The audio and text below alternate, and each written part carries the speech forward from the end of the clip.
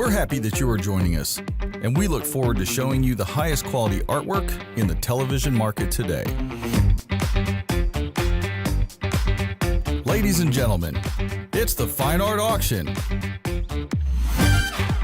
But first, the rules. All bidders must be registered, and if you're going to bid, make sure you know all the rules. First of all, there is a 10% buyer's premium added to each winning bid. Bidders will be responsible for shipping. All works are guaranteed to be as described, or you don't own it, and you may return it to us for a full and prompt refund. If for any other reason you decide to return your purchase, you may do so for up to 7 days after receipt.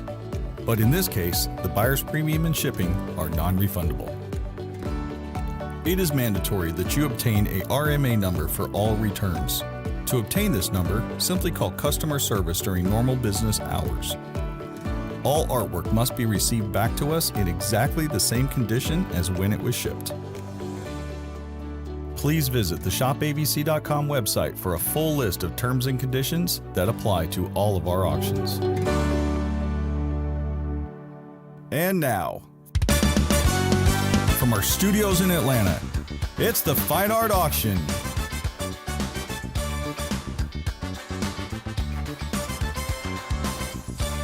Tonight, we've got works from the masters, the latest up-and-coming street art, and tonight's featured work.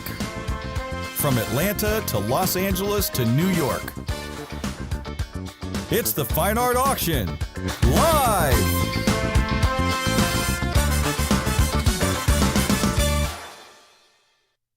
And a very good evening, America, and ladies and gentlemen, welcome to the Fine Art Auction. My name is Leif.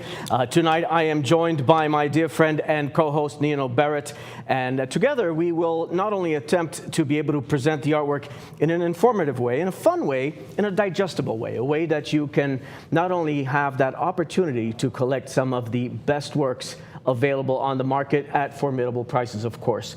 Now, ladies and gentlemen, before we do begin, I just want to mention one thing. The number one reason to collect art, and a lot of people have asked me this, I'm sure Nino as well, and I always keep it as simple as possible. Yes, I've studied art history, but I try not to delve too intellectually into why a work of art speaks to me. It's all about the heart. It's a visceral feeling. It's that connection that goes beyond words. It's that silent space that allows that art to transmute something that is greater than itself and greater than the artist. So take that advice, collect what you love. It's not about the price. It's not where you're going to hang it. It's about speaking to you at a deeper level. So with that said, as a preface, allow me to give you a brief rundown of some of the works, in fact, the entire list of works we're going to be featuring tonight, so that we can give you guys a head start. So ladies and gentlemen, we are going to kick off, of course, with Pablo Picasso. What other artist can we kick off the auction with than Picasso? It is a stunning work called Les Minimes from 1958, and of course, it is a play and a deep study that Picasso did in his later life on the works of Velázquez. Velázquez, the great court painter of the king in Madrid.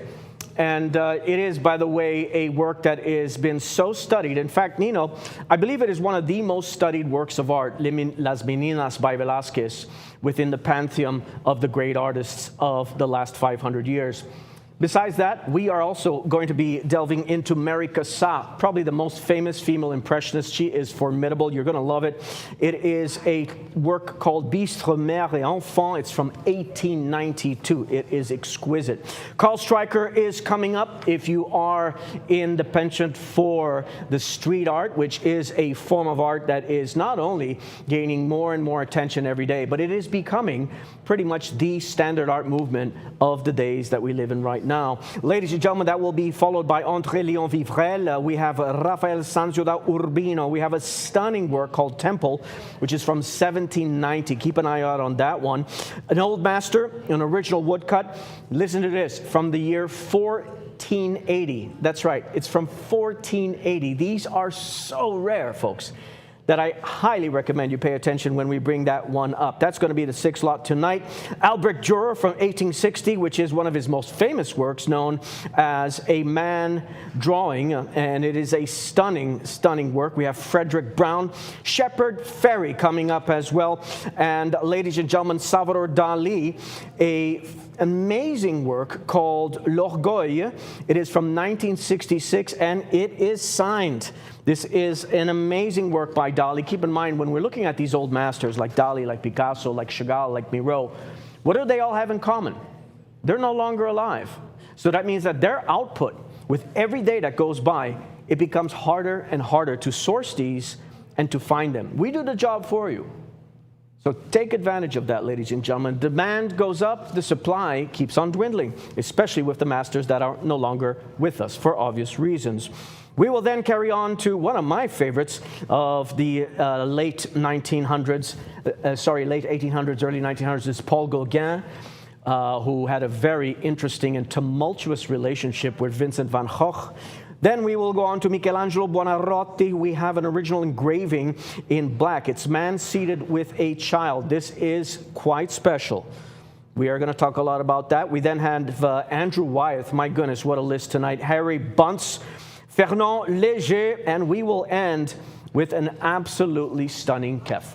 So ladies and gentlemen, without further ado, let's go ahead and bring it over to Nino. Good evening, Nino.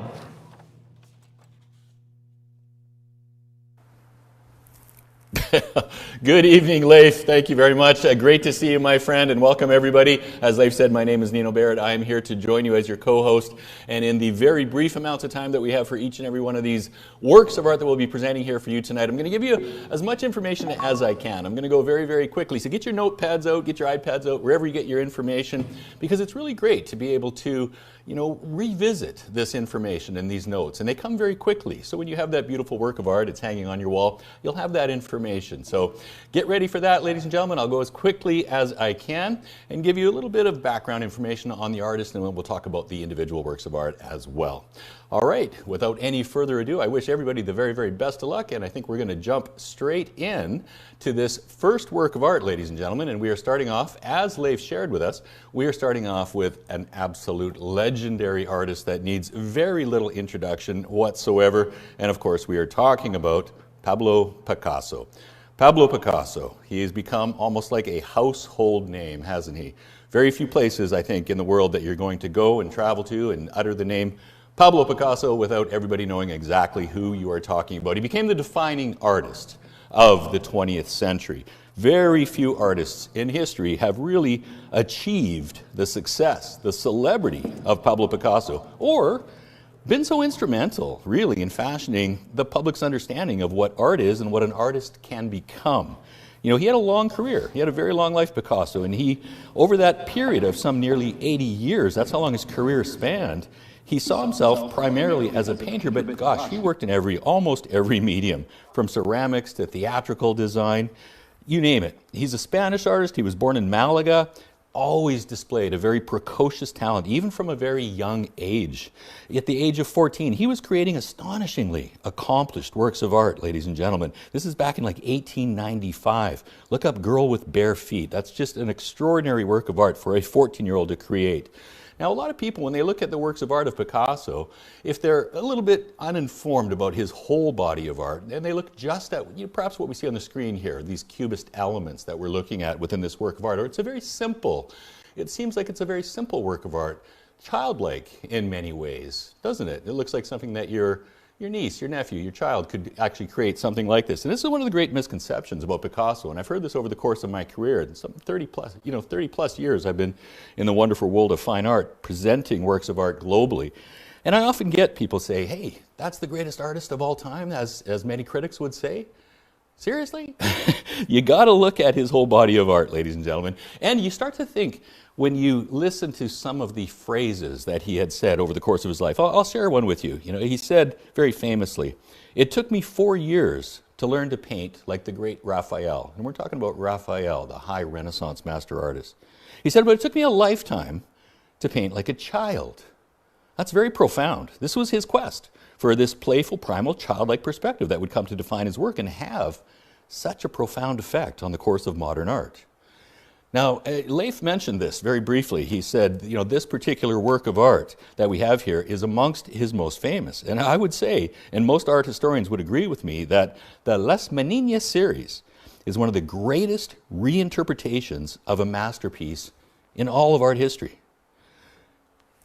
Yeah, and I know that's a bold statement to say, but this is a very historically significant collector's print that we're looking at here right now. And by the way, this is a lithograph. You're going to hear a lot of different terms over the course of this evening. You're going to hear a lot of different graphic terms: serigraph, lithograph, silkscreen, etching, engraving, intaglio. These are graphic works of art. We're also going to be presenting unique, one-of-a-kind, original works of art. So we'll explain these as we go. Now, why is this so important? Why is this Las Meninas so important? In 1957, when Picasso was 76 years old, he spent several months creating 58 paintings inspired by one of his heroes, Diego Velázquez. And Diego Velázquez, in 1656, created a work of art by the same title, Las Meninas. It's a masterpiece. Now, rather than copying the original, Picasso reinvented it in his own modern style, exploring light versus darkness, space versus perspective, the relationship between artist and subject. Now, he does add in these cubist simplification of form, and he's got that emotional color, which is quite bold, that we see within this work. Now, it was produced only 1 year after Picasso completed the series, the work of art that we are looking at here right now. This is a great example, ladies and gentlemen, a really wonderful example of Picasso reducing the famous composition to essential forms. Now, one of the things that I try to do, and I can't always do it, but I try to do it, is I envision you guys at home and you're sitting in your comfy chair and you're watching the show, and perhaps you're really familiar with this art, and some of the information I share with you might be redundant, but we always get new guests, new viewers that join us for the first time. One of the things that I'm always thinking about, and I put myself as a collector, is what do they sell for? Where can I find them? What is the value on the work of art? So what we try to do our best we can is give you as much pertinent information about the work of art, and then you can kind of gauge your comfort level on these as you're bidding on these works of art. But we'll tell you what they have historically sold for, and if we can find them in galleries here today, and I've got a pretty long reach because I've been doing this a long time, then we'll share that with you. So I'm going to give you a few different examples here. And in fact, I'll be able to share with you in a second, in fact, this very same work of art, I believe. Yes, I do. Come with me, come to my screen if you can. Let's go to my screen. First thing I want to share with you is a museum. Okay, the Met. One of the most, this is one of the most important institutions in the United States for fine art. This is an incredible, extraordinary institution. You must visit it. And when you go in, you will see this work of art right here. In fact, you will see multiple works of art from the Las Meninas suite. Oh, let's go back to the work of art. Let's go back to the work of art for a moment. So in the Metropolitan Museum of Art, you'll see, now that's just one of many museums. You'll see multiple museums that carry this work of art. Now, what does that tell us? That tells us it's a pretty significant, it's a very important work of art. If it's good enough for the curators, for the historians to go out and seek that work of art, that's something that we want to share with our viewers, with our collectors here tonight, and make sure that you're aware of that as well. Because museums, they really do their research, ladies and gentlemen. And what I just shared with you on my screen there is a lithograph. That is a lithograph that we have in the in the Metropolitan Museum of Art. Now, I think, yes, I do. Come back to my screen if you can. I've got a couple more information I want to share with you. Now, I always like to share this, and it's just really for your own knowledge. Marina Picasso is the great-granddaughter of Pablo Picasso. Now, she has taken many of his works of art, some of his more famous works of art, and she has reprinted them. Now, these are reprinted 1979 to 1982. And she sells them for anywhere from around $7,000 up to about, I've seen them as high as $27,000. Now, these are posthumous. These are works of art that came after Picasso passed away. Now, $20,000, by the way, she did editions of 500. So the ones that say sold out, that means that 500 collectors paid $20,000 to acquire that work of art. Now, as a collector, ladies and gentlemen, it's very important to me if I can get a lifetime impression. That's what I want.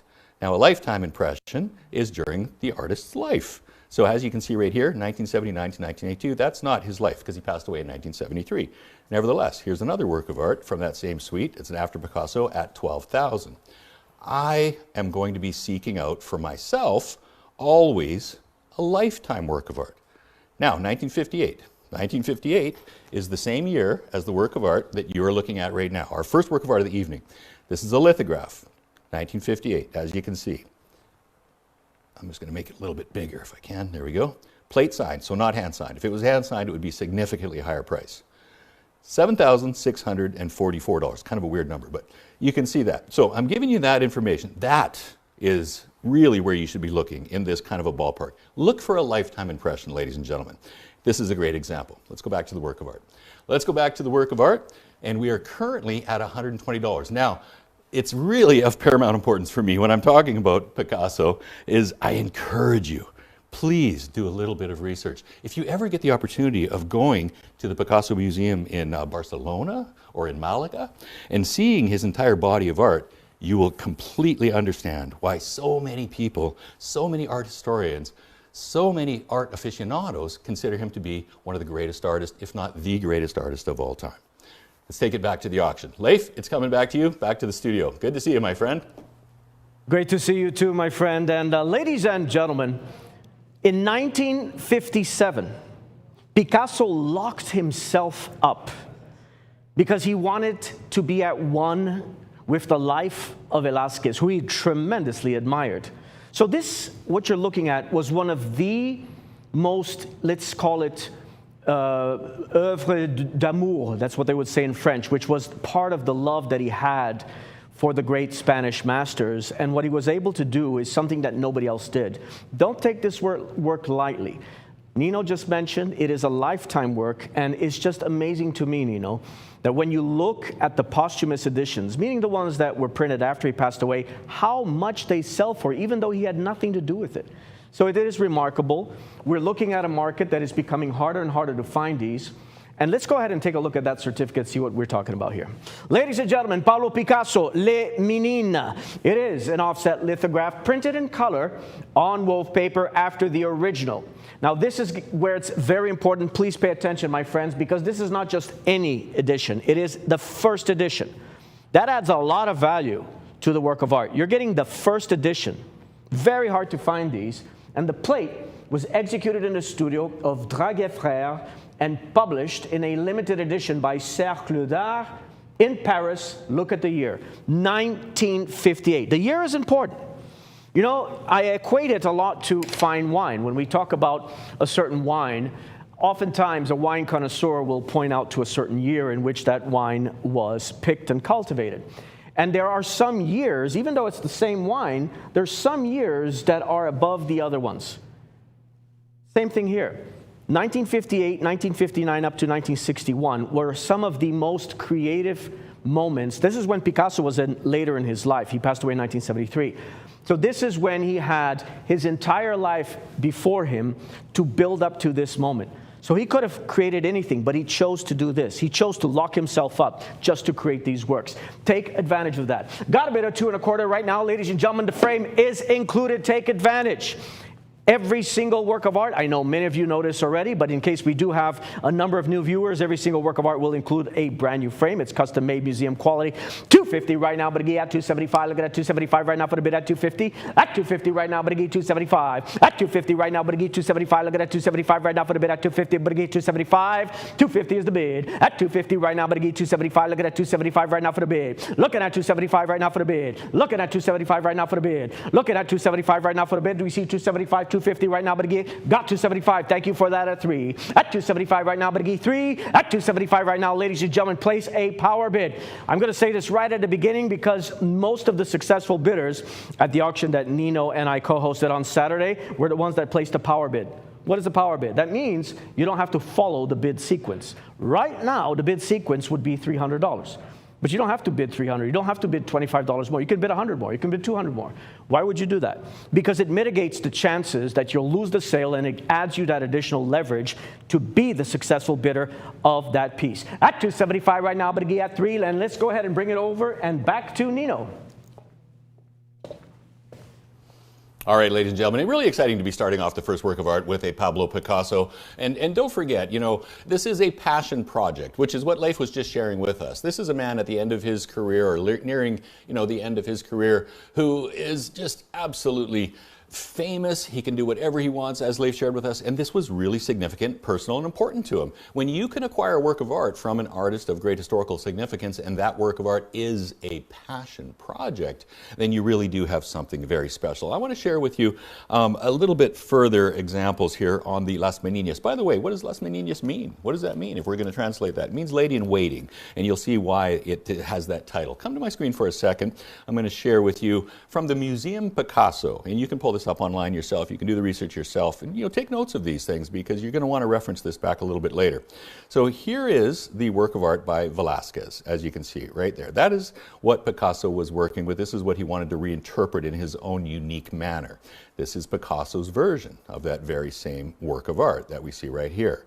Really significant, ladies and gentlemen, the differences on this. Now I'm going to go to a different screen because I want to show you your work of art, and then I want to show you the iterations, how this evolved, and what I mean by your work of art, the one you're bidding on here right now, because this evolved over a period of time. Now I'm going to go as quick as I can. I know that this can be a little bit annoying. There we go. So in August 20th and 26th, this was what he was working in this manner. Then he moved August 22nd here, August 28th. That's the work of art that we're bidding on. That's when he did this. He started to add more color, simplified lines, and a real economy of line. So I'm sharing that with you also. I think it's very important so you can see the work of art in a historical context, the one that you're bidding on as well. Now, another thing that I think is significant and important to share, with all of our viewers, of course, and let's go back to the work of art, is that we are talking about, and I think that Leif mentioned it here, is we're talking about a work of art that is completely framed. Now, when I show these works of art on my screen that are comparable, or I see them in galleries, keep in mind none of them are framed. Framing is always going to be an additional cost. Now, this particular work of art that we're looking at here, produced 1 year after Picasso completed this series. This is a contemporary publication. It is a first edition, ladies and gentlemen. First editions are very important. These are much more preferred over later reprints from the 60s, the 70s, or modern museum reproductions. So this is such a wonderful example of Picasso reducing that composition that we just shared with you, the Velázquez, to those essential forms. And we can see in those essential forms, you can see, like the towering figure, everything like that, and how he has changed that into a geometric shape. So very few artists have ever devoted an entire body of work to reinterpreting another master's painting on this scale. If you ever wanted to see the entire complete Las Meninas series, it is in the Picasso Museum, which is considered one of the museum's greatest treasures. They consider that suite one of their most important suites and one of their greatest treasures, ladies and gentlemen. Now, here's a strategy that we often hear in auctions, is I'm going to wait until the final bid, and I'm going to raise my gavel, I'm going to raise my hand, or my bid card at the last second, I should say, and I'm going to get it before that gavel comes down. Works really good when you're attending a live auction and you're actually physically in the room with the auctioneer. Doesn't lend itself real well to this kind of an environment. Get your bids in early. You've got about a $500 frame on this work of art. It is from Las Meninas, ladies and gentlemen. Now, another thing that I do like to share, and this is, I always do this if I can find it. I try to find the most affordable, regardless of condition, and condition is of paramount importance in art, right? Very important. But regardless of condition, I try to find the most affordable that I can see anywhere in there, and I share it with you. Come to my screen for a second. I'll show you a Las Meninas, a poster, a Merlot issued poster that was issued in 1959, unframed, of course. And you can see yourself, even just, oops, and it disappeared, 116. It was 116, or 1,600. Let's go back to the work of art. So I share that information again with you for knowledge, so you feel really comfortable, really confident when you're bidding on these works of art, because you know exactly what you're bidding on, ladies and gentlemen, and what they're going for in galleries currently today. Now, the fact that it's a lithograph is of significance as well. He became a master lithographer, and at this point in his career, he had mastered that discipline, which very few artists ever were able to actually master the discipline of lithography. There's so many elements in this work of art, ladies and gentlemen. It ticks so many boxes. Let's take it back to the studio. Leif, coming to you. Thank you very much indeed, Nino. So, ladies and gentlemen, if you're just tuning in, understand what you're looking at here. You are looking at an image that carries Picasso from his 1957 Las Meninas series. Now, that means that you will have the single most famous name in modern art wrestling with an old master. Very rare. And the story, 58 reinventions of one painting, is one that people never forget. Ladies and gentlemen, understand that this was also published by Cercle d'Art in 1958, which means a recognized, documented edition with a very serious publishing pedigree. It also means French mid-century printing gives a genuine period character, and documentation reassures any future buyer. So you have an absolute gem here. I'm going to give it one more minute. One more minute. Let's go ahead and put a minute clock on this. And ladies and gentlemen, we will be selling it. I've got a bid at $375 right now, but again at 4. Look at a 4 right now, but again 4. Look at a 4 right now, but again 4. At $375 right now, but again 4. Look at a 4 right now, but again 4. Ladies and gentlemen, place those power bids. Place those power bids. We're at the price of the frame right now. And understand this, and Nino knows this very well, ladies and gentlemen, Picasso's market is the deepest in the world, which means the name, just the name, guarantees permanent recognition and demand. And anything genuinely tied to Picasso is watched globally. What year are we in right now? We're in 2026. This is from 1958. This will never, ever, ever be done again. In fact, every time you look at this, every time that you blink, this becomes harder and harder to find. Ladies and gentlemen, at the price of the frame, understand this as well. And Nino, this is what blows my mind. When I was living in New York City, I used to go to the MoMA. I was in Midtown West. The MoMA was about 5 blocks from me. This is the last call, by the way. Last call, by the way. They had a store where they sell posters of artwork. And sure enough, they had posters of some of the artwork that was presented by Picasso. These posters were about this big, and they had this plastic frame around it. They were $500. That's for a poster. You're looking at a 1958 Picasso published by one of the most esteemed publishers in Paris at just a little over the price of the frame. Take advantage of that. Ladies and gentlemen, last and final call. Go ahead and place your last and final bids. At this time, please, got a bid of 4 right now, but again at 4, 4.25. At 4 right now, but again 4.25. Look at a 4.25 right now for the bid. Ladies and gentlemen, place those last and final bids. I'm about to drop the hammer. I'm not going to stammer. That is going once. Ladies and gentlemen, that is going twice. I'm just going to give it one more second. I see more folks that are curious and asking and placing their bids. Ladies and gentlemen, place those bids. I don't want you to miss out. We've had a lot of people. I got to tell you, Saturday's auction, you know, I think we had so many late callers. So we seriously want to help you with that. And I do see more and more calls coming in. Guys, please, the second you call, bid quickly. I'm trying to give you a little extra time. Why? Because we actually have a 10 to 15 second delay. That's right. You are watching me 10 to 15 seconds away. So that is going once, that is going twice, and a third and final opportunity it is. So congratulations, well done indeed on that first work of art by Picasso, and congratulations. Ladies and gentlemen, we are going to be moving on. I absolutely love that we have one of the most famous female impressionists among the pantheon of artists that we're going to be representing today. Mary Cassatt was an American artist, but she moved to Paris. She was formidable. She had a penchant for color and light that was unprecedented in her time. And she, as a result of that, not only the images of maternity and children is something that is so engrossing. And she gave the world its most tender image of modern womanhood.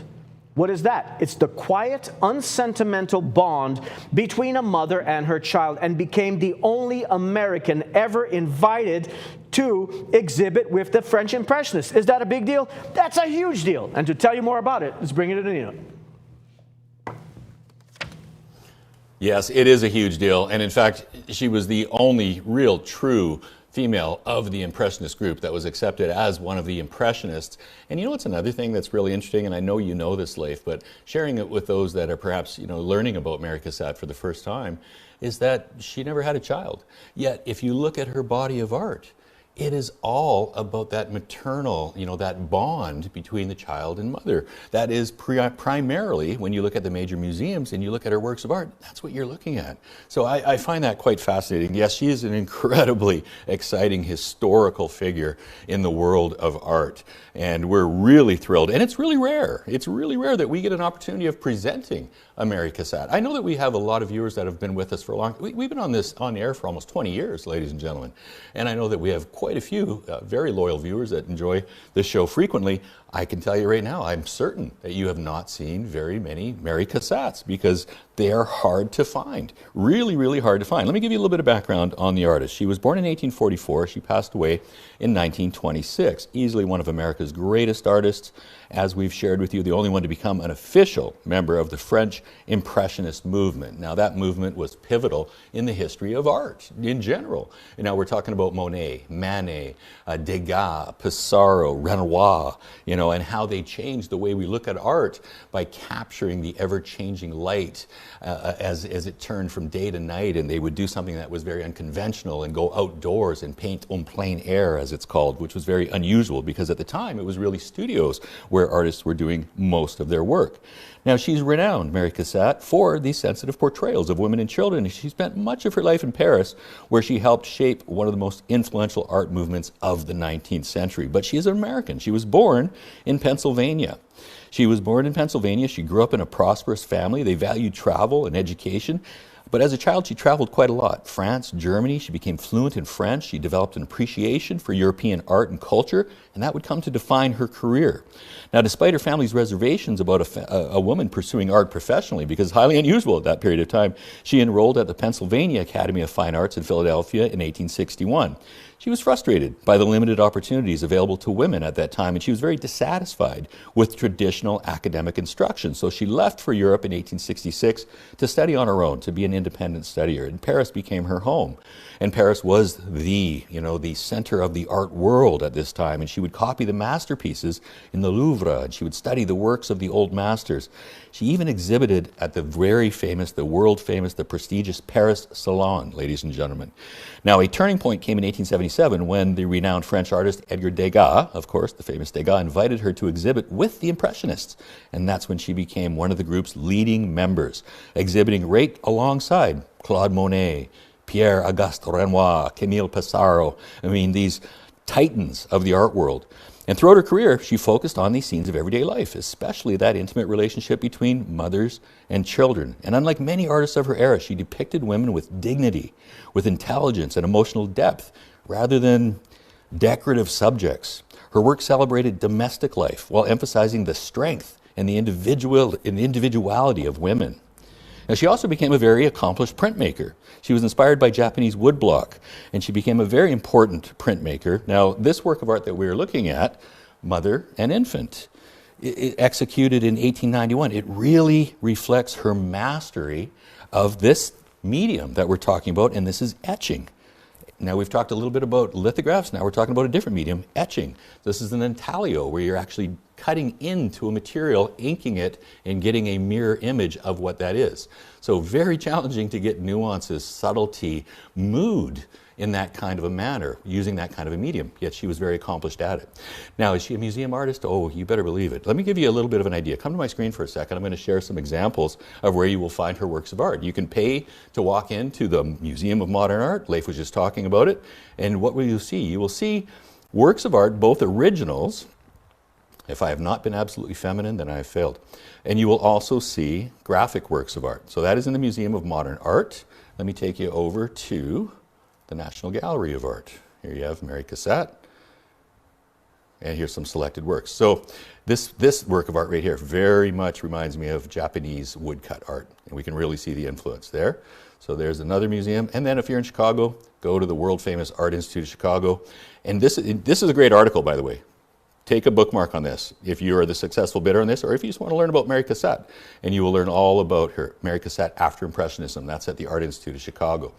Now, what does her art sell for? Always, we always want to know. Typically, what would they sell for? Here is the Met, Metropolitan Museum of Art. And what do they have there? They have, I'm just going to scroll down so you can see what it is. It's a dry point. This is an etching. This is very much what you were bidding on right here. Same technique, same process, and this one resides in the Metropolitan Museum of Art. And again, it's a very similar theme, isn't it? Mother, child, child's getting ready to have a bath. But again, what do they sell for? All right, here is a posthumous one. Just like I shared with the Picasso, and I really do implore you as a collector, if you can get a work of art that is in fact a lifetime work of art, please do so. This is a 1991 work of art. Nevertheless, it's a beautiful work of art. It's an etching, $7,500. $7,500 for that. Obviously, she didn't sign it or anything like that because she has long passed. Here is going to be the most affordable. The most affordable that I could find. $5,300, that is an etching. That is an etching. Let's go back to the work of art. Let's go back to the work of art, ladies and gentlemen. So now you've got a little bit of perspective. Major museum artist, every major institution globally is going to carry works of art of Mary Cassatt, and you see the prices. And you also see that they're reprinting her works of art for the voracious demand. Let's take it back to the auction. Leif, to you. Now, ladies and gentlemen, understand that what you are looking at, besides being lifetime, this was pulled in 1892 for one of the most important exhibitions. These are very difficult to come by. I know we have every single day our team of procurers are trying to procure some of these works all the time. So whenever we do find these, whenever they do surface, they go very quickly. Let's go ahead and take a look at that certificate of authenticity. Mary Cassatt, the title of the work is Mère et Enfant, which means mother and child in French. It's an original etching that's printed in bistre on watermarked Art laid paper. It's hand-pulled from the copper plate, executed by Lauzet of Paris, 1891. When did she pass away? 1926. This is a pivotal year. Then, another example of the rare portfolio containing the present work. I'm going to read this slowly, and I want you to take this in, folks. Understand that another example of the rare portfolio containing the present work was added to the collection of the British Museum in London between 1881 and 1900. Ladies and gentlemen, the portfolio is referenced as 7858.L10. It is recorded in the 1903 catalog of the works. Just this alone is huge. That another example is in the British Museum, and imagine you will have your own example in your own collection. Ladies and gentlemen, this actual edition was pulled by a man called Georges Lecomte, as it says in that certificate of authenticity. Let's focus on the artwork. And that portfolio documents the private collection of a man called Paul Durand-Ruel, who was the legendary dealer who staked everything on the Impressionists. He was the guy tied with the Impressionists. And when the world called them mad, only about 50 of these editions were ever printed, and each plate etched by hand from the copper by Auguste Lauzet. So keep in mind, ladies and gentlemen, it comes from one of the most important portfolios, which is the 1892 Lecomte Durand-Ruel portfolio, which is extremely rare. There's only 50 of these that were ever done. One of them is in the British Museum. My goodness, what an opportunity, Nino. Got a bid of 5 right now, but at 550. Look at that 550 right now for the bid. Place those power bids. Got a bid of 550 right now, but at 600. Look at that 6 right now for the bid of 550. At 550 right now, but at 6. At 550 right now, but at 6. At 550 right now, but at 6. Bid of on 6. Look at a 600 right now for the bid at 550. At 550 right now. At a bid of 550 right now. At a bid of 550 right now, but at 600. Look at a 600 right now for the bid. Got a bid of 600 right now, but at 650. At 600 right now, bidding 650. And Nino, thank you so very much for showing what the market would command for something like this approximately. Because in my opinion, and I would very much like to know what you think, I would think you're looking at a minimum of about $4,000. If you get this for less than $4,000, you are doing exceptionally well. 50 of them were made in the entire world. One of these is in the British Museum. What does that mean? That means that people pay money to go into the British Museum. Think about this for a second. They pay money to go into the British Museum just to look at this. Just to look at this. You're having a chance to bid on this, ladies and gentlemen. Take advantage of that. Let's go over to Nino.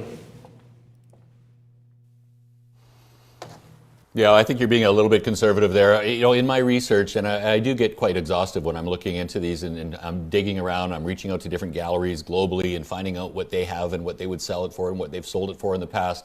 Because it's such a very small experimental edition, because it does have, and that, you know, that British Museum, the existence of another portfolio in such an institution as the British Museum, this adds incredible provenance and authenticity to it. Now, to get back to what I was talking about with the price, I would conservatively say no less than 5,500 on this show with that frame. That would be a real coup. That would be a real steal, a feather in the cap of any serious collector. Now, one of the things I often get is, you know, what do these sell for? What do originals sell for? Well, ladies and gentlemen, we're talking about millions in many cases. And this is one of the reasons why artists will go to creating graphic works of art, because when they become very popular and famous and can't keep up with the demand, we start to, you know, they still want to show their art. What's most important to any artist in any discipline is to show their artwork. Dancer, singer, artist, whatever the case may be, you want to show your artwork. So this is a very valuable, a very rare work of art. In fact, come to my screen just to give you some perspective on what can etchings actually sell for. Take a look. This is ArtPrice. It's a wonderful database. It's an international database of past auction sales. It doesn't show us private sales, which oftentimes exceed auction prices. Oops, and it just disappeared. We'll go back to the work of art. But what I was sharing on there, some of these etchings, ladies and gentlemen, in the many hundreds of thousands, 300,000-400,000. That was just on that screen that I was just sharing with you. So yes, and I will show you, and I'm going to pull this back up, I'm going to show you one other, just to give you one last example if I can. I got two. I'm going to give you two examples. Come back to my screen for a second. I'm staying with ArtPrice for a moment. This is a dry point etching that we have here. And this one sold in 2010 at Sotheby's, a very prestigious institution. And it sold for, as you can see, $27,569. Very similar theme. That is an etching. That is a dry point etching. Now, there's one other, I think, that I can share with you, and it is here. Now, I was talking about very conservative, and the condition. Condition is most important. The condition of this one is not excellent, but it is a lifetime, and it's $5,500. That represents a very strong opportunity right there. In my opinion, and I think, Leif, you agree with me, let's go back to the work of art, that is not nearly as desirable as the one you are bidding on right now. The one you are bidding on right now, we already know that is in a museum. We already know that that is from a very, and I'm really glad that Leif paused and spent some time on that certificate of authenticity to point out the rarity of that. And by the way, that is all important document, ladies and gentlemen. Hold on to those certificates of authenticity. Very important. So I would say very conservatively, $5,500 would be the lowest price I would expect here this evening on this work of art. And I do want to mention, just because we've got a lot of new viewers that are joining us, I remember when I started collecting, how disappointed I was to know that I had to buy a frame. after I decided on a work of art that I was smitten with, and I was enamored with it and I wanted it and I made the purchase, then I was told, oh yes, but if you actually want to show it, you're going to have to put a frame on it. And then I was introduced to the wonderful world of framing and how expensive it is, charging by the inch. So it's just something that I really enjoy about this program, about this show, and I think it's a great benefit for our collectors. I just kind of wanted to point that out. You've got a museum quality frame on a museum quality work of art, ladies and gentlemen. This is fantastic. It's ready to hang on your wall. This work of art, Mary Cassatt, brings immediate significance to your collection. That's really what it does. It just adds that incredible significance to your collection. By the way, she was instrumental. If it were not for Mary Cassatt, we may not really be aware of Monet, Degas, Renoir. It was her that was instrumental in introducing wealthy American collectors to Impressionism, and then later in her career, she worked directly with the museums in the United States to acquire works of art from the Impressionists. So she was pivotal in history, and she cannot be understated, ladies and gentlemen. Mary Cassatt is one of the absolute giants of the art world. I've given you multiple examples. I've given you examples at the lowest price with poor condition at $5,500. I've shown you works of art that were printed in 1991, many years after she passed away. And they're asking $7,500 for those. And people are buying those. As I said earlier, I implore you, if you can get a work of art that is a lifetime impression, if you can get a work of art that has historical significance, that museums have collected and they prize them, you are ticking all of the boxes to have something very special in your collection. Let's go back to the auction. I wish you all the best of luck. Leif, coming back to you. Thank you so much. Ladies and gentlemen, what you're looking at is a genuine 1890s hand-pulled etching done on bistre, on fine paper. So what that means is you're getting real period ink here and paper that carry an authority that no modern print has. And that warm bistre tone, you see that beautiful tone of this? It's not white, it's called bistre. And on top of that, it's done on premium art paper. That is really something. And I think that's one of the many reasons why the British Museum wanted one of them in their collection. Ladies and gentlemen, and the thing with these works is that works on paper like this only grow scarcer with time. There's another thing about this, Nino, that I love, is that the image is Cassat's signature subject, the mother and child, which means a universal, timeless tenderness that never dates, by the way, and it warms any room that it hangs in every single day. Every single day, ladies and gentlemen. The other thing I want to mention is that works from this portfolio rarely surface in the open market, because there's only 50 that were done in the entire world. People who have this don't want to sell it. Where are they going to find another one?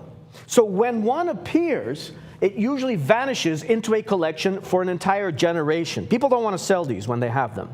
So rarity of this order rewards the collector who moves. You'll hold a fragment of the movement that changed art forever. Bid at 15 right now, but at 16. Look at a 16 right now for the bid at 15. At 1500 right now, but at 16. At 15 right now, but at 16. Look at a 16 right now for the bid. I got a bid of 1500. At 15 right now. At a bid of 15 right now, but at 16. At 15 right now, but at 16. And again, ladies and gentlemen, I was conservative. When I said 4,000, I always want to under promise and over deliver. Because of that, I was purposely conservative. Nino is more in the 5,500 range. So again, you are way underbid on this. Where are you going to find another one? Take advantage of this, my friends. This is a collector's dream. An absolute dream for any serious collector. At 15 right now, but at 16, 15, would it 16, 15, bid upon 16. At 15 right now, but at 16, look at a 1600 right now for the bid. At 15, got a bid of 16 right now, but at 17. At 16, would it 17. So consider what's really here. A genuine 1892 etching from one of the rarest portfolios in all of Impressionism. Cassat's tender vision. The Durand-Ruel's daring. This is an edition of barely 50 with a companion in the British Museum. My goodness, ladies and gentlemen, this is not decoration. This is a piece of the movement that remade art. And works this rare, they don't wait. When they leave a sale, they disappear for 1 or 2 generations. So a year from now, would you rather be the keeper of a genuine Impressionist rarity or the one who let it slip past? The bidding is live. Place your bid now. 16 out of 17. 16 right now, but again 17. Look at 17 right now, but again 17 right now, but again 18. At 17 right now, but again bid upon at 18. Look at 18 right now for the bid at 17. At 17 right now, but again 18. At 17 right now, but again 18. At 17 right now, but again 18. Look at 18 right now, but again 18. Look at 18 right now for the bid. At 17, this is a last call. Last call. Ladies and gentlemen, place your last and final bids. You are so underbid on this. You are so underbid on this. At 17 right now, but again 18. Look at 18 right now, but again 18. Look at 18 right now for the bid. At 17, bid upon 18. 17, bid upon 18. You know, I want to hear Nino's last words. Nino, what are your final thoughts on this? When we come back to me, I'm going to sell it. Place those bids. I see a lot of callers coming in. It is very underbid. Nino, over to you. I'm going to give you my final thoughts. I'm continuing to do research while I'm listening to you, Leif, and I just found a work of art that is a 4th state, in not great condition, unframed, 1890, 5,300, and I can share that with you. Now, to answer your question, and I know I'm out of time here, if I was a consultant and I had a client on this work of art, I would tell them right now, I would feel very confident bidding on this work of art at 5,000. Let me just scroll down. Look at this. Very likely a 4th state of 5. Very likely a 4th state of 5. You are looking at a 1st state, ladies and gentlemen. Dry point, etching, 5,300, unframed. Oh, by the way, down here, unsigned. Unsigned, not in great condition. 4th state, $5,300. Go back to the work of art. You can confidently bid on this work of art, ladies and gentlemen, and I encourage you to do so. Add this to your collection if you can. Leif, back to you. Just proves the point. Nino, what you showed right there, it proves the point. These are so hard to come by that even a work that is not in good condition, this is in impeccable condition. This is in impeccable condition. Ladies and gentlemen, a work that's not in as good a condition at all is selling for $5,500 right now. And it's not of the same caliber. So understand that you are very underbid on this. At 22 right now, but again at 23. Look at that 23 right now for the bid at 22, but again at 23. At 22 right now, but again 23. I'm about to sell it. Last and final bids, please. Ladies and gentlemen, last and bids, please. That is going once. Ladies and gentlemen, that is going twice. Third, final opportunity. It is. So congratulations, well done. Wow. Nino, I gotta tell you, my friend, I would bid on that. I would bid on that nonstop. And I think you and me, my friend, we would have a bidding war. We would probably not be friends afterwards. I'm telling you, we would certainly have a bidding war on that. I see more calls coming in. Ladies and gentlemen, more calls coming in. All right. I know there's that 10 to 15 second delay, so I really am trying. To give you as much time as possible. I genuinely want to help you guys out. I love what I do. I love the world of art. I love working with Nino, and I love to represent what we do. So folks, we love collectors. And I know so many of you have been with us for 15, 20 years, you know. And we have art dealers. We have art collectors. We have art gallery owners. We have art consultants. And we just have folks just like you and I that just love art. So take advantage of that. Okay, we are moving on right now and onto something completely different. How about that? Ladies and gentlemen, the thing is, this is Carl Stryker, and nobody knows really who Carl Stryker is. Just like Banksy before him, he works behind a pseudonym. So the gallery that represents him speaks to him only by phone and email. Isn't that crazy? And his true identity has never been revealed. But what he leaves behind are these sharp, funny, faintly unsettling little paintings that take the beloved characters of our childhood and drop them into the grown-up world. The title of this is Coming Ready or Not, and it turns a game of hide and seek into something with a subtle edge. You got that innocence, you got that knowingness in the same frame, and this is a one-of-a-kind original. This is not a print. This is mixed meat on paper, and you don't hear not just a witty, collectible contemporary work, but a small piece of an ongoing mystery, a genuine, unique painting by an artist the world can't quite catch. And to tell you much more about it, let's bring it over to Nino. All right, thank you very much, Leif. Now we are talking about, as he just mentioned, a very, very different genre. We are moving into urban. In fact, we're moving into one of my personal favorite genres of art, and there's a reason for that. Urban art, street art, graffiti art, you can use those words interchangeably. It's all the same. And why is it one of my favorite works, favorite genres? It's because it's always been for everybody. Urban art, street art, graffiti art has always been with the intent of the artist for everybody who walks past that to see it. They don't have to pay to walk into a museum or go into a gallery, which can be an experience that's not always comfortable for everybody. They don't have to do that. They don't have to be a wealthy collector. This is art that has always been intended for everybody. And it's the oldest form of art, really. I mean, if you start to think about urban art and history of artists just creating their works of art on any surface, whether that be the wall of a cave or the wall of a subway or whatever it may be. So urban art is very, very important, and Carl Stryker is one of those artists that is at the forefront of this movement. He is very similar, as you mentioned, Leif, he's very similar in many, many ways to the notorious Banksy. He is mysterious. He has been called an urban graffiti vandal. This is, often what they are called, and I dispute that because I think in many cases they're actually making these places much more interesting and much more beautiful. But people always ask, who's Carl Stryker? And nobody really quite knows. We know he was born in 1978. He's very secretive. And long before art, emerged into the modern appreciation, street art that I'm talking about, it was born on these abandoned buildings in these urban spaces. Now, whether he's creating his art in the middle of the day or in the evening, and a lot of these urban artists, these street artists, they slip in late at night, right? So they don't get noticed or they don't get in trouble with the law. But whatever his plan is, the day or the night, his goal, his articulation is to get out undetected, because he really firmly believes that the disclosure of his identity would have a major negative impact on his ability to engage with his surroundings. Now, his fame, his notoriety continues to spread from Northeast England all throughout the world. We've got collectors now in Canada. I'm Canadian, that's where I'm from. Australia, the United States are huge collectors, and commissioning artworks as well. So we're seeing a real resurgence and a real appreciation of urban art and street art. And I love that, because I think, as I said, you know, it is art that is for everybody. I love Carl Stryker for another reason. I'm going to share it with you. Come to my screen for a second. Here's an article, and I'm always going to give you guys articles when I can find them. Take note of it, because you're going to be the successful bidder on this work of art. You're going to want to look up this Living North article. Who is Carl Stryker? It's a fascinating article. It's about his agent who has never actually met him.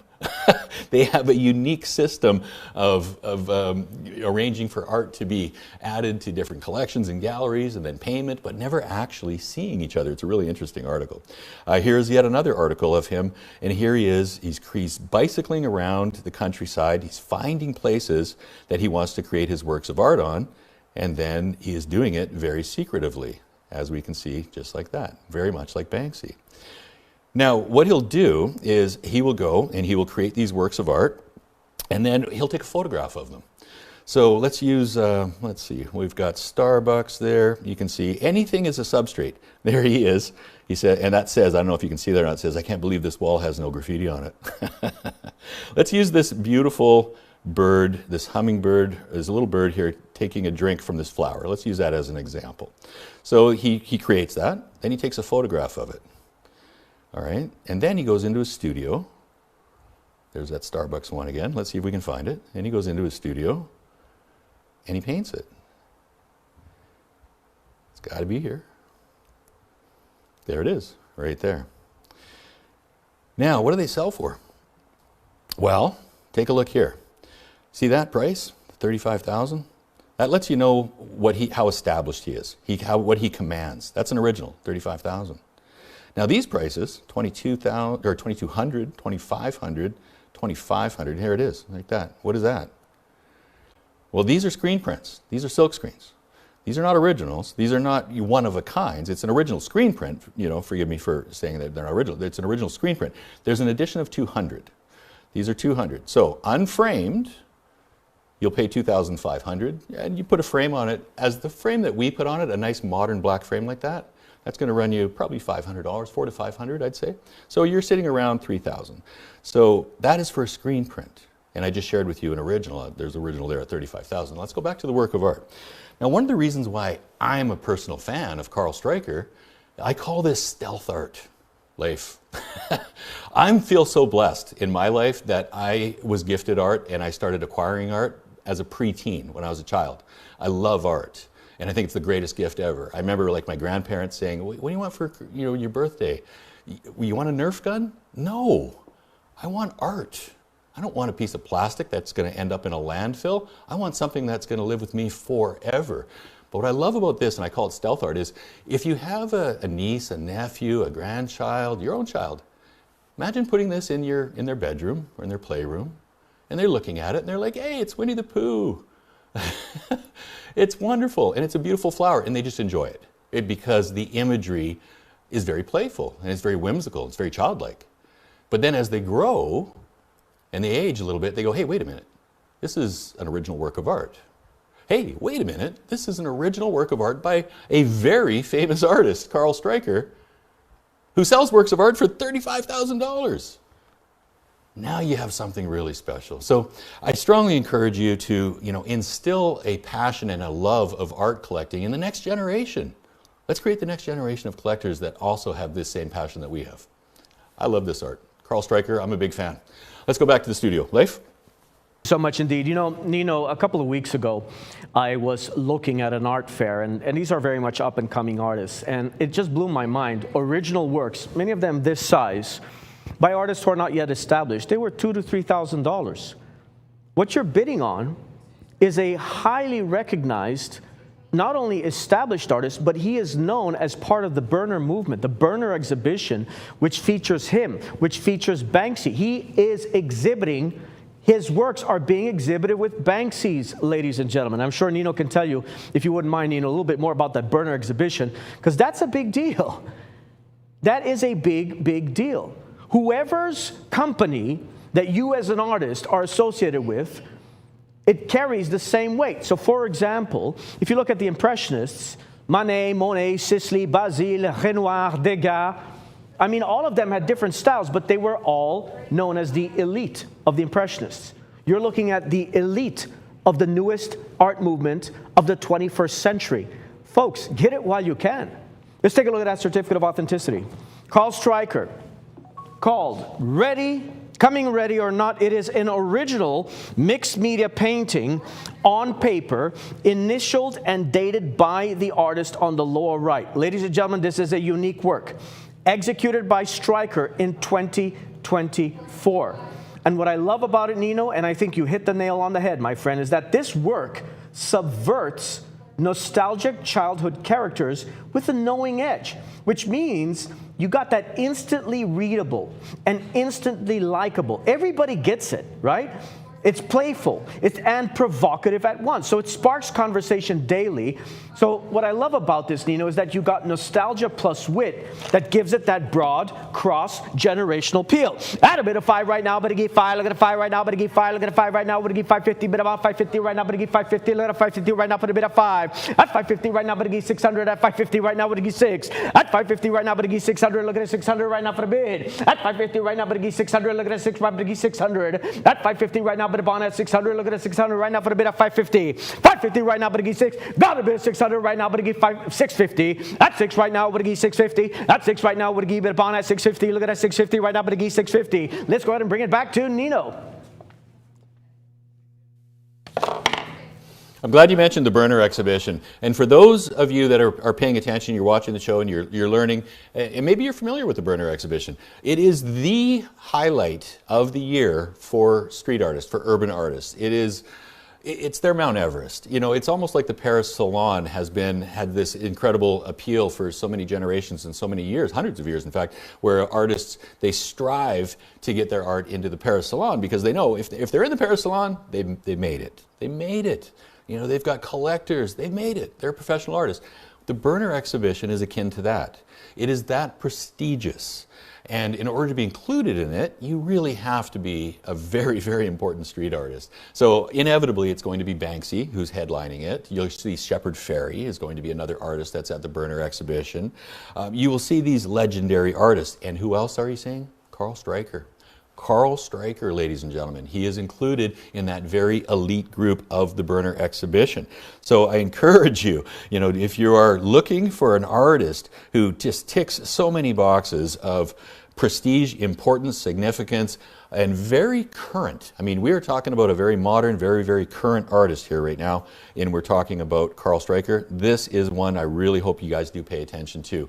And pay attention to that Burner exhibition. It travels. Maybe you're in a major city, you're watching right now. Maybe you're in New York or Los Angeles or Chicago or something. Pay attention to when the Burner exhibition arrives in your city and who are the artists. There's usually about 5, maybe 5 or 6 artists. That's about it that you're going to see that are included in that, and Carl Stryker is one of them. Now, the whole theme that he's creating here, the whimsical, the playful, all of this, I think it's just absolutely fantastic. It has a really cross-generational appeal. I'm in my 50s. I love it because I grew up with these characters. I grew up with, you know, this is the books that were read to me as a child. This is how I grew up. So it has this appeal for everyone. It's a great gift-giving opportunity, Leif, don't you think? I mean, you know, to get an original mixed media by a world-famous artist, a unique work of art, and having that, and just, you know, art typically has this appreciation. You enjoy it, that's your own appreciation, but it also has appreciation of rarity over the years as well. And we're seeing that in the Carl Stryker pricing. You know, I shared it once. I think I can probably share it again. Let's come back to me. Oops, no, 1 second. No, I just lost my screen. I'll get that sorted. Yeah, come back to me for a second, because I know we got new viewers that have just joined us. And I want to just show these prices one more time for our new viewers that have just joined us here. Coming, Ready or Not. Great title too, by the way. I really like the title on this work of art. And you've got that signature. We can zoom in on the signature too. I think this is something, again, we always got to remind ourselves when we're doing this, because both Leif and I are really familiar with, of course, being physically with collectors and sharing this. And hey, come over here and I want to show you the signature and how crisp it is. Now I want to show you another signature so you can compare them too, because these are important things. So we always want to make sure we can do that. There you have a very crisp, recognizable signature. We're all very familiar with it.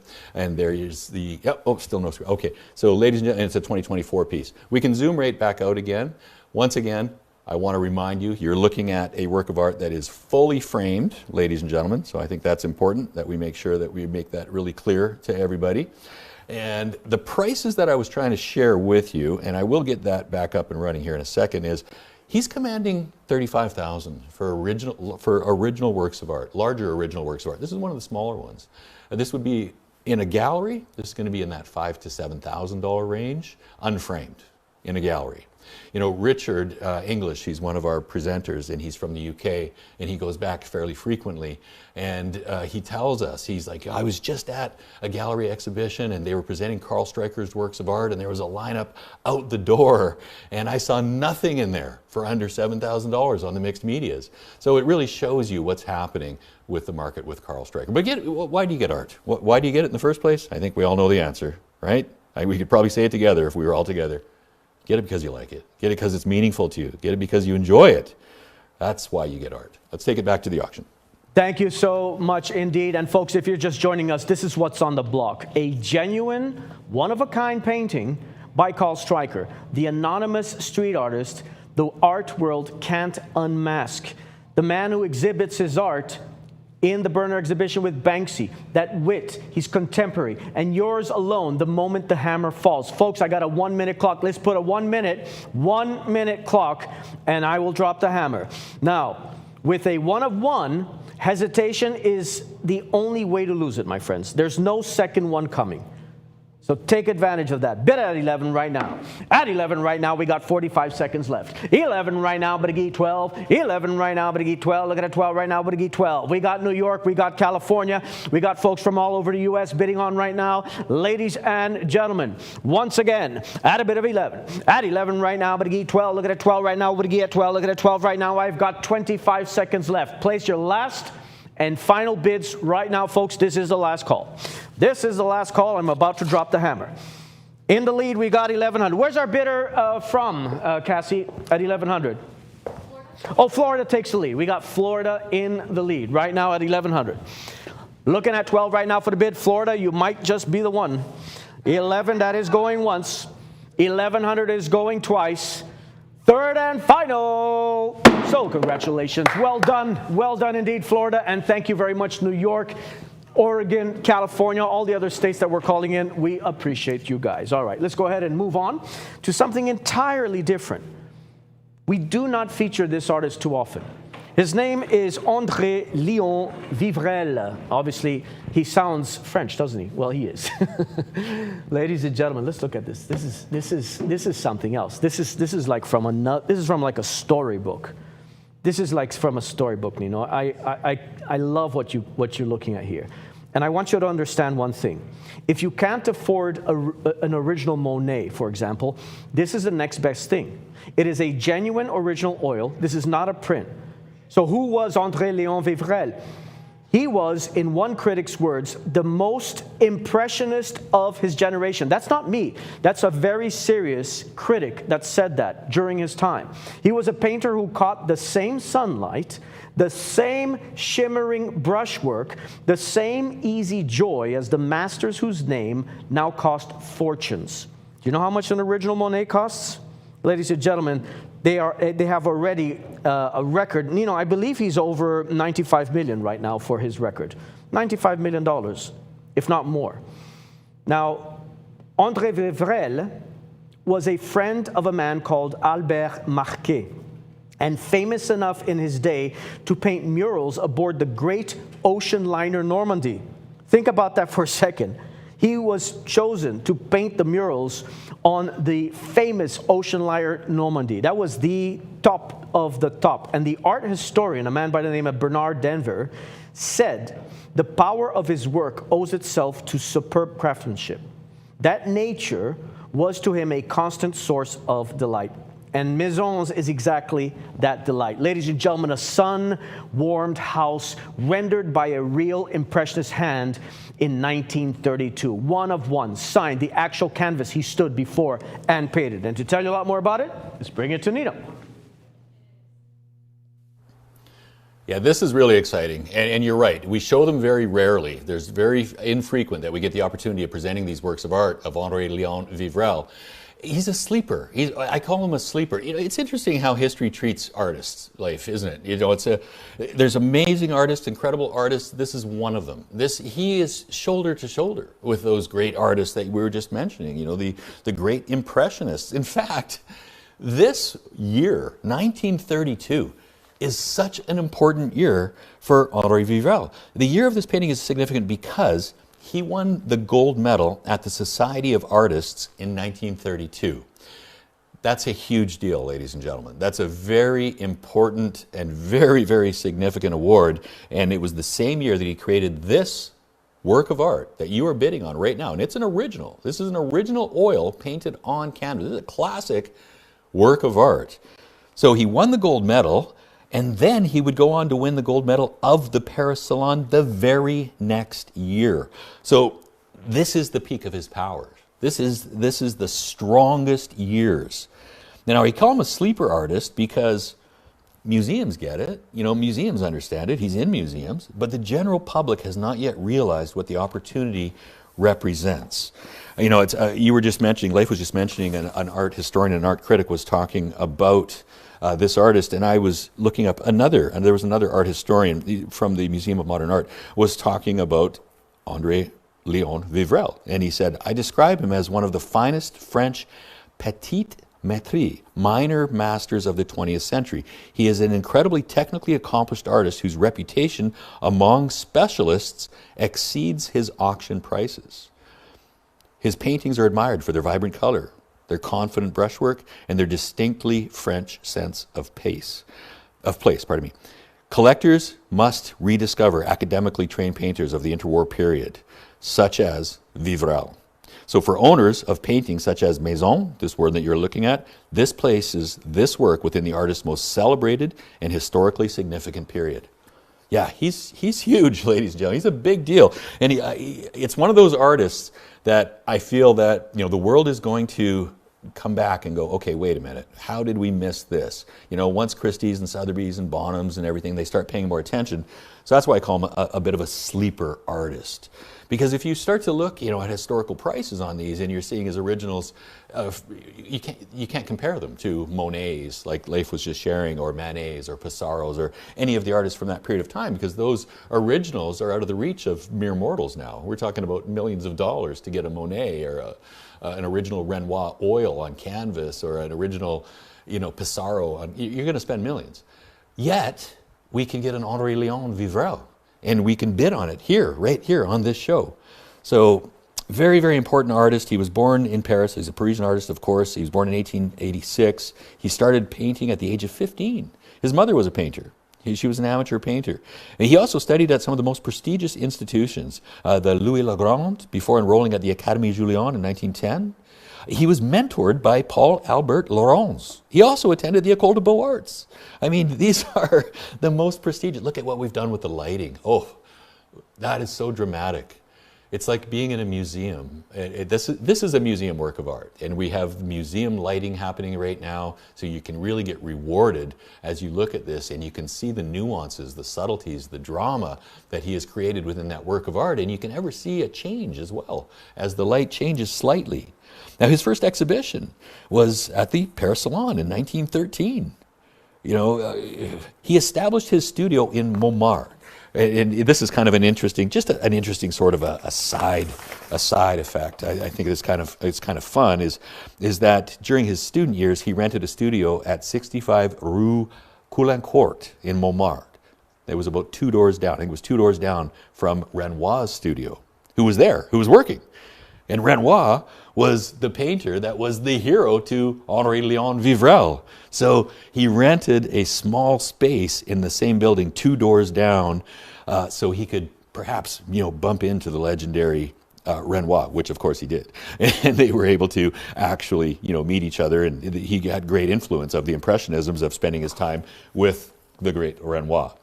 Now, his art encompasses a variety of different subjects: Parisian scenes, landscapes, nudes, still lifes, this architectural style that we look at here.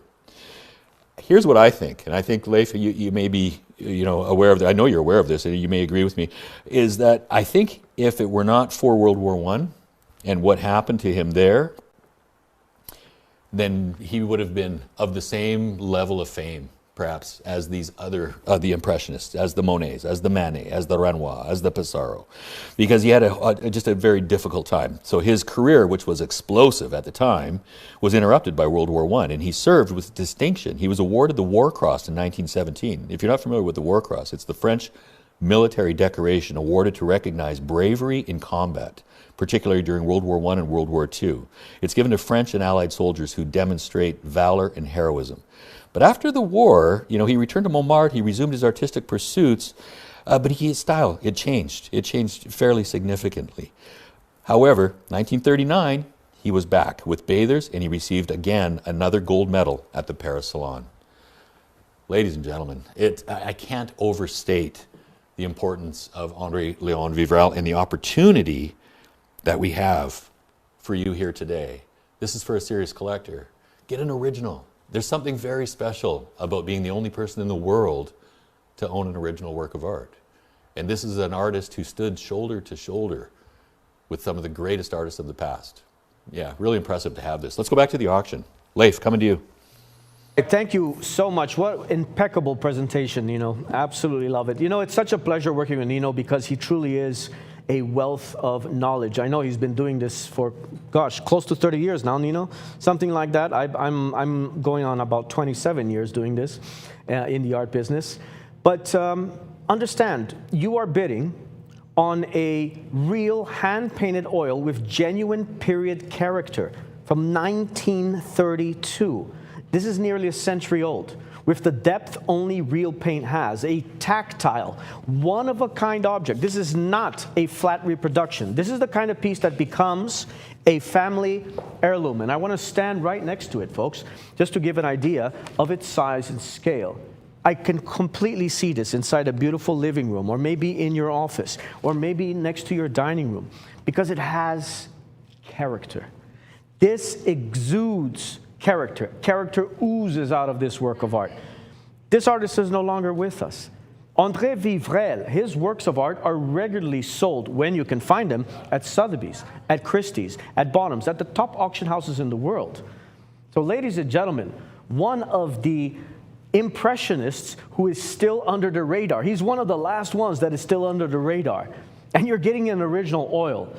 Now, I want to be very careful choosing my words, because I sincerely do believe, collect because you love it.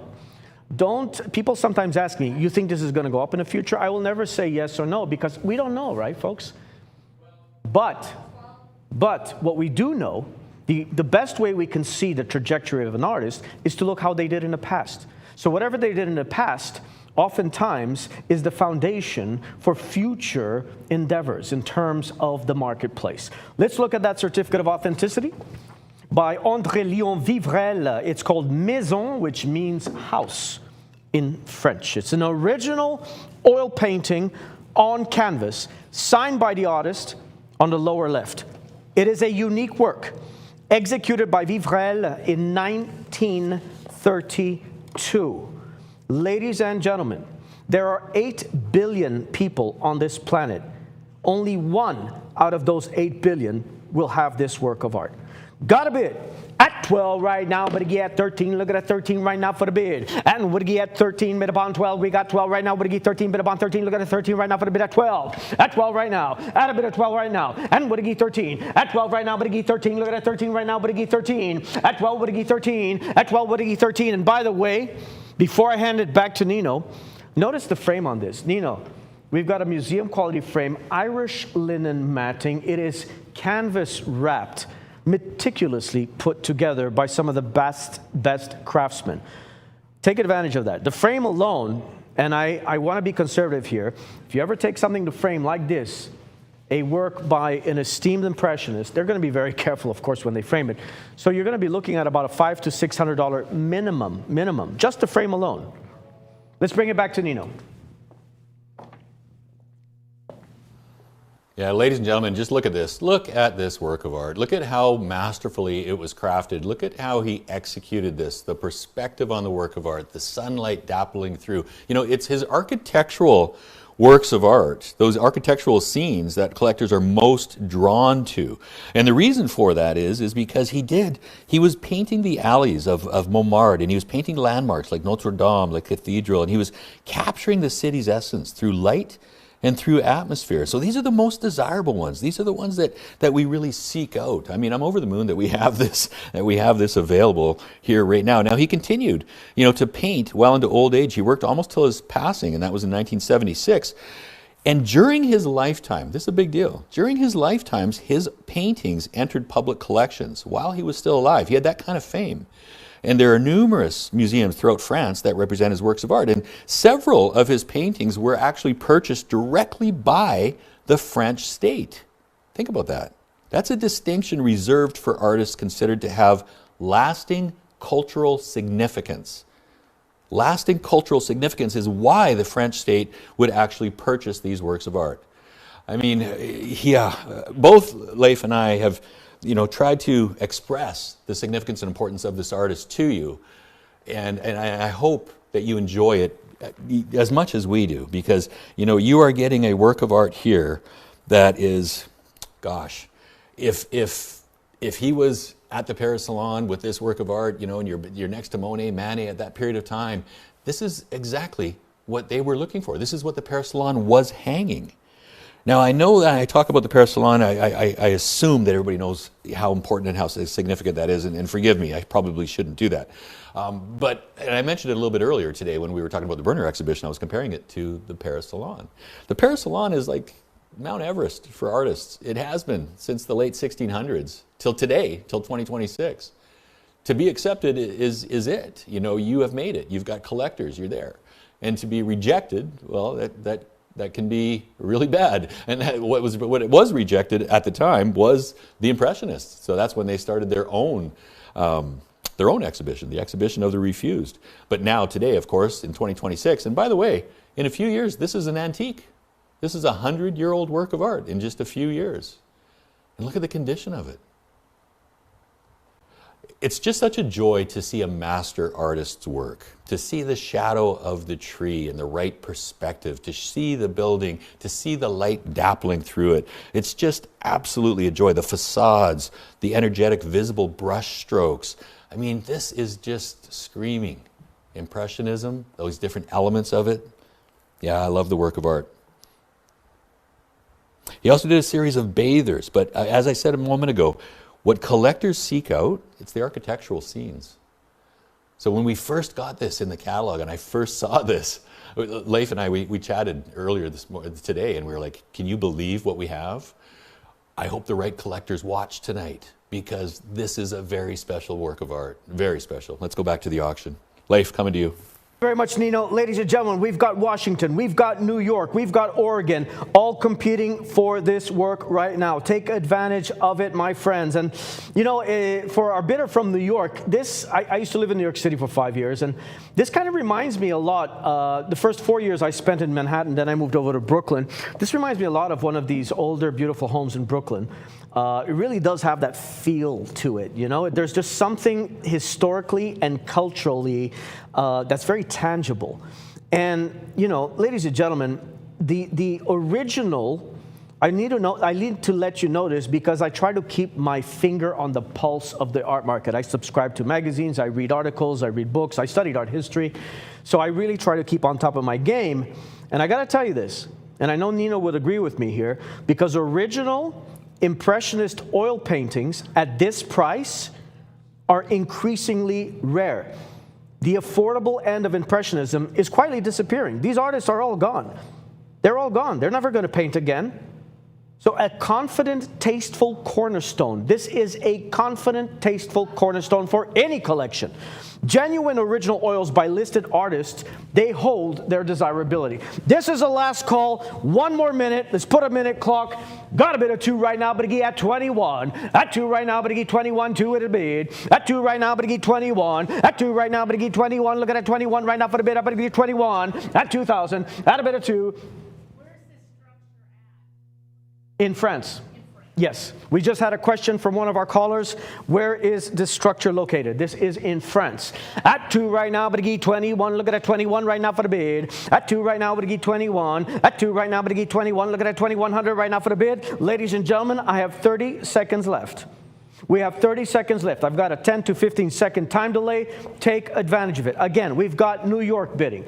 We have Washington bidding. We have Oregon bidding. We have South Carolina bidding. One of you is going to get it. One of you is going to get it. This is an original. One of a kind. 21 right now, but yeah, 22. Look at that 22 right now for the bid. I got 10 seconds left. Last and final bids, please. At 22 right now, but 23. 22 to 23. 22 right now, but 23. Look at that 23. Got a bit of 23 right now, but 24. At 23 right now, but 24. Bev, where's your caller from? 23 right now, but 24. 23 right now, but 24. Where's Bev's caller from? 23 right now.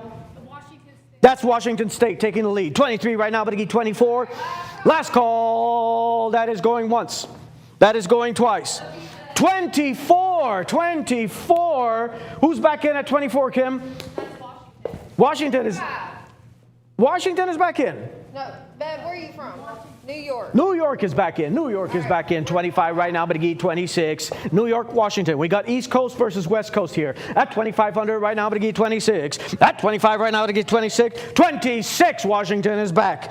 New York, you're going to let them take it? 2,600 right now, but 27. 2,600 right now, but 27. Look at that 27 right now, but 27. Look at that 2,700. I got to go, folks. I got to go. Place your last bids. Place your last bids. Place a power bid. Once, twice, third, fair, final warning. So congratulations. Thank you very much indeed.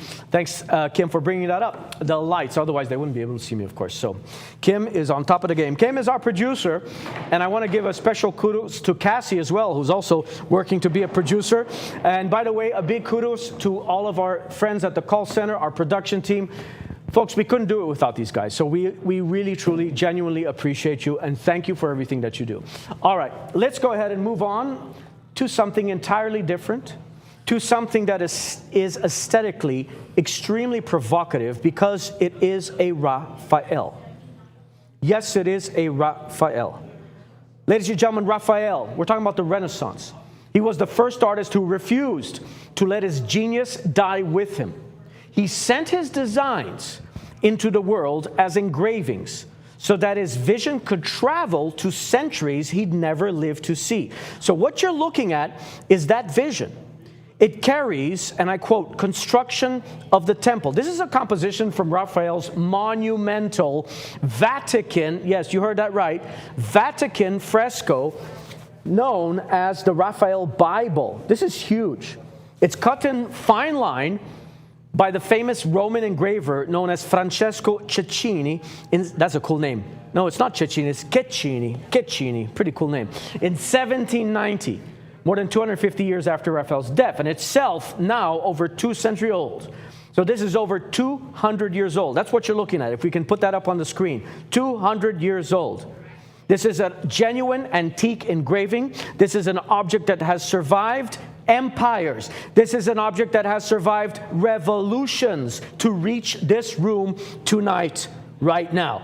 So to own this is to hold a thread running straight back to the Vatican itself and to one of the 3 immortal names on which the history of art was built, ladies and gentlemen. This name is not going to go anywhere. And to tell you all about it, let's bring it to Nino. Nino, over to you. Yeah, once again, look at what we're bringing up, ladies and gentlemen. We're presenting a work of art, and we're talking about an artist that You know, you look through the history of art, there's certain names that are just absolute giants. They're pivotal. They changed everything we think about art, and Raphael is amongst them. You know, he is one of those three titans from the high Renaissance, the high Italian Renaissance period. Of course, Michelangelo and Leonardo da Vinci being the other two. Raphael, I've had the great pleasure, I've had the privilege, I've been so blessed to be able to go to the Vatican and to go and visit the Raphael rooms and the Pope's apartments, and you know, to see the ceiling of the Sistine Chapel. And it's been wonderful to be able to do that. And now to have these direct links, as Leif was just sharing with us, because it really does connect us to that period and to this time and place. This is what art does. And this is quite an old work of art, as you can see, and look at how conditioned it is. And that speaks volumes to me as somebody who is very discerning when I'm looking at a work of art like this, because it lets me know that whoever has held this and handled this, and you know, you've had this in their possession over these hundreds of years. We're 236 years old. We don't know who these people are, but I do know one thing about each of them is they cherished it. They coveted it. They took care of it because they understood the responsibility of having something like this. And you must as well. You must as well, ladies and gentlemen.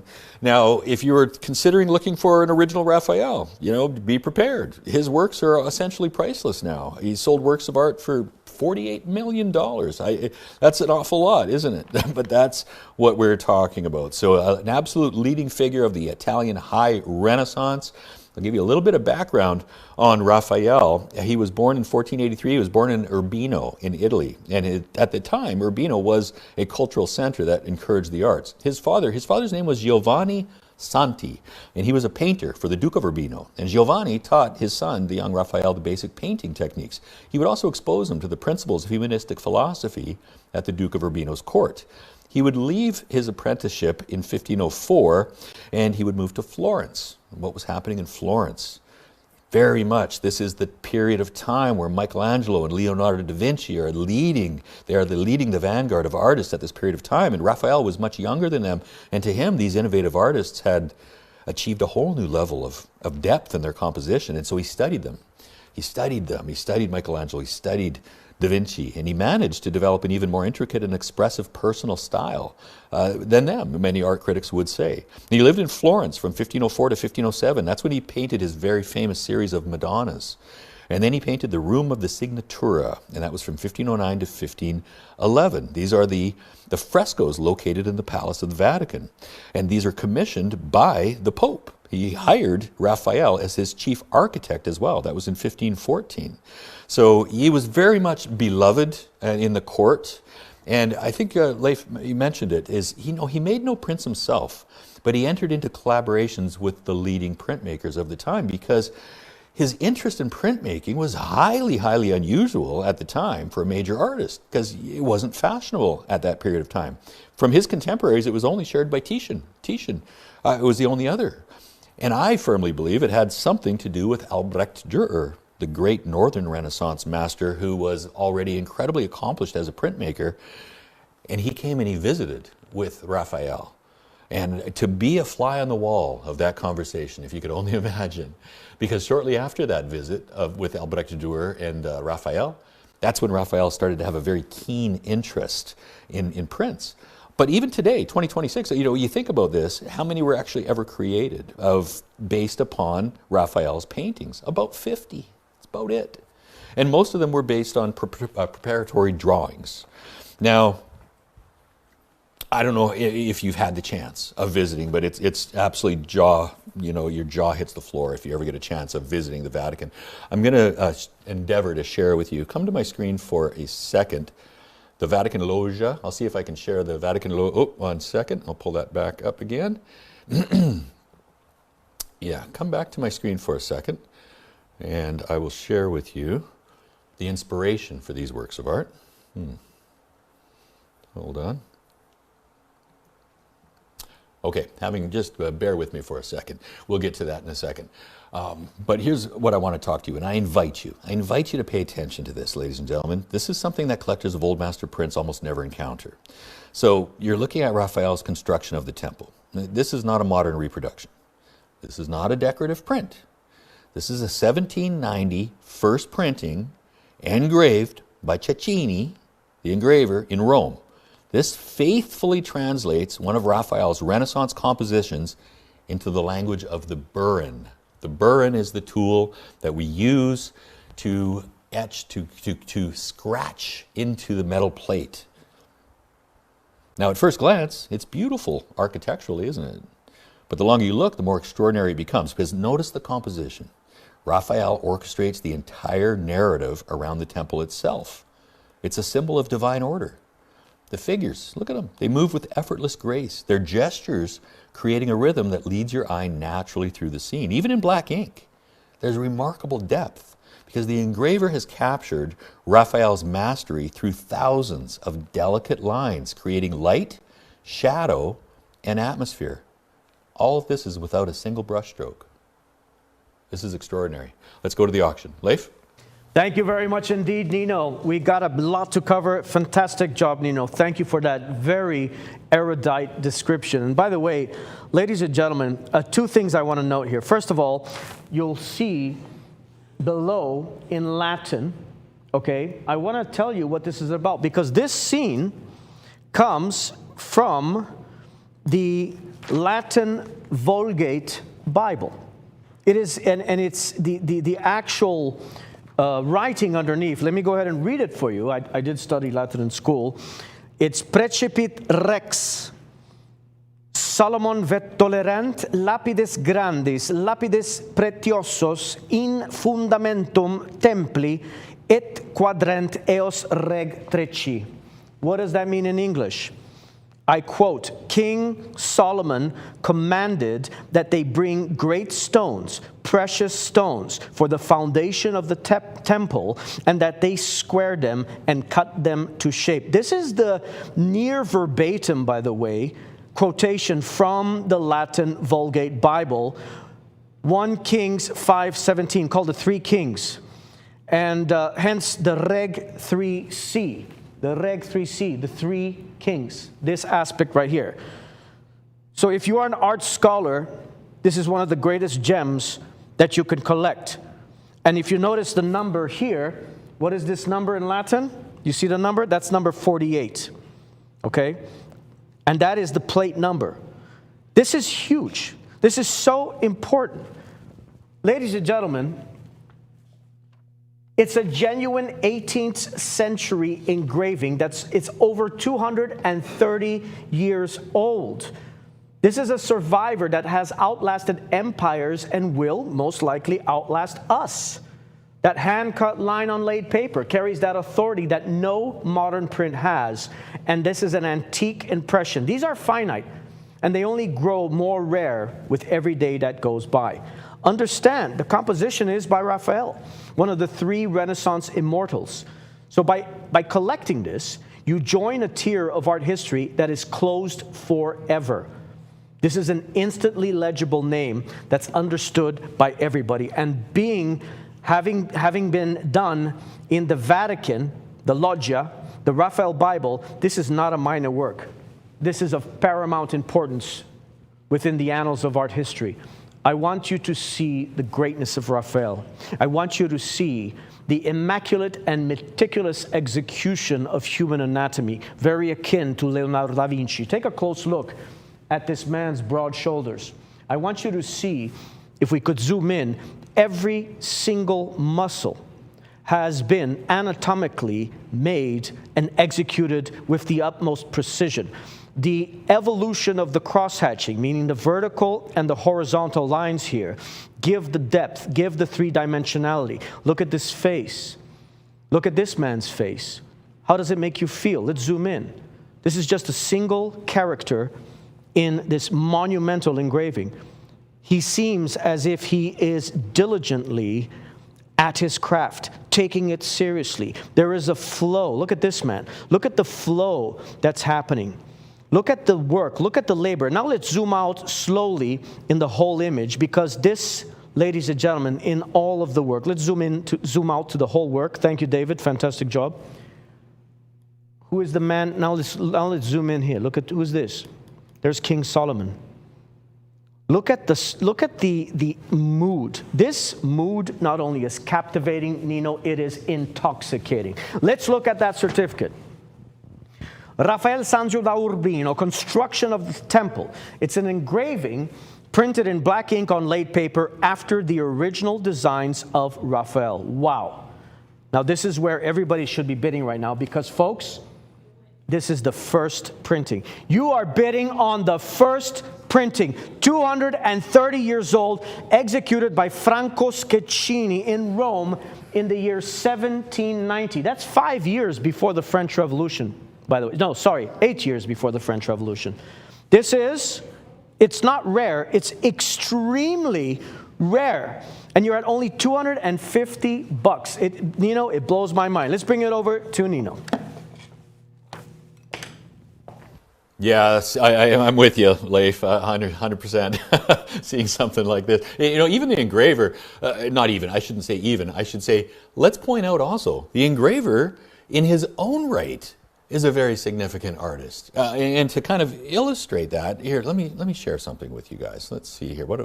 Let's go back to come to my screen if we can, please. We're going to go to the Met. Now, you don't always get an image because of copyright reasons, but let's point out the artist. The artist.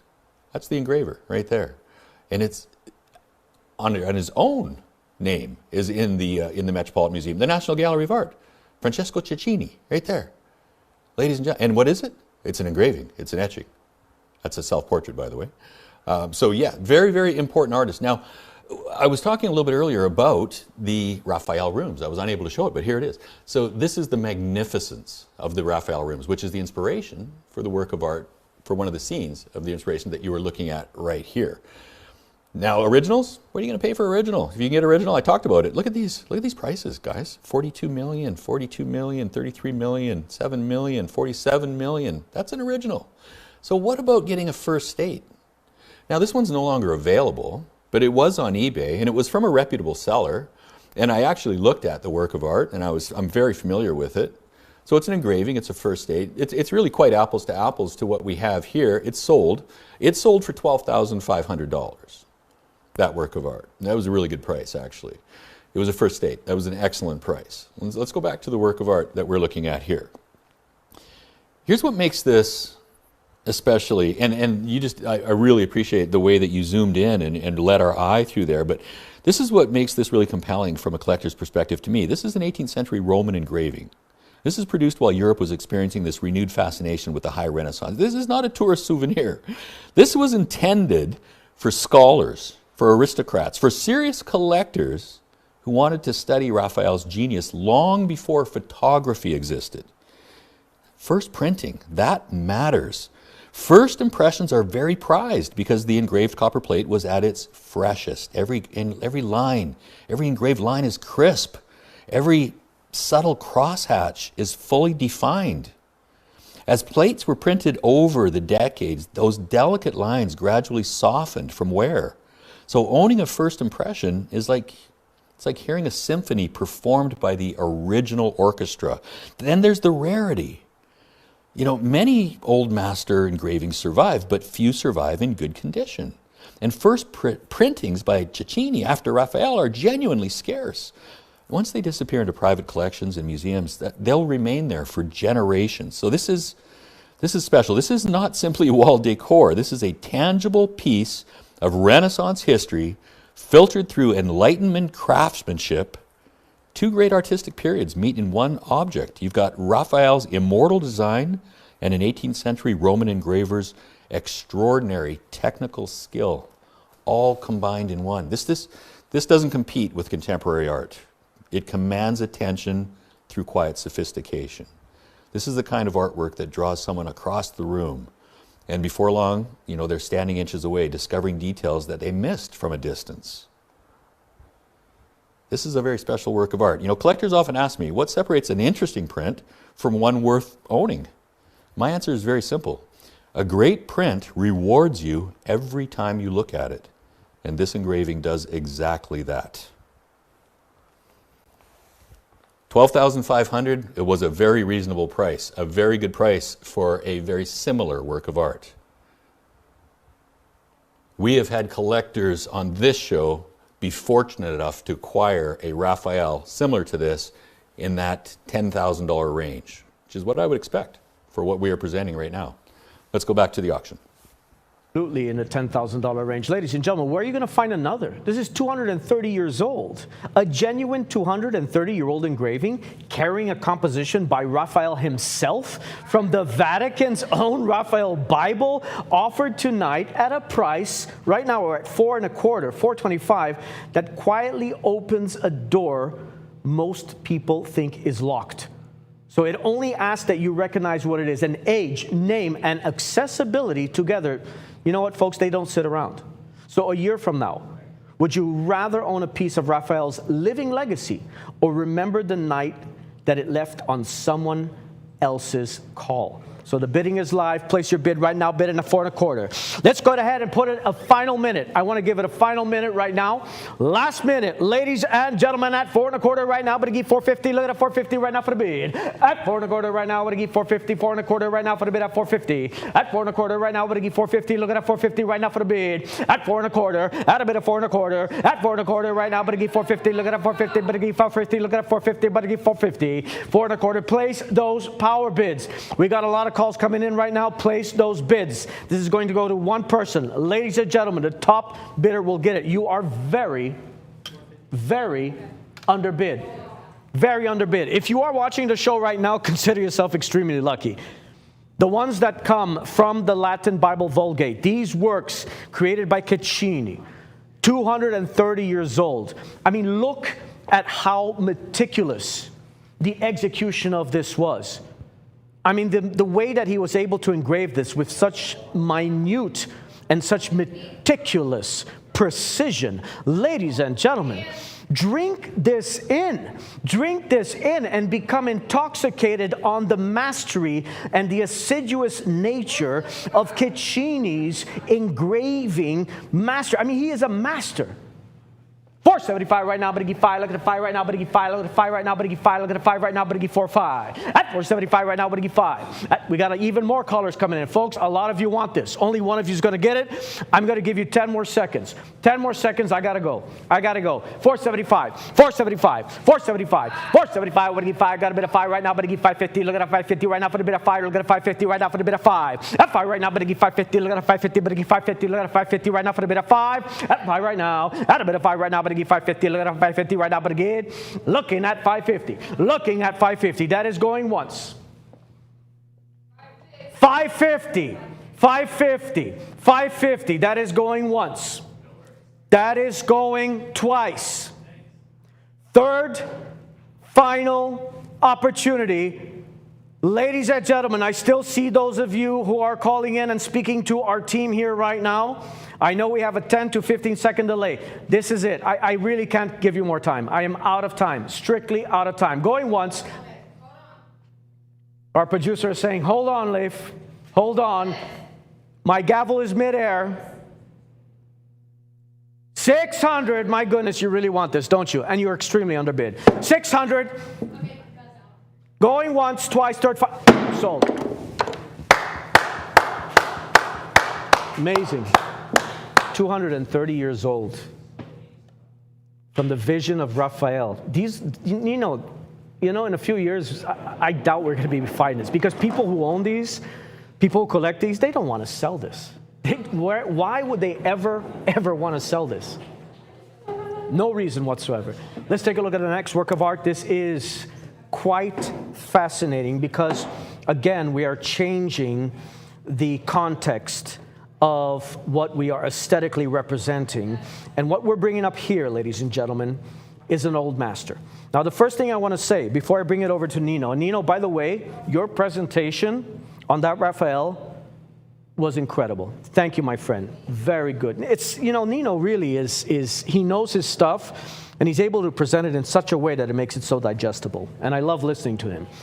But when it comes to what we're looking at right now, I want you to remember what I'm going to say.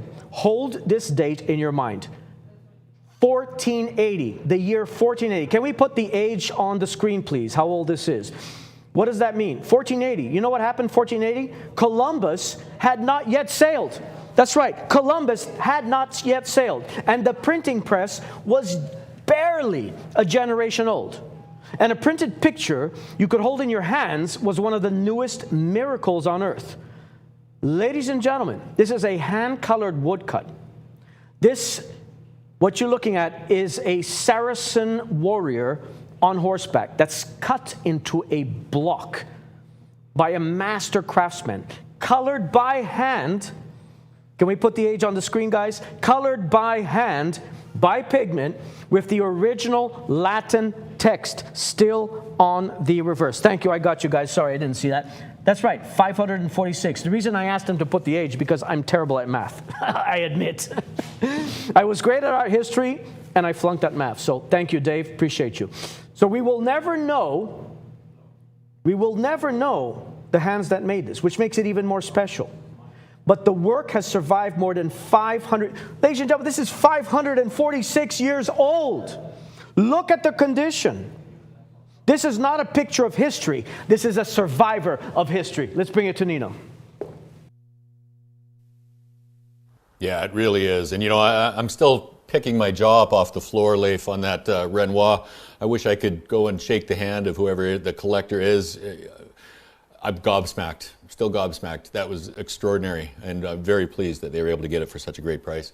And look at this, you know, as Leif shared with you, I mean, how rare is it to see something that's 546 years old right in front of you here today? It's available for you to bid on.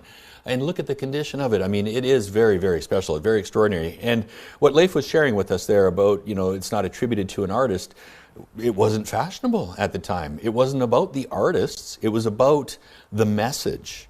It was really about getting this message from village to village to village to a predominantly illiterate, you know, population that weren't reading things, but they were able to visually see the story. So this is how news was being passed. Now, when we talk about old masters, this refers to any painter of skill who worked in Europe before 1800. Typically, it's going to be between the 13th century to the 18th century, a real preeminent artist of the period before the, you know, the modern time.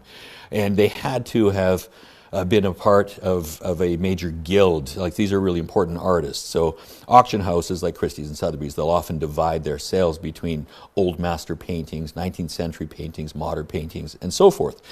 It's really interesting to me every time that they have it's one of my most exciting times to actually watch the auctions, because it's where you see these treasures, like what we have here. Something that's really, really unique and rare. I mean, look at this, the date on this. So imagine you are potentially going to be owning a work of art that was made while Raphael was 3 years old. Yeah.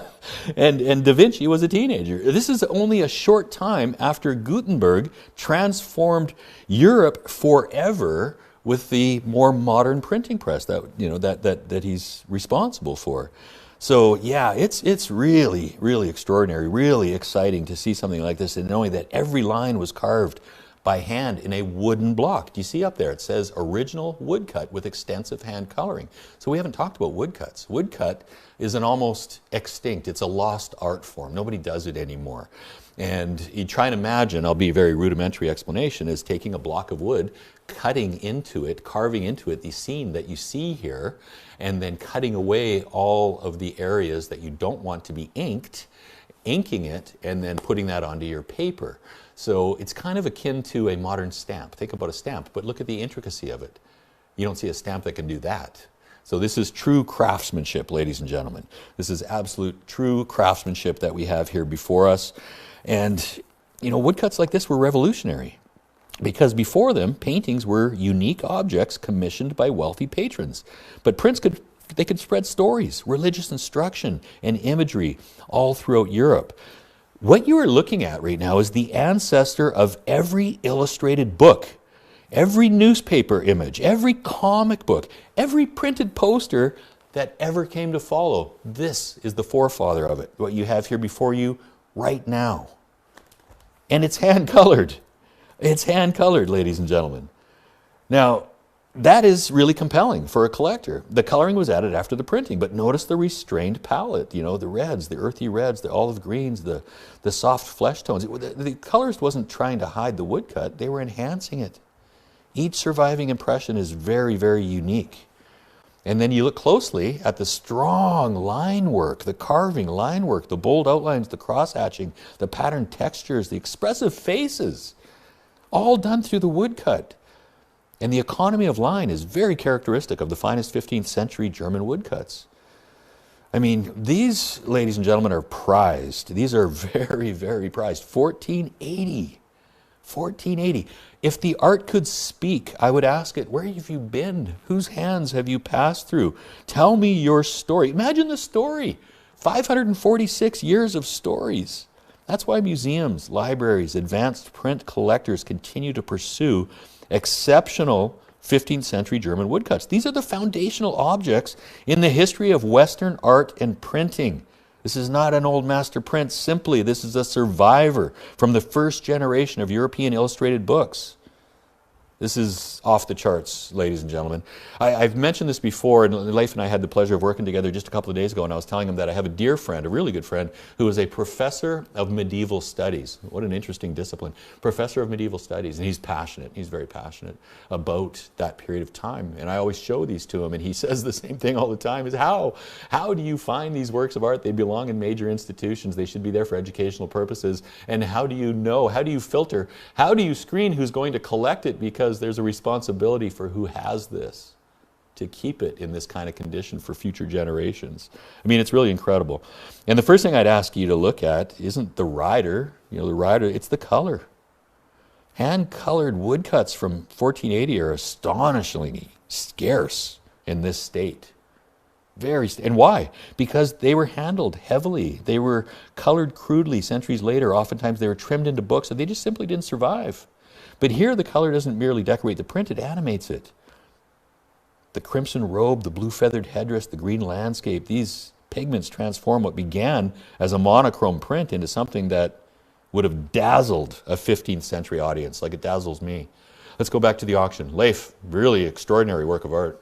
Oh, yeah, I mean, it's just to be able to stand next to this, it's like it gives off a vibration. I mean, it is something, imagine what's happened in the last 500 years, and this one survived intact, ladies and gentlemen. It blows my mind. Now, let's go ahead and take a look at that certificate of authenticity to see exactly what we're bidding on. It's an old master.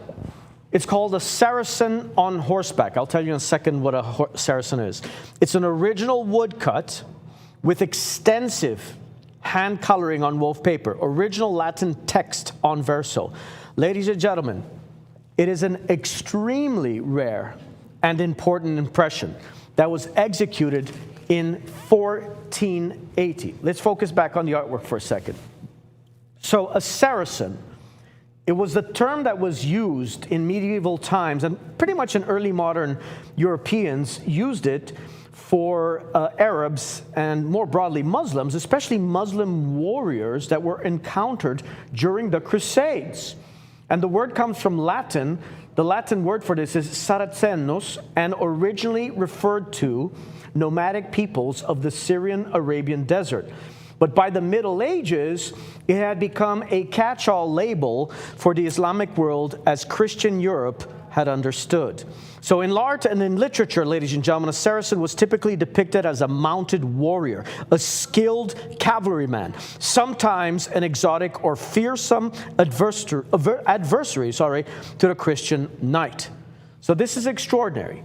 And the extensive hand coloring was applied over 5 centuries ago. So this exact sheet with these exact colors exists nowhere else.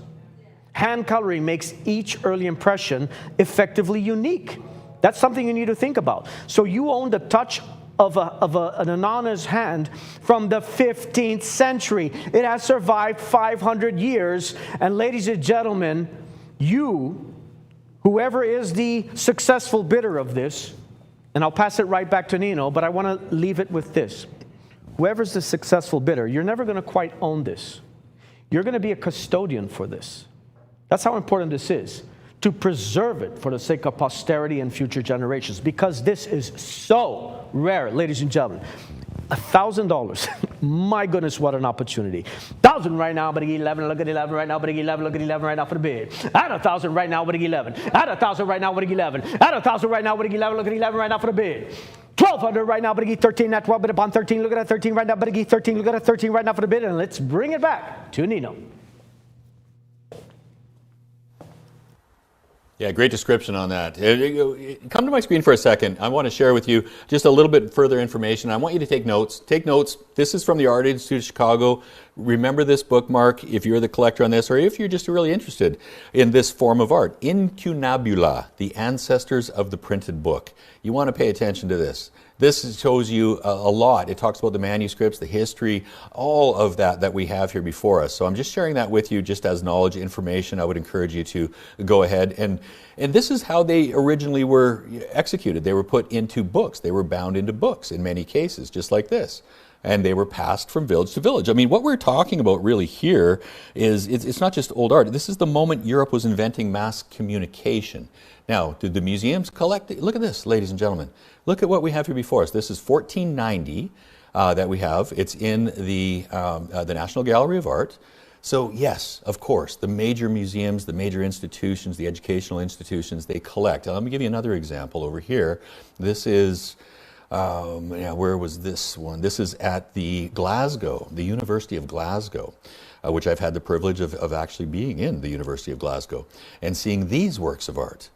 So this is where they belong, and that's why my dear friend, the professor of medieval studies, he's like, I hope the right person collects these. So you're talking about something that's really very, very special and very extraordinary. I just share this with you to show you that they have auctions of unknown artists, and they command some pretty extraordinary prices, you know, $88,000. Probably the most famous of those unknown auctions would be this one right here. You guys familiar with the Salvator Mundi? For hundreds and hundreds of years, it bounced around from gallery to gallery, attic to attic, you know, antique shop to antique shop. About 10 years ago, it sold for $1,200. I think it was $1,200 it sold for. And then they looked at it and they're like, wait a minute, this is a Leonardo da Vinci. And now what did it sell for today? $450 million. So that's kind of an interesting story. I like to share that with you. Here's another from Christie's, A Guide to Old Master Prints. I want to educate you guys as best we can with the short period of time we have. Like, hey, okay, take a look at this. Take a look at this, just to give you some perspective.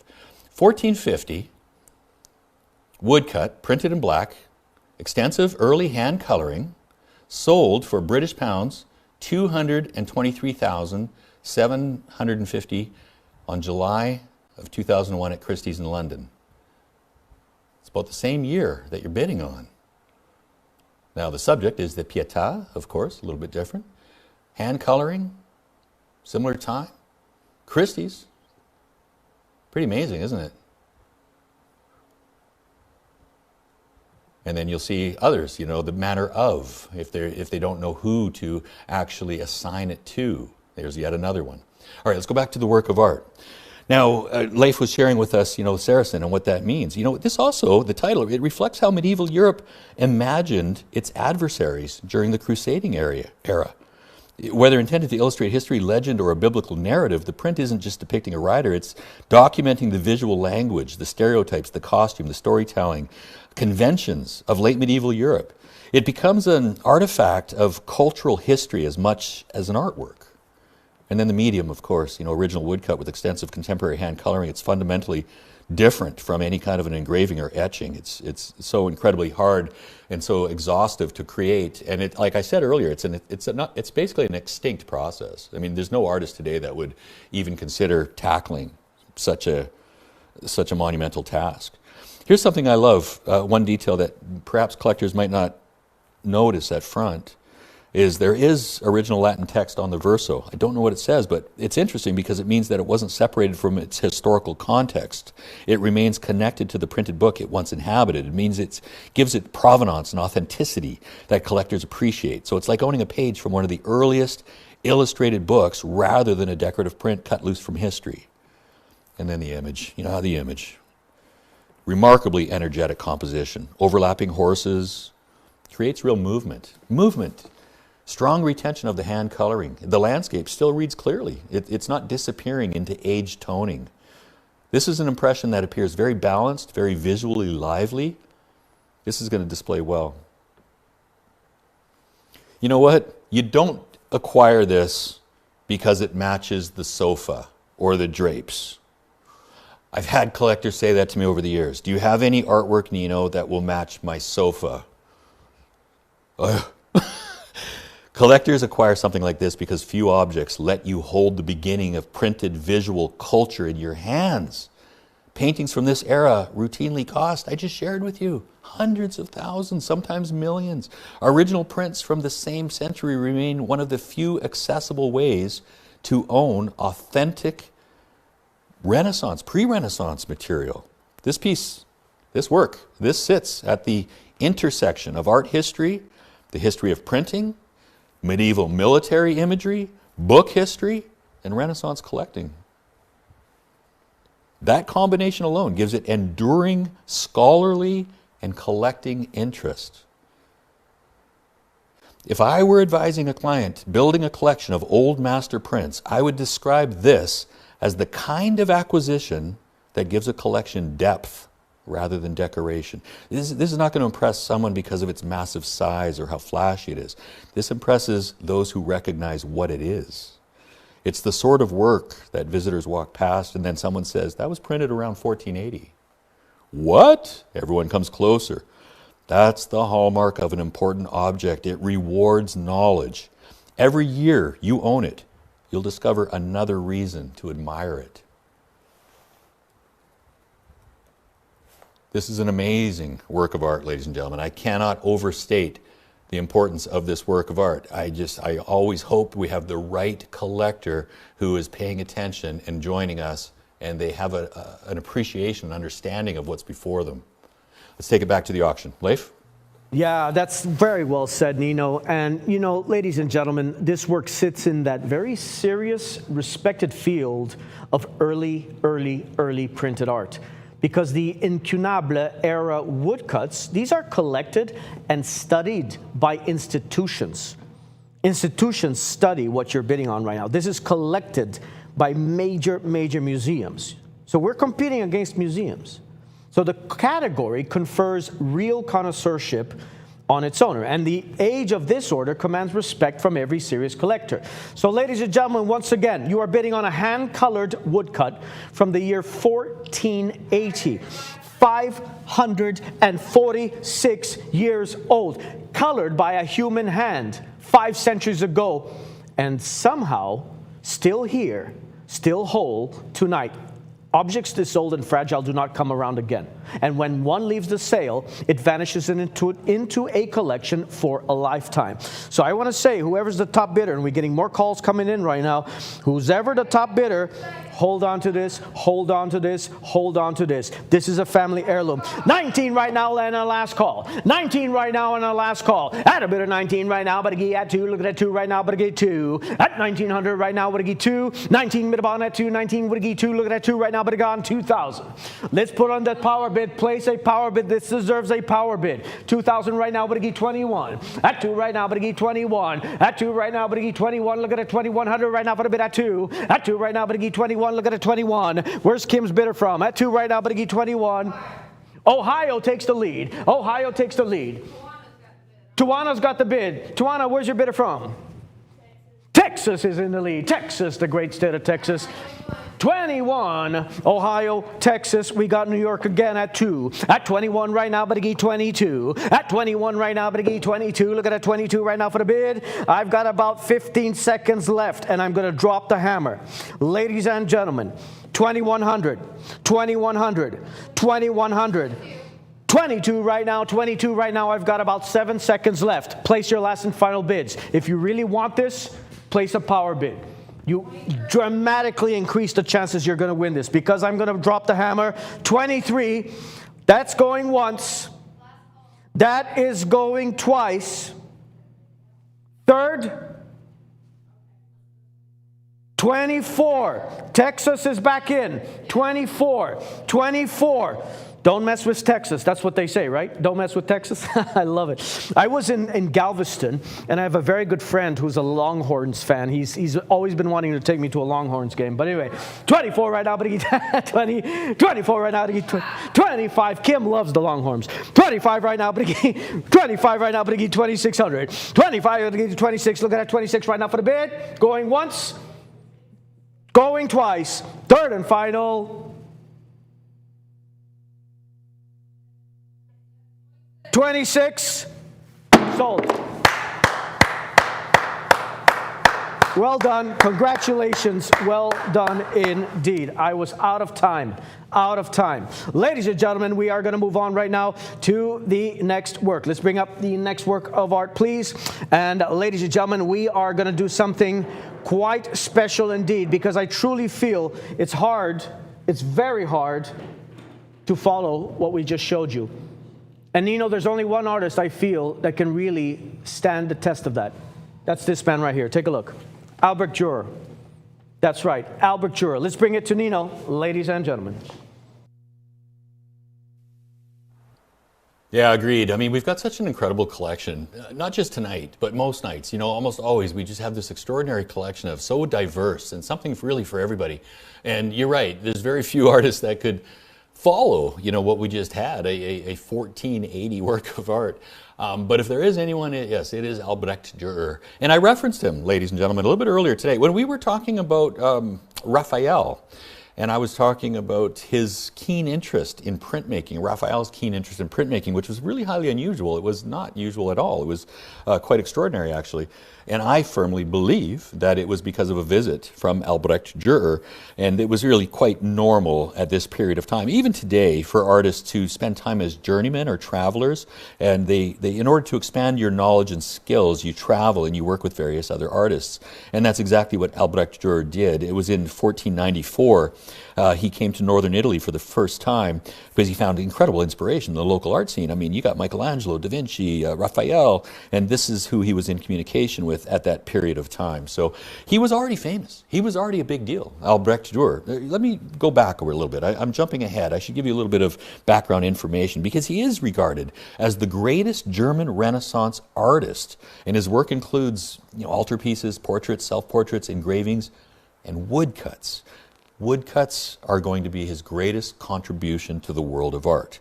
He was born in Nuremberg in 1471. His father was a very successful goldsmith, and he apprenticed with his father for a while until he was 13. And then he showed such extraordinary talent as a draftsman that at the age of 15, he started to be apprenticed under a local painter, Michael Wormgut, and much to the disappointment of his father, by the way, because he wanted him to take over the family business.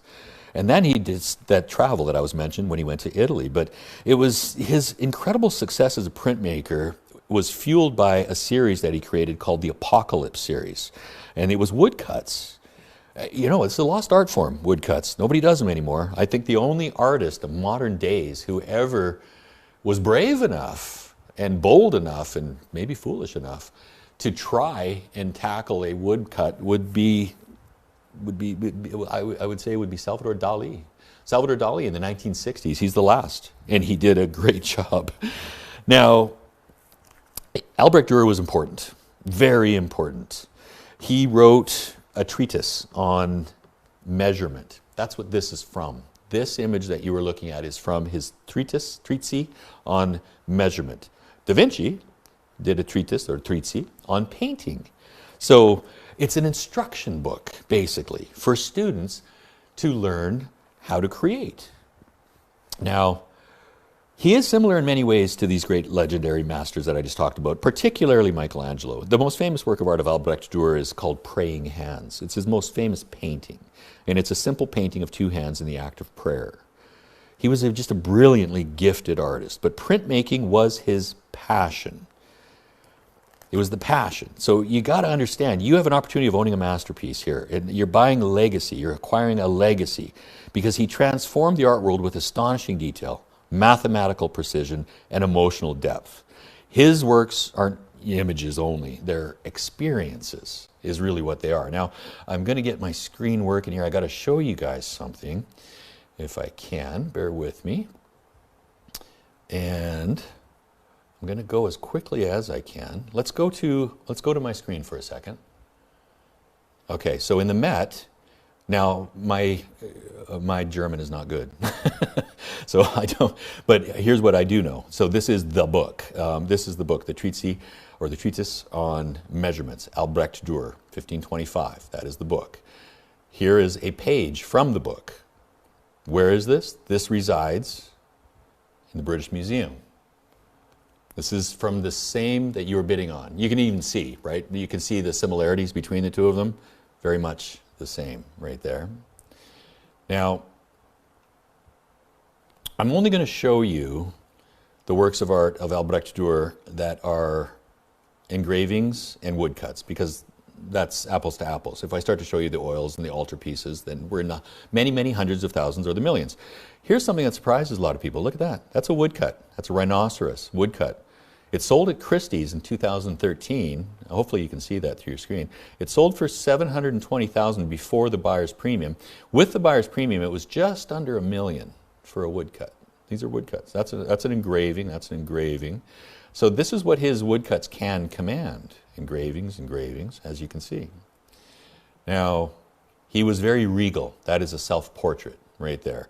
He really was aware of his, of his importance, basically, and he wanted to make sure that everybody else was aware of it as well, because he was a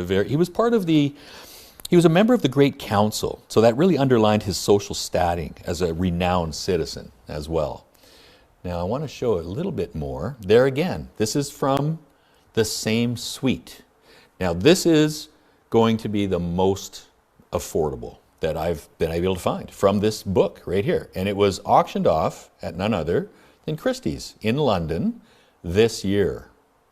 In fact, last month. So talking about current, you want to know currently in this economy, in this market, and it is a collector's economy. It's not a seller's right now. Art does have these swings. So right now it's really beneficial for you. But take a look. Last month, from the same suite, the same book, $8,000, $6,792. So you've got a lot of reference there. The museum, right here, and you've got Christie's auctioning off these very same works of art. Let's go back to the work of art, and let's go back to the studio. Coming back to you, Leif. All right, thank you very much indeed, Nino. Ladies and gentlemen, I want to go straight to the certificate. This is a very important work, and I want to make sure I read this to you. Albrecht Dürer, this is a man drawing a can. It's a woodcut in black ink on cream wove paper after the original. It is very scarce, and it was printed in the late 19th century.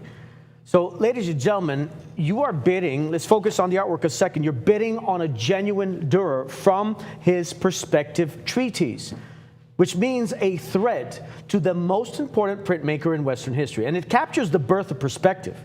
Again, what you're looking at captures the birth of perspective. That's how big deal this is. That is a turning point in art.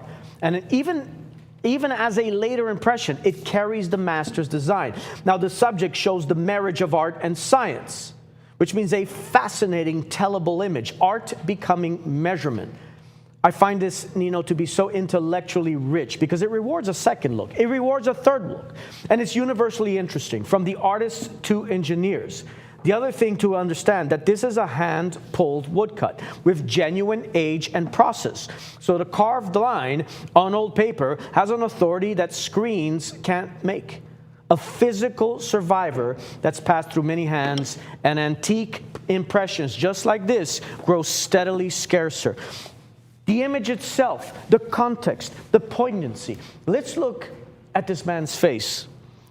His face is the size of my thumbnail. Look at his brow. I want to zoom in as much as possible, Dave, if you can, because this was carved on a block of wood. Look at that detail. Look at the physiognomy, the beard, the intensity of this man's oeuvre, of his eyes. You can see, you can feel, you can almost experience as if you know this man. What's fascinating about it is that you can feel how passionate he is about what he's doing. Let's scroll a little bit over to this side. There we go. Look at that. Now look at his hands. Ladies and gentlemen, do you know that the human hand is one of the hardest things ever to paint, let alone make a wood engraving of? This intensity, this passion, this laborious nature of this man is indelible. It's been created as an impression forever. He's forever in that pose. He's forever in that moment. And you can have it at, my goodness, is that $90 or $900? Is that $90 we're at? Okay, $90, there is a wire on the back of this frame. That's the $90. Ladies and gentlemen, 90 right now, but I give you 100. Look at 100 right now for the bid. At 90 right now, but I give you 100. At 90 right now, but I give you 100. At 90 right now, but I give you 100. Look at 100 right now, but I give you 100. Look at 100 right now for the bid. Look at that 100 right now for the bid. 90 right now, but I give you 100. 90 right now, look at that 100. Do we see $100? 100. 110 right now, but I give you 120. 110 right now, but I give you 120. Look at a 120 right now for the bid. At 110 right now, but I give you 120. At 110 right now, but I give you 120. Look at a 120. 150. Thank you for the bid at 150 right now, but I give you 175. At 150 right now, but I give you 175. Look at a 175 right now for the bid. At 150 right now, but I give you 175. At 150 right now, 180. Thank you for the bid at 180 right now, but I give you 2. 180 right now, but I give you 2. 180 right now, but I give you 2. Look at that 2 right now, but I give you 2. Look at that 2. And let's bring it back to Nino. Nino, back to you. Yeah, I think we're both a little bit shocked here, more than a little bit shocked. Come to my screen for a second. You were just talking about hands, and you were talking about the difficulty of hands. Let's show them the most famous hands in the act of prayer in the history of art. This is the work of art of Albrecht Dürer, ladies and gentlemen, right here. And the very work of art that you were bidding on, the very one, resides in the British Museum. The very one. Good enough for the curators, the historians, the procurers of the best art in the world of the British Museum. Good enough for me as a collector. And then once again, I want to make sure that we are very clear, and we're showing you this is about as current as you can possibly get. This is July 7th, 2026, Old Master Prints Auction, Christie's, London, sold for $7,000. It's the same. It's another one from the suite. Go back to your work of art that you were bidding on here right now. This is not just an old print. This is one of the earliest visual documents about how artists think, because he was a Renaissance bridge between art and science, much like Leonardo da Vinci. But Leonardo da Vinci was exploring perspective in Italy, while Dürer was bringing those revolutionary ideas north into Germany. And this comes from that very celebrated treatise on measurement and perspective. So he was demonstrating that drawing isn't merely talent. It could be understood, it could be analyzed, it could be taught. And this woodcut captures that exact moment. The artist isn't, look at it, the artist isn't sketching freehand. He's using a mechanical sighting device. He's carefully aligning his eye through a fixed point, while a grid translates the three-dimensional object into a two-dimensional drawing. So today we would call that an early analog computer. That's what makes this print so compelling. It's not just depicting a man drawing a vessel. It's depicting the invention of objective observation. I mean, as a collector, I got to point out a few things here that elevate this beyond a decorative old master's reproduction. The subject is timeless. Collectors gravitate towards works that tell stories about creativity itself. How do we translate reality into ideas? So I mean, this belongs in a library, an architect's office, a design studio, or a modern home, because it's all about the universal challenge that every creator faces. How do we translate reality into ideas? And second, the composition is remarkably modern, despite originating in the 16th century, or the 19th century. The geometry feels almost modern. Very much. And it's intellectually rewarding. If somebody looks at it and goes, hey, what's happening here? You have a conversation piece. You're talking about Renaissance innovation, perspective, mathematics, printmaking, and the birth of scientific observation in art. And we've got a little bit of scale, so you can see. We've got a measurement there, so you can see the size of it. Now, this is a very scarce impression made from this design. And collectors appreciate 19th century impressions for their rich black ink, their strong paper quality, their historical authenticity. Some artworks are beautiful, others are historically important, and this one is both. It marks the moment when art stopped relying solely on intuition, and it embraced measurement, perspective, disciplined observation. Every architect, every engineer, every designer, every photographer, every artist who has ever translated the three-dimensional world onto a flat surface owes something to the ideas contained in this image. So I guess the question you ask yourself is, do I want a print that simply fills a wall, or one that quietly tells the story of how Western art learned to see? Because that, to me, is why this print deserves a place in a really thoughtful collection. And that's why, I see 3 weeks ago a similar work of art selling at Christie's for $7,000, unframed. Now, of course, at Christie's last month, at the old Mr. Print auction, there was a room full of very discerning, sophisticated collectors that were there, and they had a keen understanding on Albrecht Dürer, and they knew what this was all about. And so they were highly aware of the value of this. But ladies and gentlemen, I share it with you, so you are highly aware. Come back to my screen one last time. We're at $300. That's a $500, $600 frame. Look, again, this is July 7th, 2026. Same suite, same everything. There's the monogram. There's that very famous Albrecht Dürer monogram. $7,000. Let's go back to the work of art, and let's go back to the studio. Leif? Thank you very much indeed, Nino. And yeah, I mean, this is incredibly low. Folks, if you're catching this right now, my goodness, place a bid. Place a bid. You're looking at a Dürer. And that's, by the way, it bears just Dürer. That's one of the most collectible names in printmaking. Dürer is instantly understood. He's universally respected, and museums and scholars track anything connected to him. So the name itself elevates everything that's hung beside it.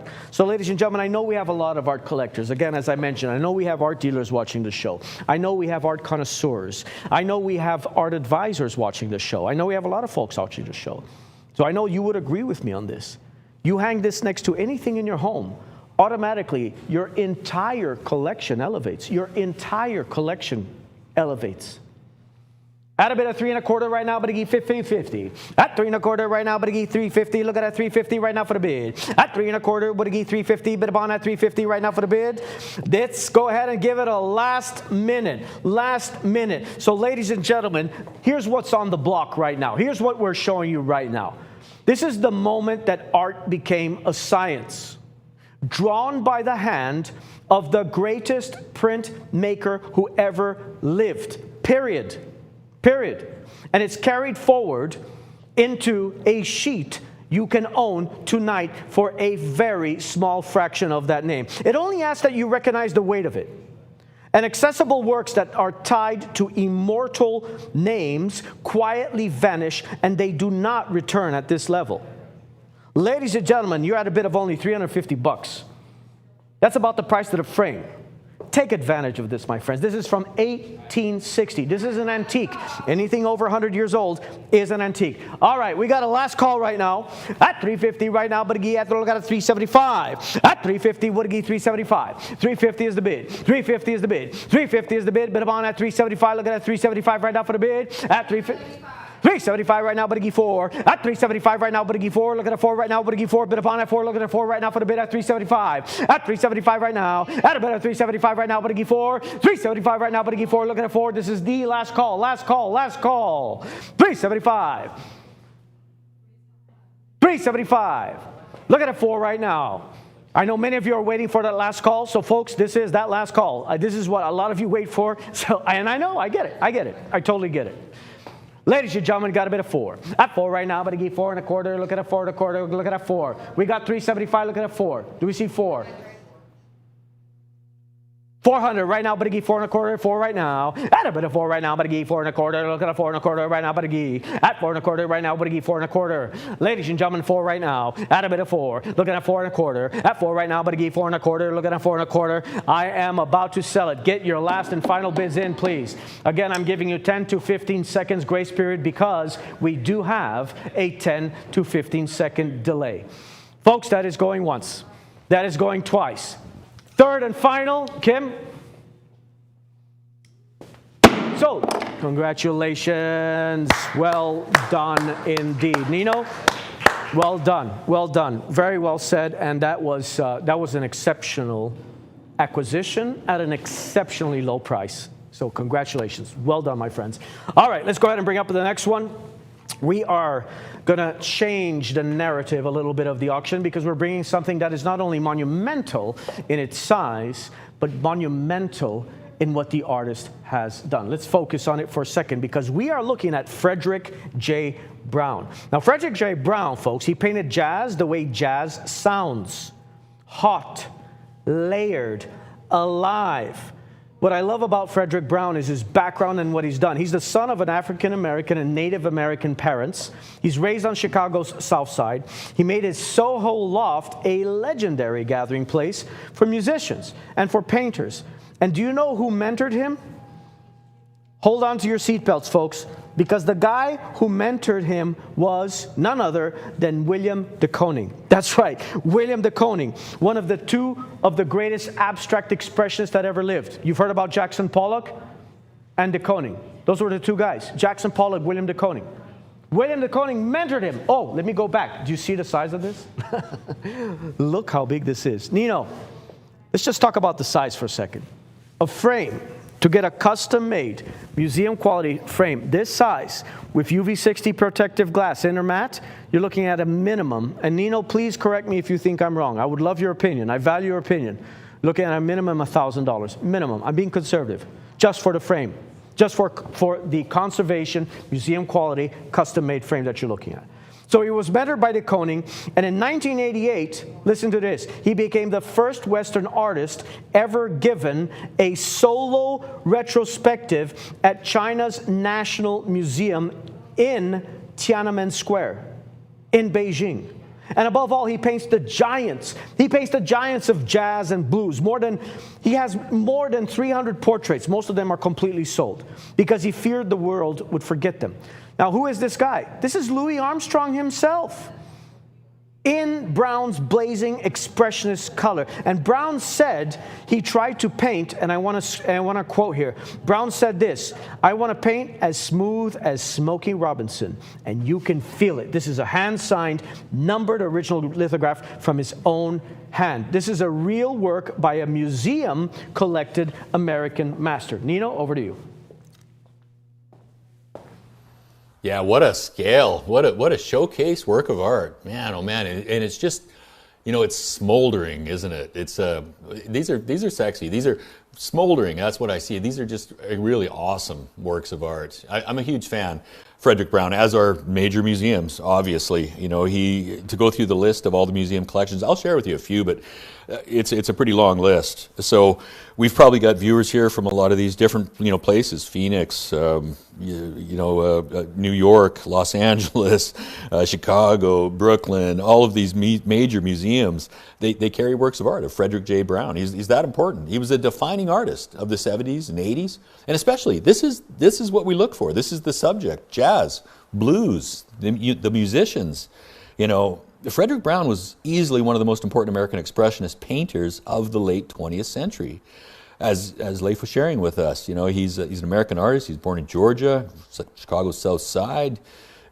Just think about what was happening at that period of time for him. He was immersing himself in the rich traditions of blues and jazz and also gospel. And these were strong influences on him, and they would become the heartbeat of his artistic career. They would inspire his celebrated portraits of America's greatest musicians, like Louis Armstrong, like we have here.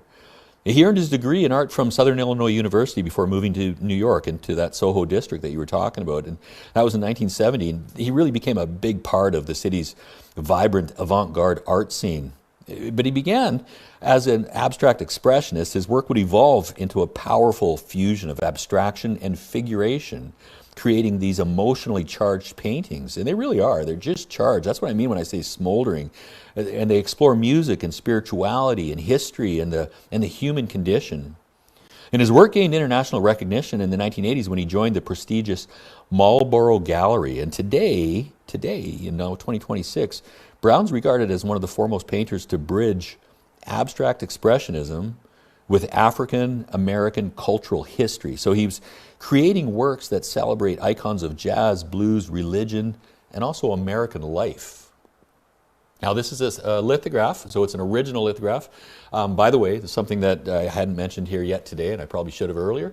But anytime you see the word original before the the graphic term, so lithograph, serograph, etching, engraving, collotype, whatever it may be.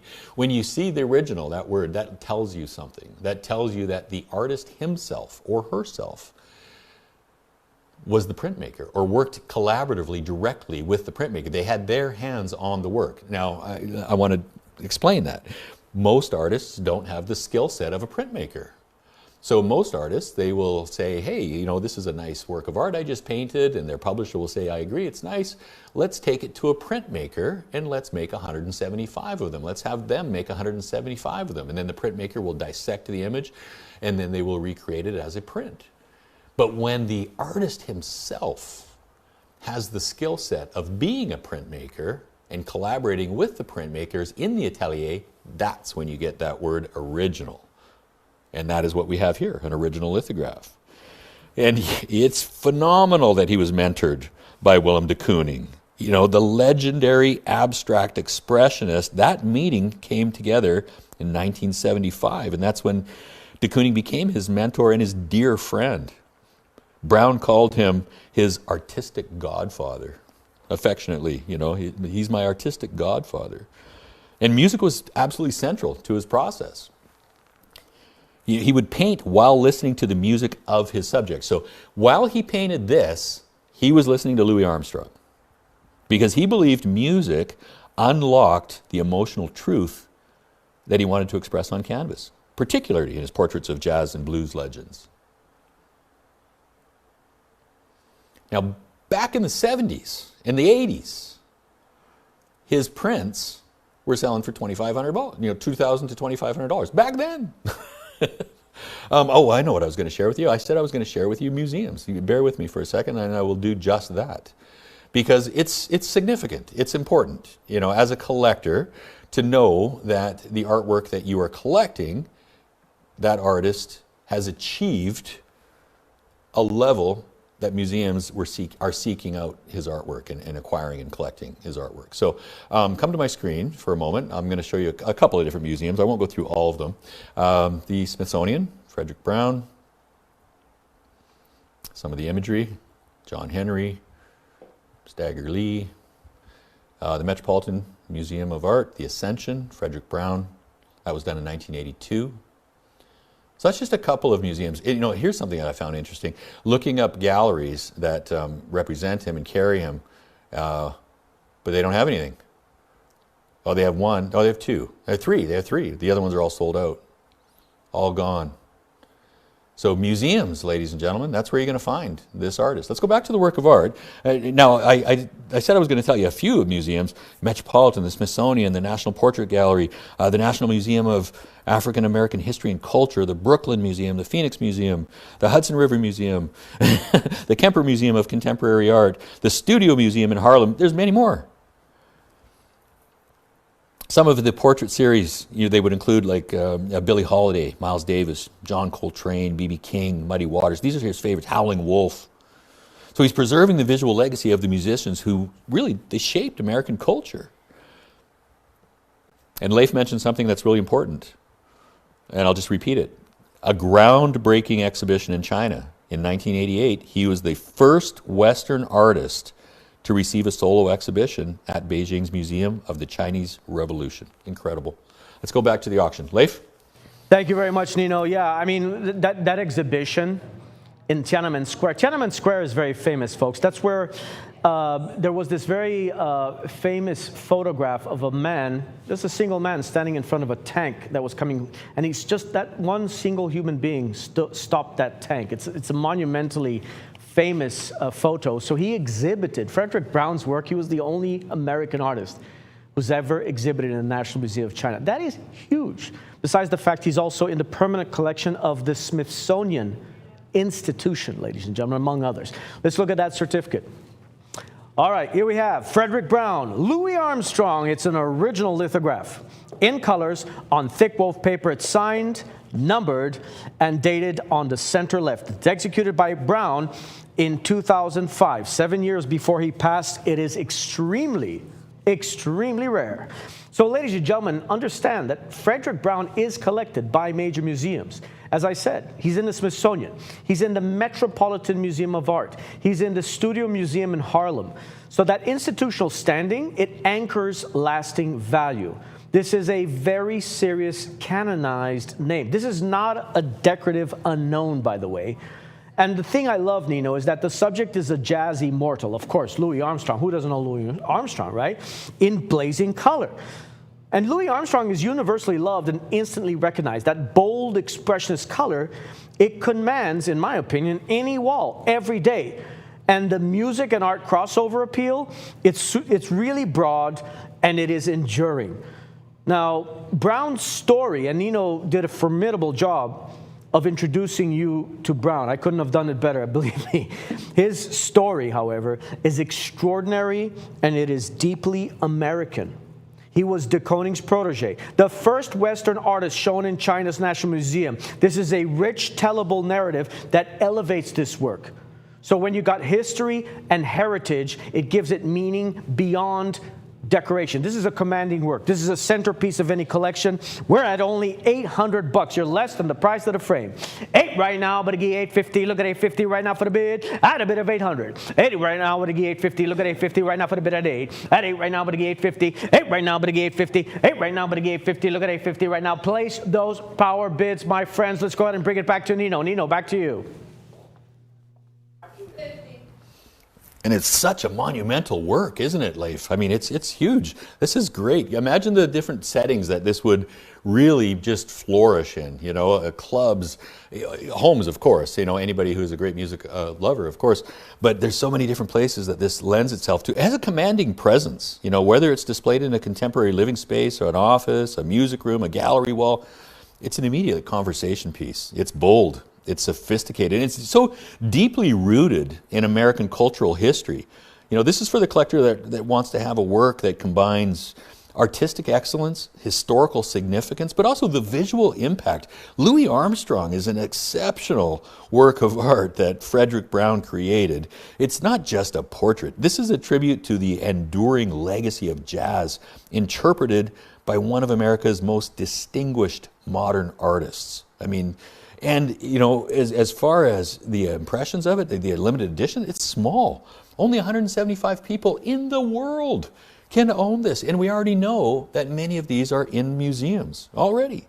So, you know, his work being represented by these major public and also private collections is a strong recognition, you know, for his powerful figurative paintings and his prints as well.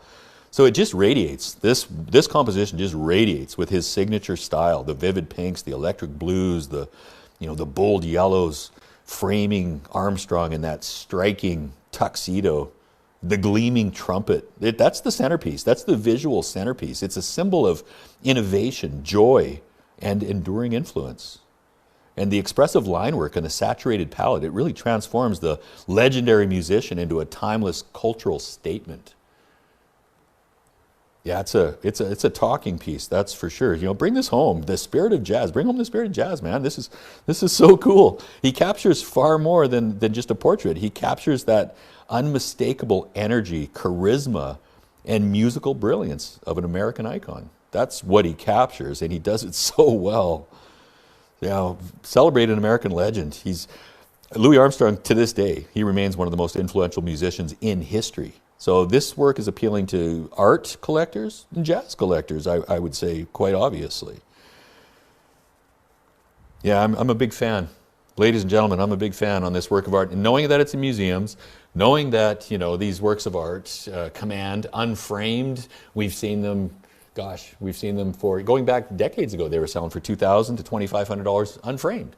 And Leif is right. He asked me, and forgive me, it took me this long to answer you, on the cost, the typical cost of that frame. That's a big frame, and framers charge by the inch. And Leif, you know as well as I do, you were with me when I framed up those. I think we had about 40 works of art, and a lot of them were this scale for an event that we did in Bel Air many years ago, and I framed them. And yes, I would say very conservatively, you know, if you're getting a smoking deal with a framer, $1,000 would be very conservative. That's an ornate, heavy wooden frame, and it is massive. So yeah, you'd be lucky to get that frame for $1,000.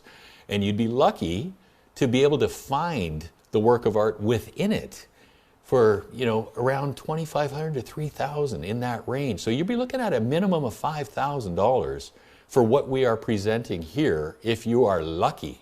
And remember, museums is where these end up. This is where they reside. I shared them with you. I shared multiple museums with you.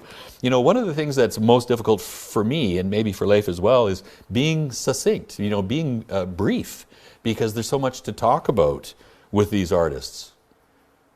But suffice it to say, we're offering you something really very special that museums collect, that serious collectors seek out, and it's in immaculate condition, fully framed and ready for your wall. This is a beautiful, beautiful addition to anybody's collection. Let's take it back to the auction. Leif? Well said, Nino. Folks, you're looking at a hand-signed, original numbered lithograph by Frederick J. Brown. That is D. Koning's protege, a museum-collected American master of Louis Armstrong himself, blazing with color. This is big enough to command a room. That's why I was standing next to it several times, because this is a monumental, towering work of art, and it's a real signed work by a very serious name. Right now, at only $1,500, ladies and gentlemen, there are galleries, if you're lucky to find them, there are galleries. Some of the most prestigious galleries do offer Frederick Brown, and you're looking at about $5,000 to $6,000 for a lithograph. You're at $1,500, and this is one of the biggest ones I've ever seen. Look at the size of this. This is will command presence.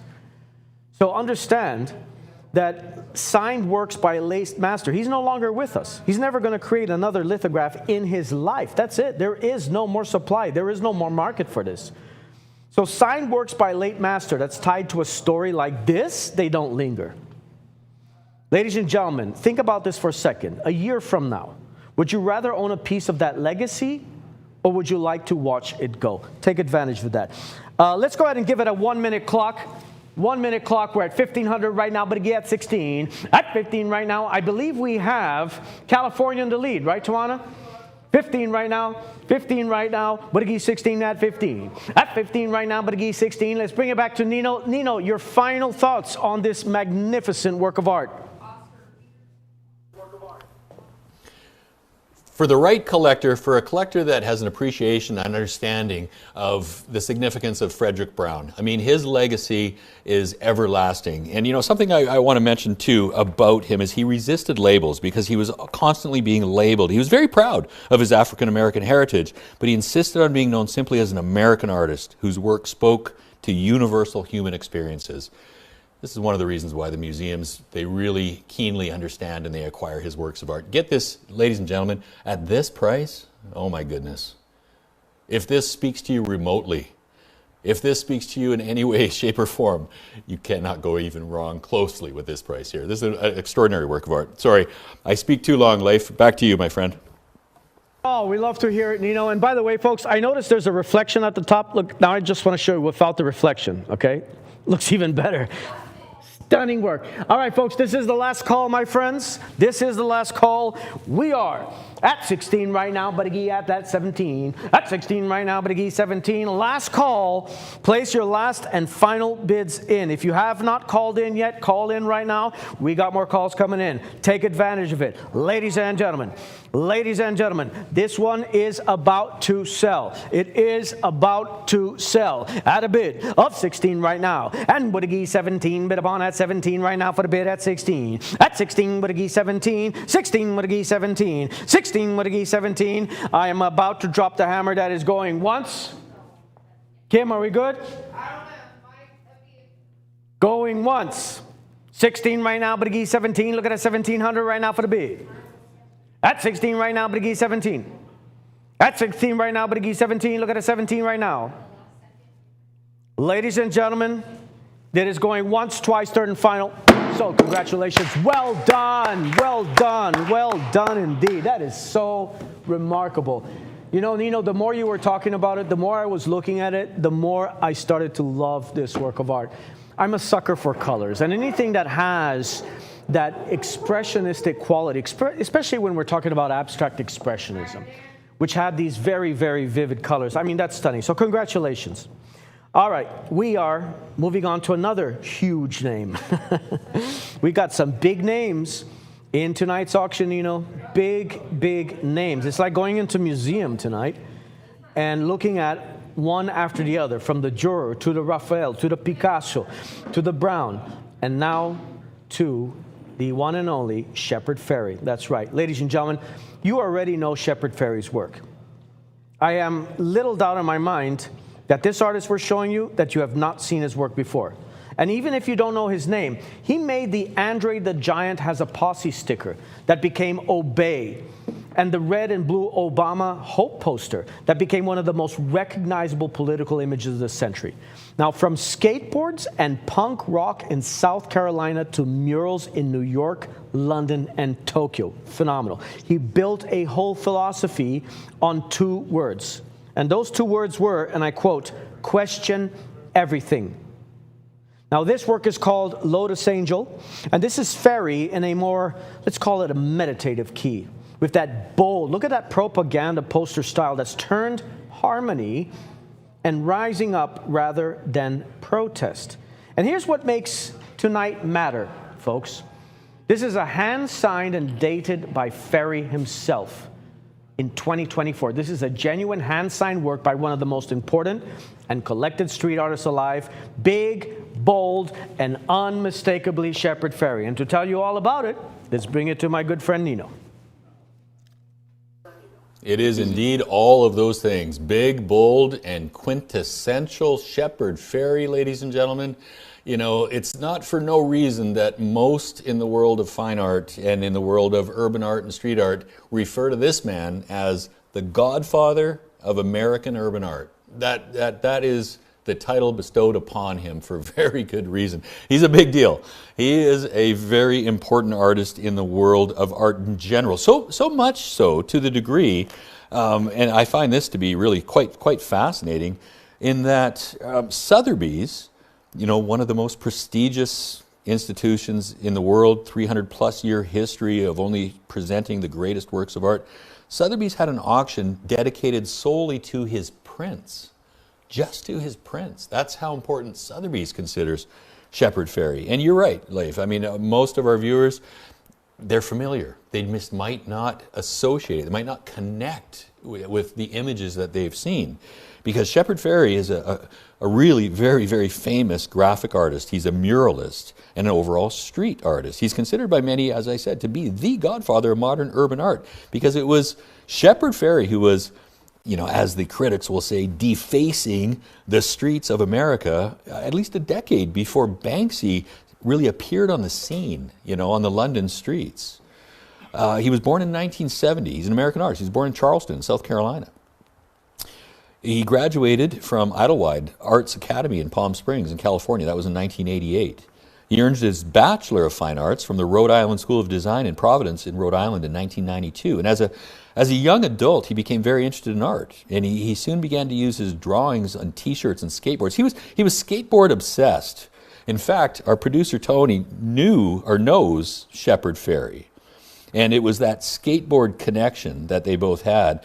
And while in school, Shepard Fairey had a part-time job in a skateboarding shop, and soon after he hit the skateboard community hard by pasting homemade stickers all over the place. That's when he realized his desire and his interest in the street art culture and graffiti movement. And another strong influence was his love for punk music, and you'll see that in many of the imagery that he has created. But one of the most famous images, one of the first images he ever used, was that of Andre the Giant. Shepard Fairey found an image of Andre the Giant in a newspaper ad, and he chose to introduce it to the streets. Easily one of the most influential street artists of our time is Shepard Fairey, because you see his work on screen prints, stencils, stickers, film illustrations, gosh, you name it. Murals, of course, posters, paintings, sculptures, collages, every element. And he enjoys, working with a certain palette. White, black, red. These are his main preferred colors. But he will shift between a few, but he's also shifted between the realms of fine art, commercial art, street art, but definitely political art. And that most famous art logo, kind of a slogan of his, is of Andre the Giant, the Obey trademark. Here's where everybody has seen him.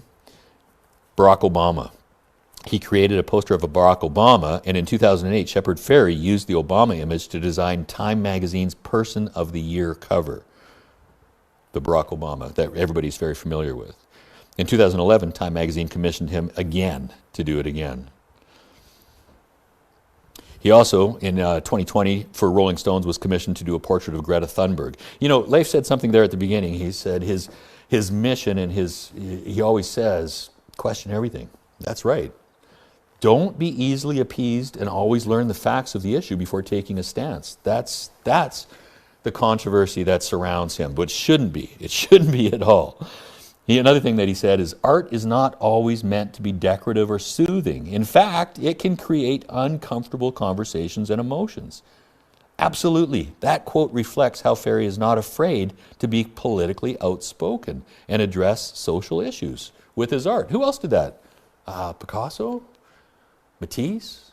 Miro? Dali? Chagall? The legends. They're the others who did things like that. Banksy? For sure.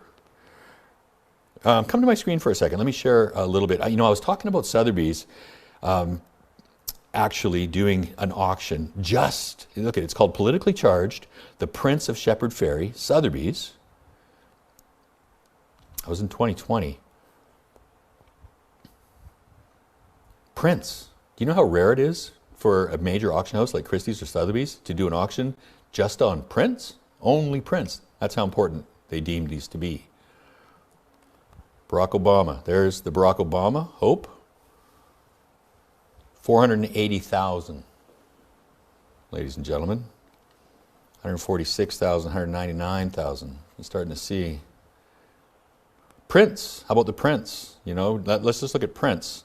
Only Prince. I'm not going to show you the originals here right now, just Prince. What are the Prince are selling for? 40,000, 37,000, 32,000 for the Prince. Lotus Angel.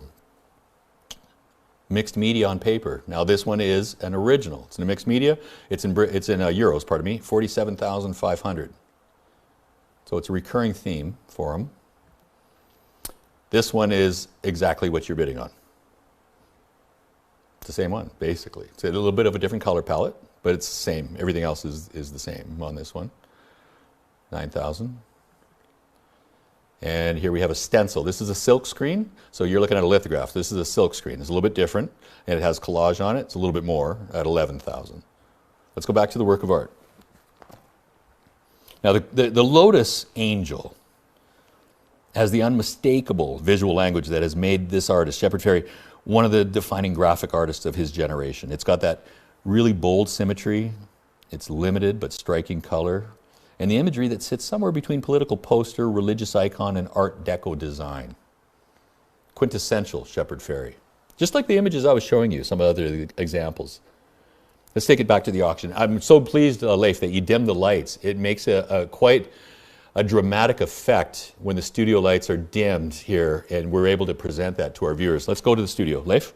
Yeah, no kidding, right? You do get that dramatic effect, and I feel that that's exactly the way it's going to look in your home if you have a spotlight on it, which you should. And you know what's really cool about this? Notice here at the bottom, there is his very famous Obey, Andre the Giant. It's on this work. No wonder this is such an incredibly powerful and popular piece. So, ladies and gentlemen, what I'd like to do right now, I'm going to bring up the lights again. Let's have the lights be brought up, guys. Thank you. And let's talk about that certificate. Let's look at that certificate of authenticity. Shepard Fairey, Lotus Angel, lithograph in colors on wove paper. This is hand-signed and dated by the artist in the lower margin. This was executed by Fairey in 2024, and it is scarce. So, ladies and gentlemen, it is a hand-signed and dated Fairey that is a direct personal link to a living blue chip street artist. He is considered, and this is not my opinion, this is not Nino's opinion, this is the institutional opinion. He is considered a blue chip living street artist. Hand signing it sets it firmly above open editions and posters and anything else like that, because the living artist authenticating his own work certainly built in. Folks, Fairey is one of the most recognized artists alive. Nino said it very well. Obey and the Obama Hope poster, they need no explanation because his market is deep, his market is global, and it is very actively traded. So owning a ferry, it signals a knowing, it signals a current state. The image itself I love as well, Nino, because it's so bold, it's so graphic, and it's instantly his, right? Which means that strong color and design, this will command any wall. When somebody walks into your home, let's say you have this in your home. Well, let's say you're an art dealer, you put it in your art gallery, right? People are going to walk in, boom, they're going to go straight at it because it stands out. Do you know of any artwork or artist that does exactly what he does? He's an anomaly within the world of street art. And being the anomaly, being an artist that stands out means that it will stand out in your home. It will stand out in your collection. We are less than the price of the frame, folks. Yes, we are. We are less than the price of the frame. And you're getting a hand-signed Shepard Fairey. He's the most famous living American street artist. I say that with no hesitation whatsoever. You are looking at the most famous living American street artist right now. That's him. $275 right now, but at $275. We got $350. Got a mini power bid. Thank you. I was about time. I mean, we're still not at even the price of the frame, you know.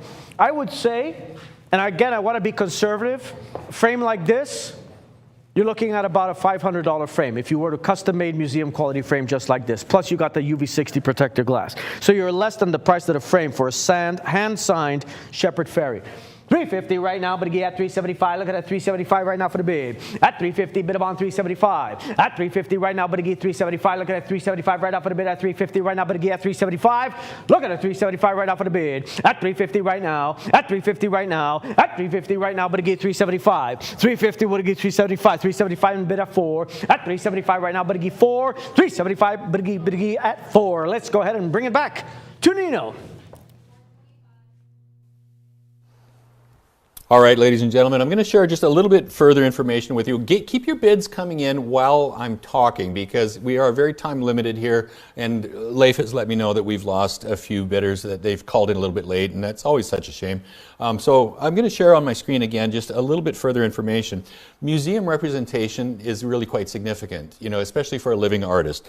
So this is the Museum of Modern Art. This is one of many museums. The National Portrait Gallery in Washington, D.C. also has a collection of Shepard Fairey.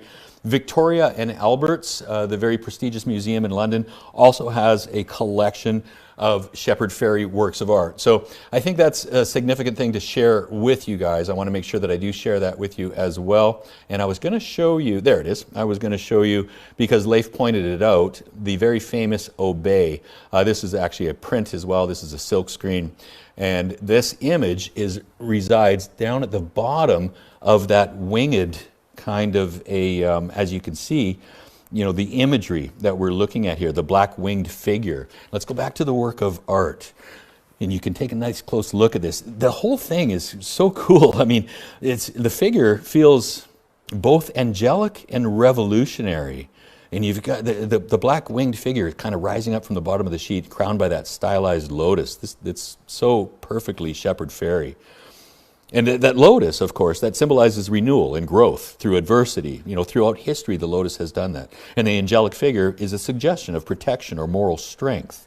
So this is a print that rewards repeated viewing because it balances graphic simplicity with symbolic richness. This is a print that performs exceptionally well in modern interiors. I mean, this would suit a minimalist architecture.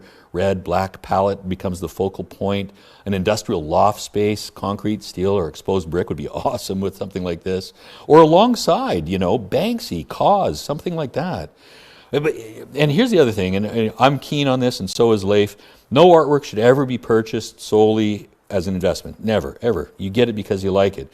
But Shepard Fairey occupies a very well-established position in the contemporary print market. And his limited editions, these prints, they enjoy broad international demand. These, particularly the iconic compositions with the visual identities that are so strong, like this one right here. So this one really succeeds on so many different levels. Yet this is an extraordinary addition to anybody's collection. Get this, ladies and gentlemen, at this price, this is kind of absurd. I mean, the frame is much more than that. Let's go to the auction. Leif, coming to you. Very much. We got a lot of callers coming in. Just to mention a few, we've got Arizona in the house. We've got New York. We've got California. We've got South Dakota at 475 right now. But at 5, looking at 5 right now. But 5, looking at 5 right now. But 5 at 475 right now. Add a bit of 475 right now. We are going to give it a last minute. Last minute right now. Folks, go ahead. This is your last minute at 475 right now. But 5, looking at 5 right now. But 5. I would say again, the frame is about $500. You're less than the price of the frame, and you're getting a signed Shepard Fairey. Ladies and gentlemen, I have 45 seconds left. Place your last and final bids. For all of my friends, and our friends, should I say, that like to wait for the last minute, this is your last minute. This is your last minute. Don't be a late bidder. I'm about to drop the hammer. We got 35 seconds at 475 right now, but give 5. Look at a 5 right now. 475 right now for an incredible deal on a signed Shepard Fairey.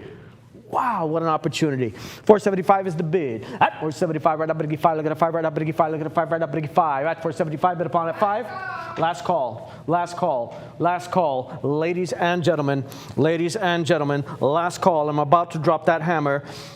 I'm trying to be nice. I'm trying to give you time. We do have that 10 to 15 second delay. 10 to 15 second delay. We're at 475. We're also running behind. There you go. We're running behind as well. So we really have a 2-for-1 there. We're running behind, and we got to go. That is going once.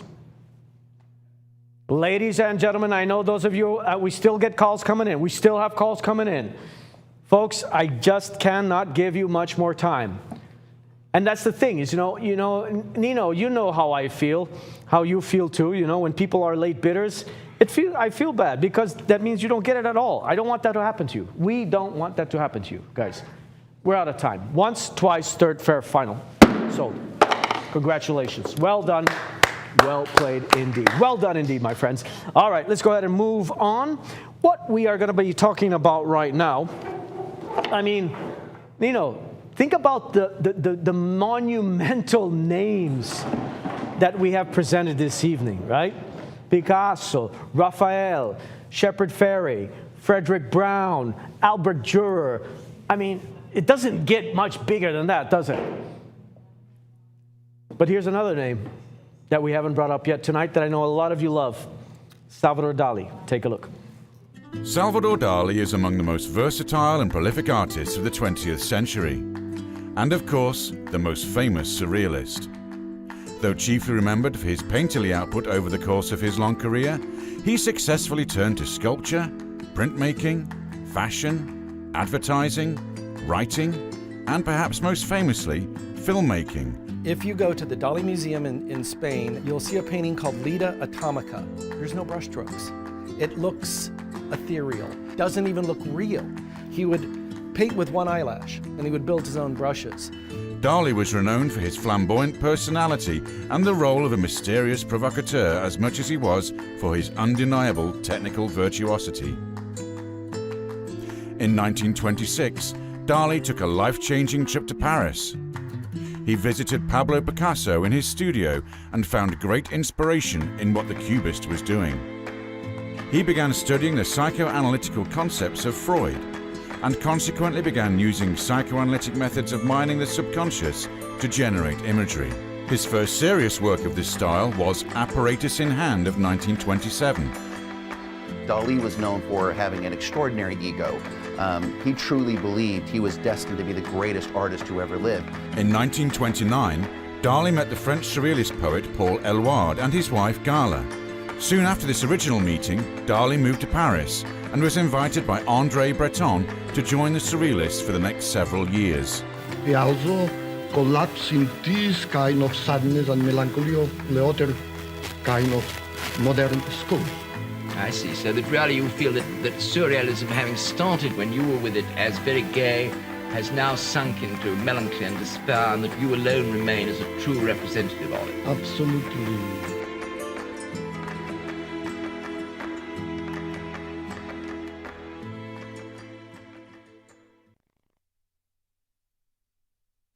All right, ladies and gentlemen, I hope you enjoyed that brief introduction, and that really is a brief introduction to the life and the works of this legendary artist. One of the absolute giants of the 20th century is Salvador Dali. Now, I personally struggle with presenting this artist, and anybody who knows me knows why. Because what I struggle with is brevity and is keeping it really kind of succinct, because this is the artist, you know, for me, this is the artist who started it all for me. This is the artist that I'm involved in the world of artwork because of Salvador Dali. I've been enamored with his art since the first time I saw it as a preteen. You know, before I was even a teenager, I saw his art and I just took my breath away. It was the Divine Comedy that captured me first, and I'm a collector. I've been a collector my whole life. I'm in my studio right now and I'm looking around my collection, and it's dominated by Salvador Dali. One of the greatest artists of all time. Yes, and he was a cult of personality. Just like the video showed, he was this incredible, you know, extravagant, amazing self-promoter. But I think it was Mitch in there. He said he could back it up. He could back up his claims of greatness, no question. He's the most surreal of the surrealists. You know, Andre Breton, who was the leader of the surrealist movement, said about Dali, "It is with Dali that for the very first time the windows of the mind are wide open." He was always looking to shock his viewers with his art and with his lifestyle. Now this suite that we're looking at, this 1966, this work of art, and if we're to translate this into English, that says Pride. This is called Salvador Dali's 8 Deadly Sins. Okay, of course we all know the very famous 7 deadly sins. Well, this is the 8th deadly sins. And it's a really very well-known suite. It's a very famous suite. I'm going to show you all of them, all of those. Oh, by the way, I don't think it was mentioned in there, but Salvador Dali is no longer with us. He passed away in 1989. He was born in 1904. He's a Spanish artist. He was born in Figueres. There's 2 museums dedicated to his life and his work. One is in Figueres in Spain, and the other one is in St. Petersburg in Florida. And it is an extraordinary museum, and you must visit it if you have any interest at all in Salvador Dali, and hopefully you do. This work of art, Pride, well, first of all, let me show you, if I can, let me show you all of the 8 deadly sins. Let's go to my screen for a second. I'll show you all of the 8 deadly sins. Let me see if we can pull it up. Maybe, I'll come back to that. Bear with me for a second. I'll come back to that on that. If you can pull up my screen when you get a chance. So it's a print, but it's more than a print. This is a museum quality example from one of the artist's most sought after graphic suites. So the title, French for Pride, represents one of humanity's most enduring vices. Dali transforms the concept into a fantastical, almost molten creature that appears simultaneously regal, but also really unstable. So rather than depicting pride as a traditional allegorical figure, he creates an impossible being. Elongated limbs, fiery gold body, distorted anatomy. It suggests that arrogance is ultimately self-consuming. And you see the bat above him? The small black bat that's hovering above the figure? This is very typical of Dali and Dali's symbolism. Throughout his career, bats, insects, and hybrid creatures represented subconscious fears and irrational impulses. So here the bat functions almost like an omen, a reminder that pride invites darkness. The whole composition is quintessential Dali. Explosive negative space, dreamlike anatomy, luminous aquatint color, delicate etched line work beneath translucent washes. Let's take a look at that signature, you know, that classic Dali signature that I know very well because, as I said, I am a collector, have been a collector. Now, as we stay on that spot right there, do you see just above the signature there is this indentation? That's a telltale sign. And I'm doing this again for kind of the newer collectors that are joining us. That's a telltale sign of an intaglio technique, of a pressure. And yes, thank you, Leif. He's pointing it out. It shows you the extreme pressure of being in the print and getting a reverse image of what Dali had etched onto a plate. Very challenging, but it's always a telltale sign. So you always look for that in the signature being nice and crisp and clean as it is. These are things that we look for. The edition size is quite small. We'll wait until we get to the certificate of authenticity, but you can see on your screen only 125. That's it. Only 125. Now, by the way, the 1960s, this is a remarkable period for Dali and his graphic production. This is the peak of his powers. He's no longer simply a surrealist provocateur of the 1930s. He has now become an international cultural icon. He's collaborating with master printers in France and Italy. He's doing ambitious print portfolios. He's exploring literature, religion, mythology, morality. And this is where pride comes from that very celebrated interpretation of the Seven Deadly Sins, where Dali reimagined medieval moral themes through the lens of 20th century surrealism. So it's obviously he's not illustrating sin literally. He's treating each vice as a psychological state emerging from dreams and the unconscious. This is an approach that's entirely consistent with the surrealist movement that he helped define, and that was decades before. So, having an original etching with aquatint means that Dali created an original plate from which the edition was printed. So this process, etching, aquatint, hand-applied color printing, France's premier paper, all of this is when, as a collector, and I'm always looking at things as a collector, this is why I look at it. This is what I look for. And why would I pursue this as a collector? There's so many factors. It's hand-signed. His signature is very valuable. The small edition of only 125 is minuscule. It's obviously lifetime, 1966. And it's an original intaglio print, not a later, photomechanical reproduction. This is one of Dali's most recognizable allegorical series. So collectors actively, eagerly seek out works from these themed portfolios because they encapsulate Dali's mature imagination, while remaining significantly more attainable than unique paintings. I mean, I'm going to get my screen up for you in a second here, and I'll try and show you unique paintings. You got to be prepared. High hundreds of thousands, millions of dollars for that, which goes back to one of the reasons why artists create graphic works in the first place. Let's take it to the auction. Coming to you, Leif. All right, thank you very much indeed, Nino. I want to stand next to it just to give you an idea of its size and scale. And it is masterfully framed. Not only do you have a custom museum quality frame, take a look at this. You've got two mats, two inner fillets with that UV60 protective glass. Ladies and gentlemen, let's go ahead and take a look at that certificate of authenticity. Salvador Dali.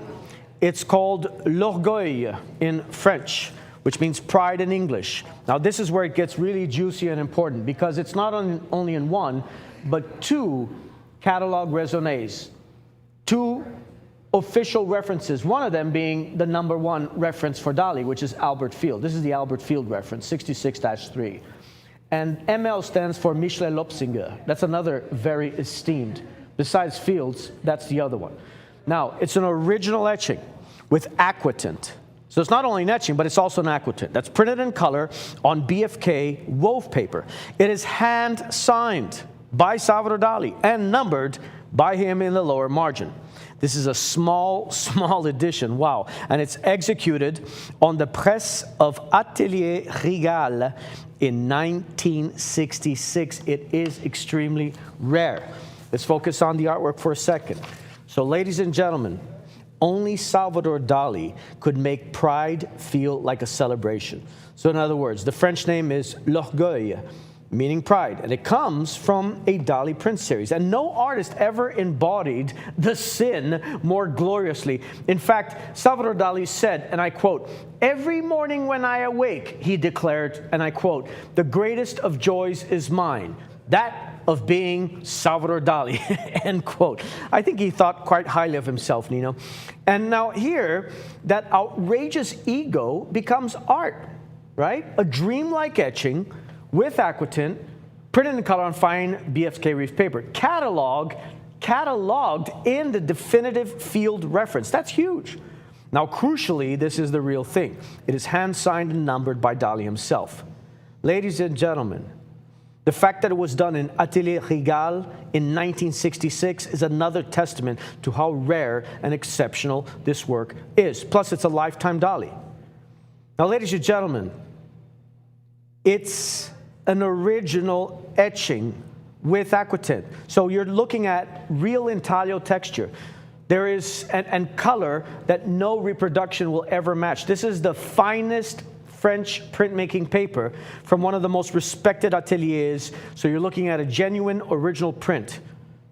So ladies and gentlemen, question for you. You're only at $900.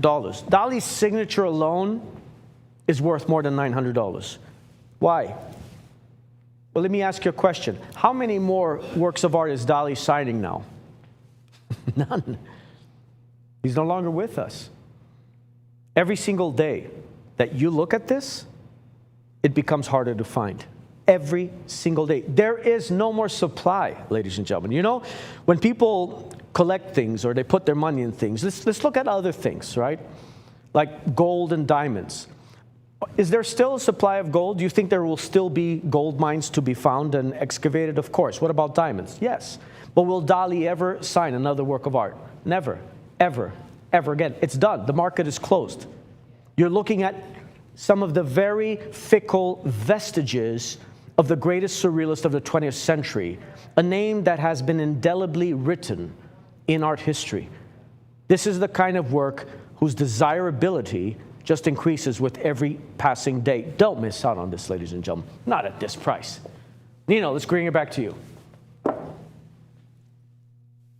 I love that you did an analogy there with diamonds and gold. You know, it's fascinating, isn't it? De Beers did such a masterful job of convincing us all that diamonds were rare. This is rare, ladies and gentlemen. This is rare. Come to my screen. I think I can show this to you. I want to show you the 8 deadly sins very quickly if I can. There we go. I'm going to go real quick. There you are. So Delinean is the 8th one, by the way. And then you've got pride and envy, lust. You've got all of them. Sloth, anger, gluttony. There you have. And there is the one that you were looking at right there. Now, what I wanted to also share with you is, and here I am back again at ArtPrice, this internet database. I'm only on prints. Not only am I only on prints, just to kind of make this a little bit better for you, I've also filtered only on etchings. So only on prints, only on etchings. What does Dali hand-signed etchings sell for? Remember, Leif just said his signature is worth more than $900? Take a look. Estimate was $23,000 to $29,000. Oh, sold for $65,000. Let's go back to the work of art. I'll get that back up again. But hopefully you saw that screen just a moment ago before it disappeared, because I wanted to share that with you. I'm going to try and pull it back up again. Give me a second here. Yeah, come back to me again. Let me see if we've got this again. And I'm going to go very quickly. So these are etchings, guys. These are all etchings. And these prices, $50,000, $58,000, $60,000, $66,000, $65,000. I could go to a different database as well. And here, I'm only going to filter on prints, only prints. What do we have here? Oh, $132,000, $70,000, $50,000, $45,000, $40,000. You're starting to get an idea on these. Now, this, I would say, is a very comparable. It's a horse. It's very comparable. This is 1968, the one you're looking at and bidding on, is 1966, so a very close period of time. As you can see, this is very similar in execution, $24,500. That would be representing a very, very good price. Now let's go back to the work of art. Let's go back to the work of art itself. And looking at the image, you know, there's certain qualities that stand out. The rich golden orange palette, that immediately commands my attention. The figure that twists upward with the theatrical movement is almost dancing despite its kind of grotesque form, right? And then you've got the bursts of red near the lower torso introduce tension. That's hinting at internal conflict or wounded vanity. This is the thing about Dali. This is a thinking person's art. This is a person that wants to explore their inner subconscious. They want to understand the reasons behind the art. Now, Dali leaves much of the sheet untouched, allowing the surreal figure to dominate an otherwise tranquil landscape. And this is the kind of Dali that rewards long-term ownership. It has that visual impact that people expect from Dali, the strange, unforgettable, instantly recognizable, but it also carries historical substance. It represents his mature printmaking period. It was produced by one of Europe's premier print ateliers, as Leif just shared with us. It survives in a genuinely limited edition, and it explores one of the most timeless themes of Western art, the corrupting force of pride. Is that current today? The corrupting force of pride? I think it's current every day. Unlike decorative prints that simply, reproduce famous paintings, this is an original work of graphic art, conceived specifically as an etching and aquatint. Let me just pause that. There is no original. It was designed to be. There's no original painting, let me say. It was designed to be an original etching with aquatint. That's what it is. That's what you have. So for collectors who appreciate symbolism, surrealism, master printmaking, this occupies an appealing intersection of artistic importance, craftsmanship, and rarity. This is the sort of work that can anchor a collection of modern European prints while remaining visually compelling enough to stand alone on a wall. Now, his horses, the psychoanalytic, you start to dive into the terms, psychoanalytic terms of horses and Dali. This is recurring throughout his entire life. And they embody so many different meanings to him. This is a thinking person's work of art. Let's go back to the auction. Leif? All right, thank you very much indeed, Nino. Ladies and gentlemen, we are at a bid on a signed Salvador Dali from a very important suite. And look at the condition of this, Nino. It's in flawless condition. There is no foxing, there's no lines, there's no tearing, there's no cutoff margin. It's the state and reference. There's consistency. There have been no repairs. There's no skinning. There's no thinning. I mean, it's an immaculate condition, and that is huge. That is such a big deal. Because when a museum collects these, and yes, these are in museums. You go to the Salvador Dali Museum, for example, either in Figueras, the one in St. Petersburg, Florida, or even if you go to the Dali Museum in Paris, which is located in Montmartre, you go down some stairs. Some of the first things you see are the Sacra Biblia. Then you will see around the corner these works from this suite. These are collected by museums. People, again, pay money just to look at this. It doesn't exist anymore. These are not made anymore. The market is done. So we are at a very, very sensitive period in history to collect still one of the greatest surrealists ever. And let me ask you a question. Ladies and gentlemen, if you own this, if you had a hand-signed Dali with a small edition in perfect condition, it's in perfect condition. I say that without any hesitation whatsoever. This is in perfect condition. If somebody came, let's say you own this, and somebody came to your gallery or to your home or to your office and said, hey, I'd like to buy that for you, from you for $1,300. Would you sell this for $1,300? Of course you wouldn't. Well, that's where the bidding is at. And I've got 1 minute left. Ladies and gentlemen, at 13 right now, but at 14. Look at that 14 right now for the bid. At 13 right now. At a bid at 13 right now, but at 14. Look at that 14 right now for the bid. At 13 right now, but at 14. At 13 right now, but at 14. Look at that 14 right now for the bid. 1,300. 14 right now, got a bid of 14. Look at that 15. 14 bid about 15. 14 bid about 15. Look at that 15 right now, but at 15. I got 16. 16. Is that right? I got 1,600? 15. I got 15. Thank you. Thank you, Cassie. 15. Where's 15? I see 14 still. 14 right now, Briggy 15. Look at it, 15 right now. Got 15. There we are. At 15 right now, Briggy 16. 15, bit on 16. 15, bit on 16. Look at it, 16 right now. This is the last minute. Let's give it a last minute. Last minute. Ladies and gentlemen, 1,600 is the bid on a hand-signed Salvador Dali in perfect condition. Yes, it is in perfect condition. There's not a single flaw in this. This is the museum caliber Dali. This is what museums will collect. That's exactly what you're looking at. 16 right now. We've got 50 seconds left. 50 seconds left. Ladies and gentlemen, 15 seconds. No, sorry, 40 seconds. Never mind. 16 right now, but again 17. Look at that 1,700. It's that time of the night. You know, when you start talking for 4 hours, your mind gets kind of loopy after a while. That's why I need some more coffee. Okay, ladies and gentlemen, we are about to sell it, and I will give you a last call. A last call right now on a Salvador Dali on sale. This is on sale. You know, usually the name Salvador Dali and sale don't go in the same sentence, folks. They don't. But this is. So understand that this is in 2 catalogs. It's been duly authenticated in 2 catalog references, including the definitive Albert Field catalog. And ladies and gentlemen, in a market of Dali, This is the real signed thing. It is documented. It is hand signed. And I'll tell you what, documented hand signed Dalis at this level, they don't wait. They don't wait. They don't sit around. We're out of time. That is going once. That is going twice.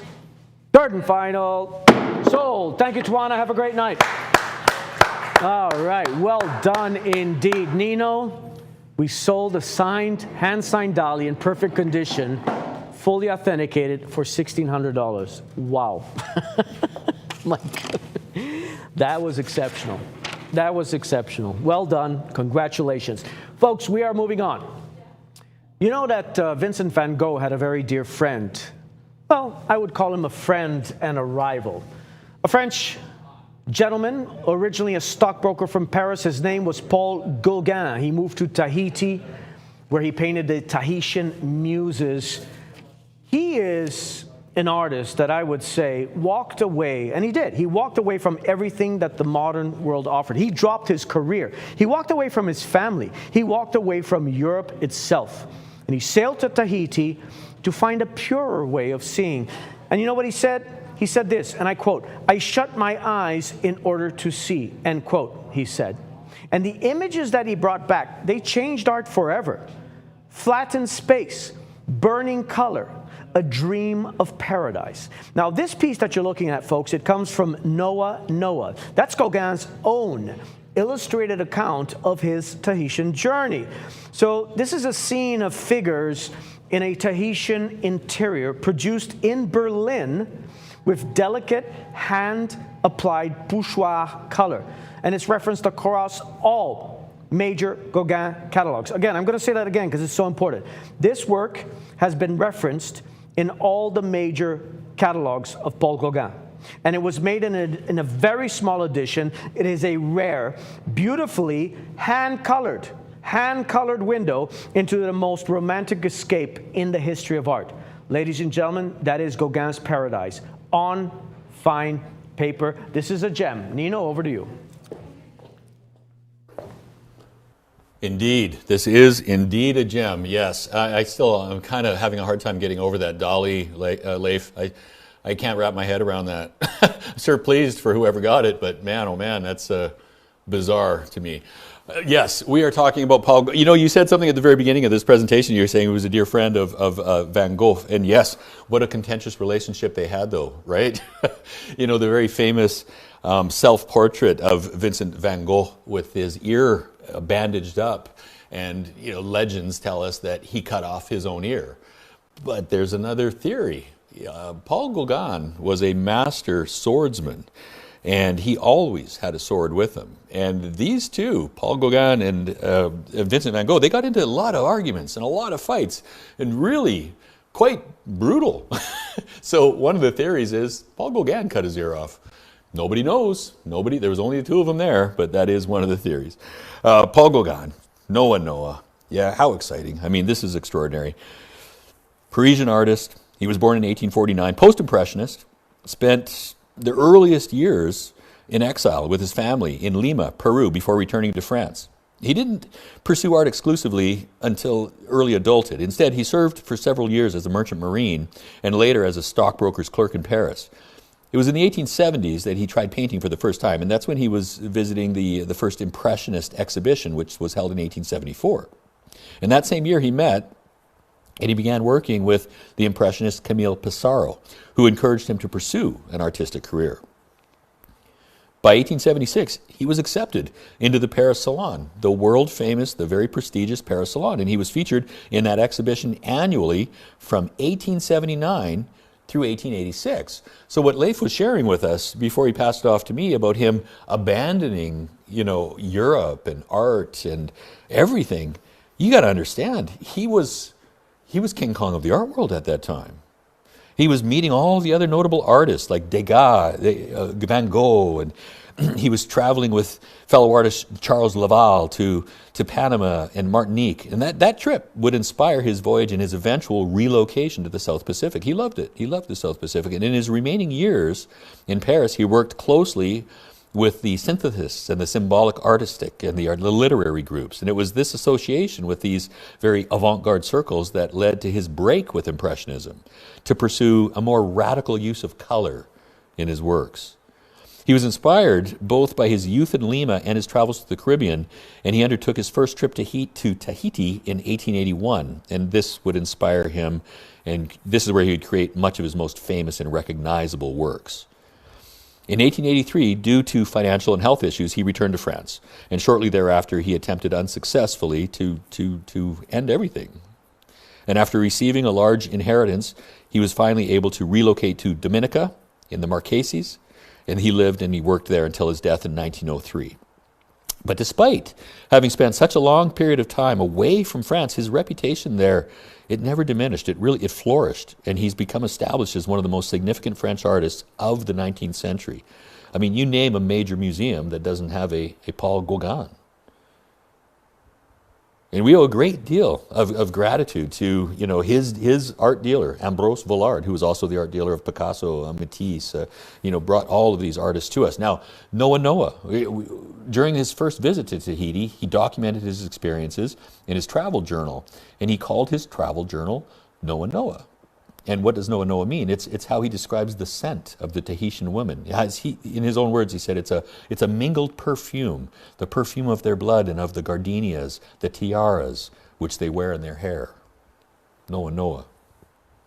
He returned to Paris in 1893. He was anxious to exhibit the works that he produced during his 2 years away, but he realized the Parisian world, they might not understand this new work. So he began writing Noah to accompany the exhibition so he could kind of explain it and what it meant. And he hoped that the travel journal would provide the viewer with the context necessary to comprehend the new themes in the works that he was exhibiting. But the works were not completed in time for the exhibition opening.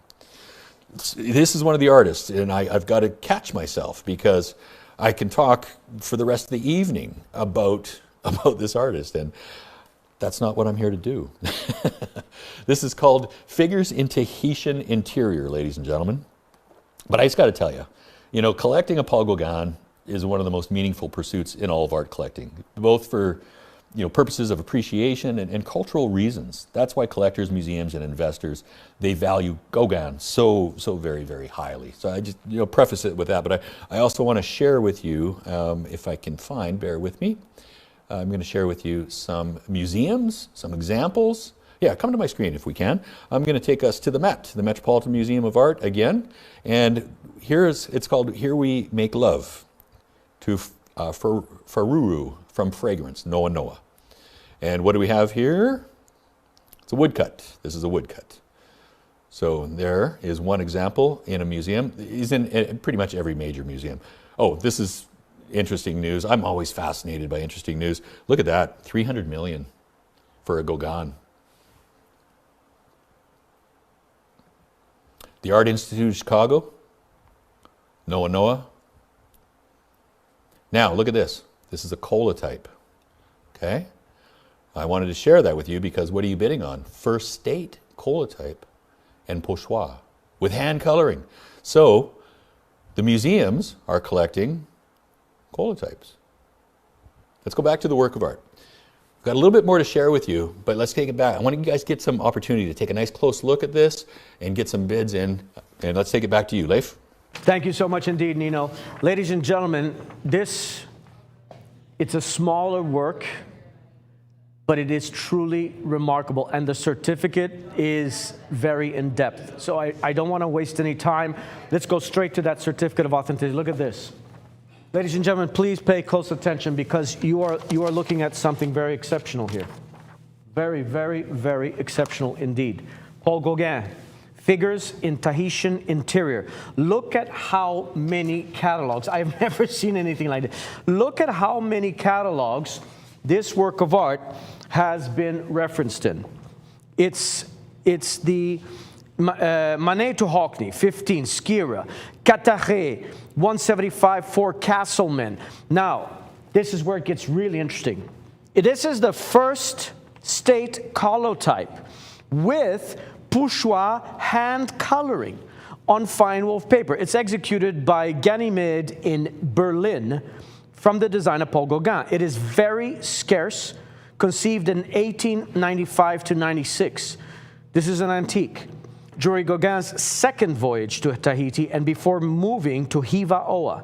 It's executed under the direction of the famous N. Meyer Graf and Mache Gesellschaft for the French edition of Noa Noa in 1926. What does that mean? That's exactly 100 years ago. This is absolutely remarkable. The fact that it's hand-colored and the fact that it's a first-state color type just brings this level of esteem and importance to an unprecedented level. I have never had, on our auction, I just want to say this right now. This is why I wanted to spend more time on the certificate. In all the time I've done the auctions, I've never had a Gauguin at this level. Folks, please, if you've not bid on anything, and I know we've had a lot of bids tonight, this is the one you want to bid on, believe me. Let's bring it back to Nino. Yeah, and I agree with what you're saying there, and the rarity of it. I mean, our viewers know. We've got loyal viewers. They've been watching us for many, many years, and they know that when they see something that comes up, they're like, hey, wait a minute. I've been watching this show. I never miss it. I never miss an episode. I've seen maybe 3 Gauguins over the years. So that's where this one sits. And the colotype, the first state, all of those different elements, the 1926. I'm going to give you guys a very, very conservative. Come to my screen for a second. I'm going to show you guys something here. I was showing you moments ago the different museums, all of the variety of different museums. So take a look. Let me see if I can make it a little bit bigger, if I can. Oh, by the way, this is Sotheby's, which is, again, one of the most prestigious institutions in the world for fine art. You see the year, 1926. Okay, so check. You're bidding on a 1926. That's a 1926. Let's go down. Oh, Noa Noa. Yep, Noa Noa, voyage to Tahiti. So yes, all the same. Imagery, very similar imagery. Let's go to the details. Colotype. Right there. That's it. Oh, how much was it? Nah, this is conservative. This is a real steal. Somebody got a steal on this. $6,500. $6,500. So this work of art is really everything that you are bidding on right now, and Sotheby's auctioned it off, and they got $6,500. Basically the same as what you're bidding on. Now, let's go back to the work of art and look at it. Because at first glance, it looks really quiet, doesn't it? It's kind of understated. That's why sophisticated Gauguin collectors pay attention to this work of art right here. Because it's not another brightly colored Tahitian fantasy designed for decorative appeal. Instead, it's different. This is an intimate, domestic scene from his second and final Tahitian period. This is the period in which his work became more psychologically complex. The woman kneeling, the reclining figure, the foreground, the dimly lit interior. It creates this atmosphere. It's almost theatrical. So rather than telling a story, Gauguin invites you into one. It's contemplative rather than illustrative. And the mood that we see here is difficult to find in his other works. To me, the most compelling aspect isn't just the image, it's what the object actually is. It's a 1926 Noa Noa edition, considered one of the finest 20th century art publications ever produced. The colotypes were printed with extraordinary fidelity, then individually hand-colored using the pochoir techniques. These are more like handcrafted objects than mechanical, reproductions. They're nothing like that at all. This image originates from Gauguin's designs created during the period when he was writing and illustrating Noa Noa. This is the defining document of his Tahitian experience. It captures the mythology that Gauguin was constructing around Polynesia. Not simply what he saw, but the world he imagined. So owning one of these prints is owning a piece of that mythology. And the palette, like I said at the beginning, it's remarkably restrained. Instead of what I would expect with the tropical blues and saturated reds, you don't get that. You get warm ochre and muted rose tones and smoky grays and earthy browns. I love the subtlety. It makes it surprisingly contemporary. This would look at home in a modern minimalist interior just as easily as in a traditional collection. It's the work of art itself, the composition, it's also unusual, isn't it? You got a reclining figure, anchors the foreground, a kneeling woman draws your eye inward, and then you've got architecture in the back, which compresses the space. It kind of creates a bit of an intimate scene. It's cinematic long before cinema developed this visual language. Most people that are looking for a Gauguin, they chase, Tahitian women in landscapes, colorful woodcuts, expensive oil paintings. But experienced collectors gravitate toward works like this because they reveal the artist's thinking rather than just his iconography. There's only 100 of them in existence. It's really rare. And it also gives you that direct connection to Noah Noah. So there's historical importance, there's scholarly reference. It's a really compelling combination. It's not the loudest Gauguin you can find out there, but it's the kind that rewards ownership over decades because it combines certain things that I look for in a Gauguin: rarity, scholarship, historical significance. There's an intimacy that many of Gauguin's more famous images lack. So for a collector who appreciates printmaking and is fascinated by the whole Noah Noah project, this is a refined acquisition. And those are the works that remain satisfying long after the excitement of the original acquisition, starts to fade. So you've seen prices now, ladies and gentlemen. I've given you quite a few different prices, on these works of art, and we're sitting at $475. Not even the price of the frame on that work of art. And the most conservative Colotype from 1926 that I was able to find for you. Remember, I just showed it to you. Colotype, 1926, apples to apples, unsigned, $6,500. That's the lowest. Right there. Let's go back to the work of art and let's go back to the auction. Leif, coming to you. Thank you so much, Nino. It is exceptional because the subject is pure Gauguin, the dream of Tahiti. I mean, you don't get more, more Gauguin than this.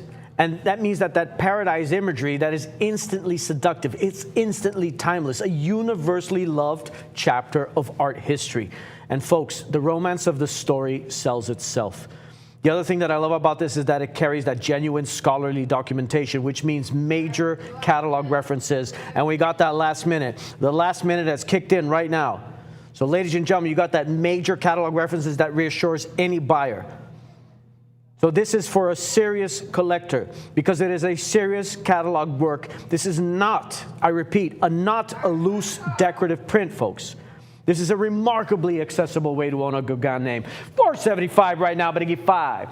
$475 right now, but I give $5. Look at the $5 right now, but I give $5. Look at the $5 right now, but I give $5. Look at the $5 right now for the bid. At $475 right now, I'm going to give $5. At $475 right now, but I give $5. $475 right now, but I give $5. Folks, this is the last call. Got a bid of $5. Got a bid of $5. This is the last call. Please place your last and final bids in. Last and final bids at this time, please. $550 right now, but I give $6. At $550 right now, but I give $6. Look at that $600. I can't believe we're only at $550 for this. This blows my mind, $600 right now. Thank you for the bid at $6. At $6 right now, but I give $650. $6 right now, but I give $650. At $6 right now, but I give $650. This is the last call. This is the last call. Last and final bids, please. Last and final bids, please. At a bid of $600. At $600 right now, but I give $650. 6 right now, but I give $650. Got $650, but he's $7. At $650 right now, but I give $7. At $650 right now, but I give $7. Look at a $7 right now, but I give $7. At $650 is the bid. At $650 right now, but I give $7. Bid upon that $7. Look at a $7 right now, but I give $7. At $650 right now, but I give $7. Look at a $700 right now for the bid. $650 is the bid. I'm about to drop the hammer. $650 is the bid. Looking at $700. I see a lot of callers on this. Ladies and gentlemen, it's going to the top bidder. Place a power bid. Seriously, we do have a lot of callers on this. Place a power bid. We're about to drop the hammer. $650. $650. $650, but I give $7, bid upon $7. Look at the $7 right now for the bid at $650. $650 right now, but I give $7. $650, but I give $7. $650, but I give $7. $650, what I give bid upon $7. Look at the $7 right now, but I give $7. Look at the $7 right now for the bid. I'm out of time going once. That is going twice. Third and final. Sold. Congratulations. Congratulations. Please keep that in a very special place. Please. You did extremely well.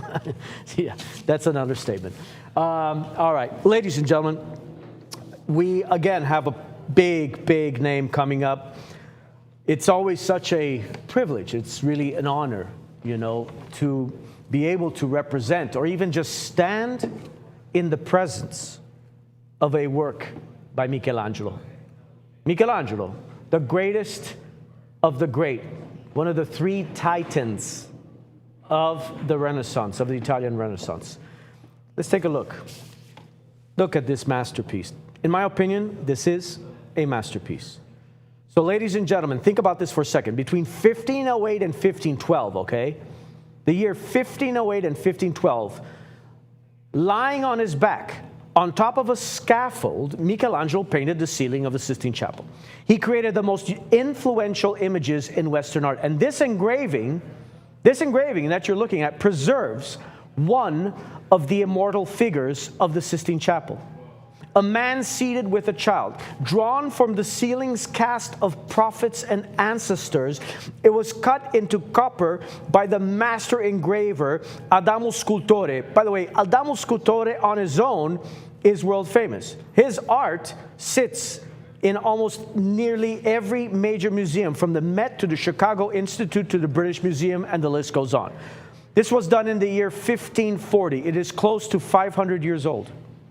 And it is itself a genuine, this is a genuine old master print, nearly 5 centuries old. It is a first state impression that's referenced in the most important catalog attributed to Michelangelo, which is the Bartsch catalog. This is in the Bartsch catalog. And this, in an age before photography, understand, my friends, that engravings like this were how the world came to know Michelangelo, how his impossible figures traveled out of Rome and across Europe. So to own this is to hold a direct 16th century echo of the Sistine Chapel ceiling itself and of the single most revered artist who pretty much ever lived. Let's bring it over to Nino.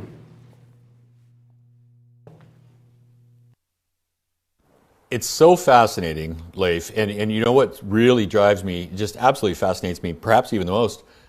This was printed during his lifetime. He saw this. Michelangelo, he worked with the printmaker on this, like Adamo Scultore. They knew each other. You know, this is during his lifetime. He was born in 1475, Michelangelo. He passed away in 1564. Look at the date on this. This is 1540. This is amazing. Yes, he is considered by many to be the greatest artist of all time. Do you think so? I don't know. Maybe. I've seen the David, I've seen the Pietà, I've seen the ceiling of the Sistine Chapel, and yeah, it's unbelievable. It's just unbelievable. And you got to understand those works of art, like the Pietà, I think he was 24 when he created that. And you look at it today, you think it's alive. That is a person. There's 2 people there, it's alive. So yes, he was one of those talents that comes along so infrequently. I mean, this is amazing that we have a lifetime work of art here, an original engraving. And this is based upon the studies for the ceiling of the Sistine Chapel, by the way, ladies and gentlemen. So let me back it up just a little bit. He was born in 1475 in the Republic of Florence. Michelangelo, long celebrated as the greatest practitioner of the 3 visual arts of sculpture, painting, and architecture. Also a very respected poet, although in spite of his various achievements, he considered himself a sculptor. Also one of the chief creators of the High Renaissance. And during his own lifetime, his fame was unprecedented. He was very famous during his lifetime. He was the first Western artist whose biography was published during his lifetime. And that was published by Giorgio Vasari, who claimed Michelangelo as the culmination of Renaissance art. He was considered the supreme exponent of the Florentine disegno. It's a term meaning both drawing and the intellectual ability to make a design. The power and originality of Michelangelo's art has guaranteed his prominence as a historical figure for over 400 years since his passing, since his death. I find that incredible that Scultore used Michelangelo's preparatory drawings, his studies, rather than directly from the ceiling of the Sistine Chapel to create what we see here before us. I'm going to show you guys a little bit of information. If we can come to my screen for a second, I'll go fairly quickly while I continue to talk, and you continue to get a bid in on this. This is new information. This is pretty interesting. A newly discovered Michelangelo study, which is what this is that you're bidding on. But this is an original, mind you, original. So if you were looking for an original, there you go, $27.2 million. By the way, I'll show it to you. I think it's in here somewhere. It's very, very small. There's the ceiling of the Sistine Chapel. The Sibyl's foot, right here, see the foot? It's the drawing, the preparatory drawing, that right there, 27.2 million that just sold. And I'm talking like just. They don't have a image of it. Unfortunately, the Met sometimes will copyright and they won't show us, but here's one of those. Look at, you can see Scultori, Michelangelo. This is one of the studies, and that's in the Met, so you can go and visit that. Here at the Art Institute of Chicago, we will find the very work of art that you're actually bidding on. It's right there. Right there. This is all Scultori. Michelangelo Scultori. So these are in major museums, obviously. If you've never seen the ceiling of the Sistine Chapel, it's breathtaking, just magnificent. Now, both Leif and I said, and I want to kind of re-emphasize it, Adamo Scultori is a big deal in his own right. Christie's had an auction some years ago, and they included one of his works of art. Look at that. It had an estimate in British pounds of 1,000 to 1,500, but the audience understood what they were looking at. 12,500. 12,500. And Adamo Scultori is in major museums himself. There it is. They've already listed this right here. Look at that. That is February 5th, 2026, right there. So this is the prices if you're looking for an original Michelangelo. 23 million, 20 million, 11 million, and so forth. Let's go back to the work of art, the one we're actually bidding on. Oh, by the way, just a little bit of an aside. The ceiling of the Sistine Chapel, it's kind of a fascinating story, if you don't mind me sharing it with you. It wasn't Michelangelo who actually received the commission to paint the ceiling of the Sistine Chapel. It was Raphael. Michelangelo was a sculptor. Raphael was a troublemaker. He was an upstart. And he was always trying to get under the skin of Michelangelo. Michelangelo was notorious, a very grumpy, he was not a very friendly person, didn't like company. And he was the direct opposite of Raphael. So Raphael received the commission. He went to the Pope and he said, give it to Michelangelo. And he had an ulterior motive. He thought it was going to embarrass Michelangelo and it was going to elevate Raphael, because Raphael had just done the Vatican apartments, the Pope's apartments, the Raphael rooms. He was a superstar too, but Michelangelo was the superstar, but he's a sculptor. So the Pope gave it to Michelangelo. Michelangelo accepted it. What does history tell us? Who was right, Raphael or Michelangelo? I think Michelangelo did a fine job. It's considered one of the greatest works of art by the hand of human. But this is what you're looking at here. This is not just an old print. This is one of the closest opportunities a collector has to own Michelangelo without spending tens of millions of dollars. That's what it is. What you're looking at is Michelangelo's vision translated into print by Adamo Scultori, one of the Renaissance's most respected engravers. It's amazing. Let's go back to the auction. Leif? Indeed, Nino, and thanks for telling that story of Raphael and Michelangelo. That's something that not too many people know about, and I find it absolutely fascinating. Ladies and gentlemen, this is a genuine 16th century engraving done during Michelangelo's lifetime. Nino, I just gotta say, this is the first time ever in a show that I see a lifetime Michelangelo. I've never seen that before. This is the first state as well. So this is a real old master print. It's nearly 500 years old. Let's take a look at that certificate. It's extremely important, and I want to cover this for a second. Michelangelo Buonarroti, man seated with a child, from the series of studies from the ceiling of the Sistine Chapel. It's referenced in two major catalogs, the Barsh catalog and the Bellini catalog. Now, you are bidding on an original engraving that's printed in black ink on fine laid paper. It's executed by Adamo Scultori from the design of Michelangelo. It's signed on the plate by Adamo Scultori. Now, even more important, even more valuable, is that it's the first date and it's the first printing. So you're getting a 2-for-1 here.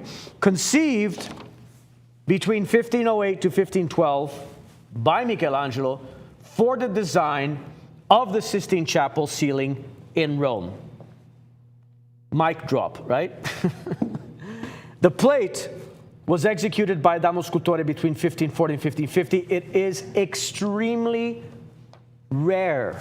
I would underline extremely rare with 2 exclamation points, because I have never on our show had a lifetime Michelangelo. This was done during his lifetime. Ladies and gentlemen, these are so hard to find. Do you realize how difficult it is? That's why I'm a bit flabbergasted that we actually have this. This is for any serious collector out there. You do not want to miss out on this opportunity. We're at only $700. That blows my mind away. At $700. $850. Thank you for the bid. Looking at 9, and let's bring it back to Nino. Nino, back to you. Yeah, it is certainly for a very specific collector. That's for sure. Somebody who has to have the appreciation. They have to have the means, because this should command a very significant price. Come to my screen for a second. I want to share with you a little bit further information from the Art Institute of Chicago, because I kind of went quick on it just to show it to you, but I should have paused a little bit. So here you have 1550 to 1565 at Adamo Scultori, Michelangelo, figures from the ceiling of the Sistine Chapel, 72 engravings that were created. That's figures from the ceiling of the Sistine Chapel. There it is, right there. So exactly what you were bidding on, exactly. The only thing that I don't see on here is whether the Art Institute got the first state or not. Now, the other thing I want to share with you, again, is this. Now, if Adamo Scultori is commanding 12,500 British pounds, and I don't know what that is in US dollars. I'm going to guess it's around 15,000, 16,000. So let's say 15,000. Do we not think that a Adamo Scultori Michelangelo would command similar? Of course, obviously, absolutely, unquestionably. Let's go back to the work of art. There's something I really like about this. It's the tenderness. That's what makes this work of art, to me, very extraordinary. It's not heroic anatomy or biblical drama. We often see that with Michelangelo. But what do we see here? An intimate interaction. A seated man, powerful, contemplative, supporting a child whose embrace softens every muscular line. You know what, Michelangelo, he was a poet. He wrote over 300 poems. He understood the human body better than anyone of his age, yet here anatomy it's kind of second to emotion.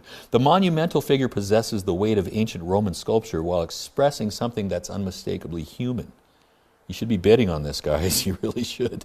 What elevates this impression from a historical artifact to a serious collector's piece is that addition that Leif was just sharing with us. First state, first printing? Are you kidding me? That means you're seeing the engraving before any later wear, retouching, alterations to the copper plate, anything. You're seeing it as Michelangelo saw it.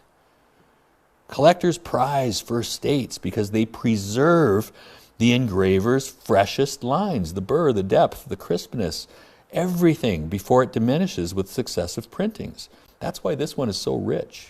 The black ink, it's remarkably clean. The engraved lines are crisp.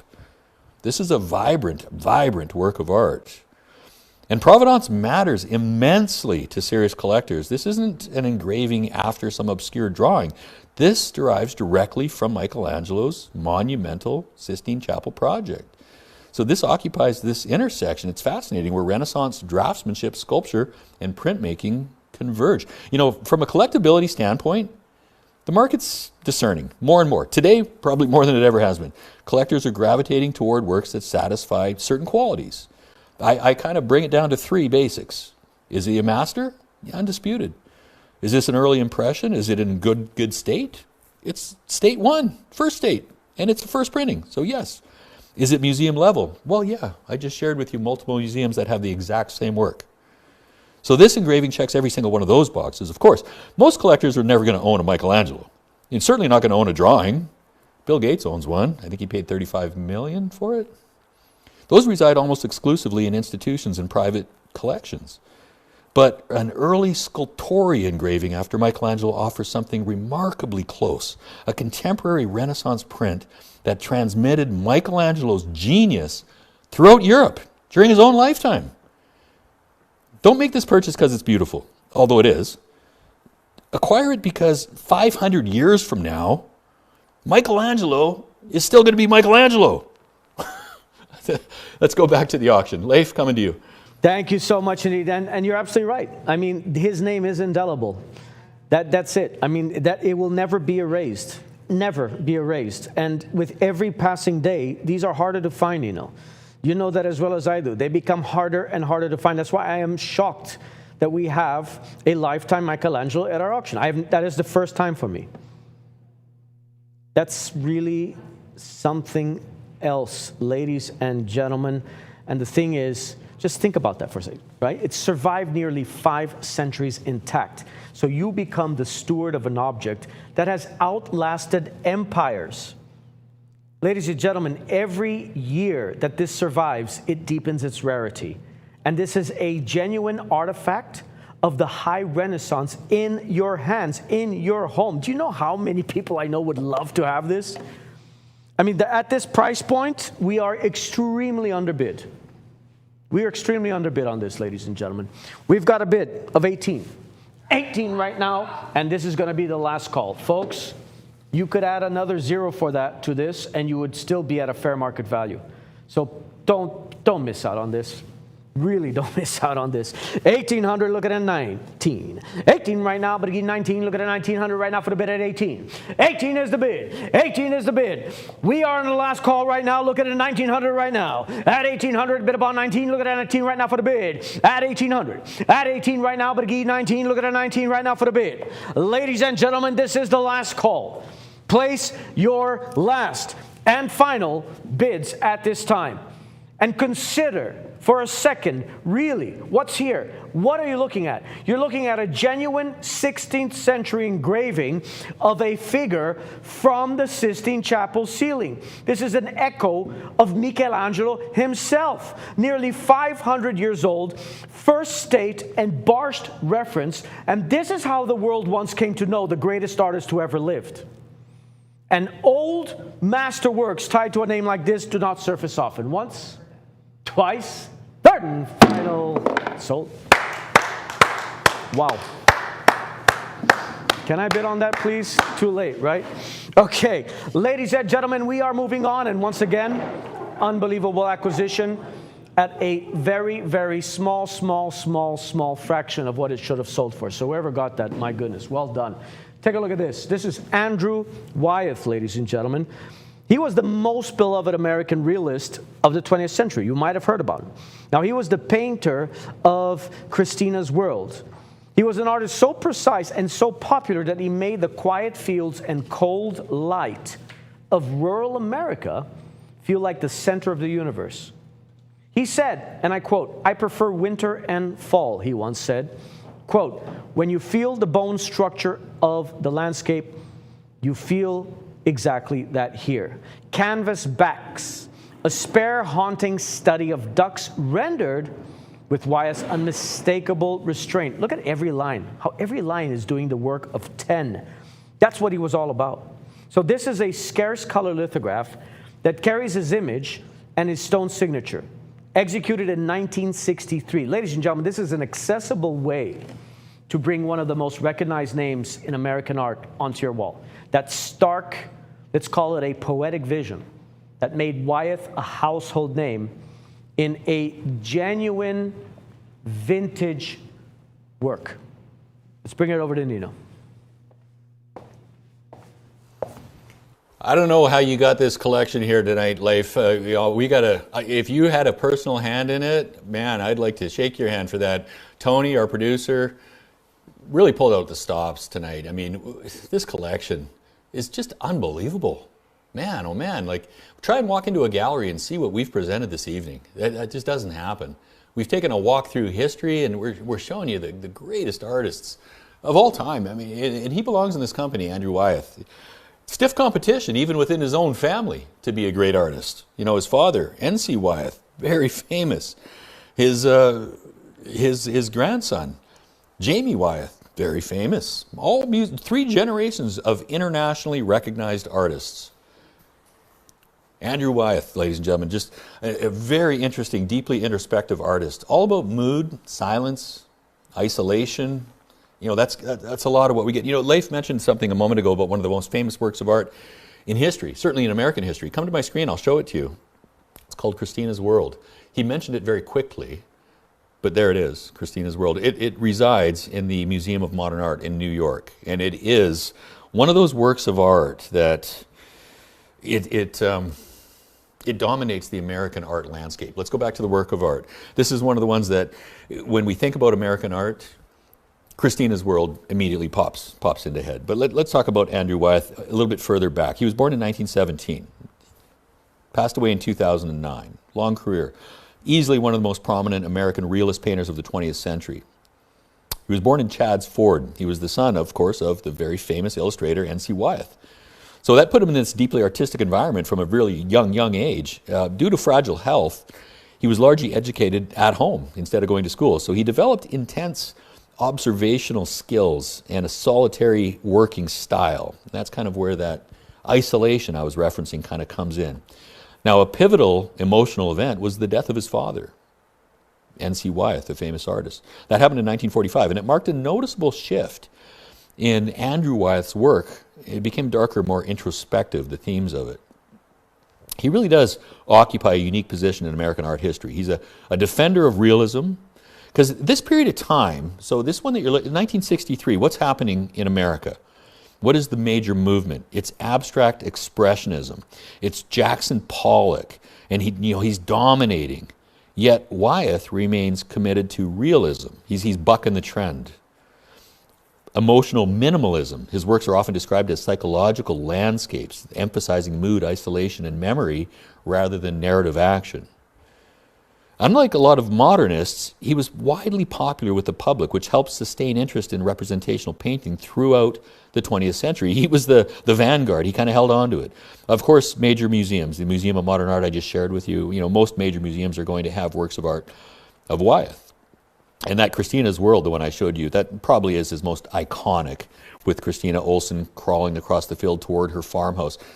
It combines realism that I'm talking about with that psychological tension that I was mentioning as well. It's a real cornerstone image in American art.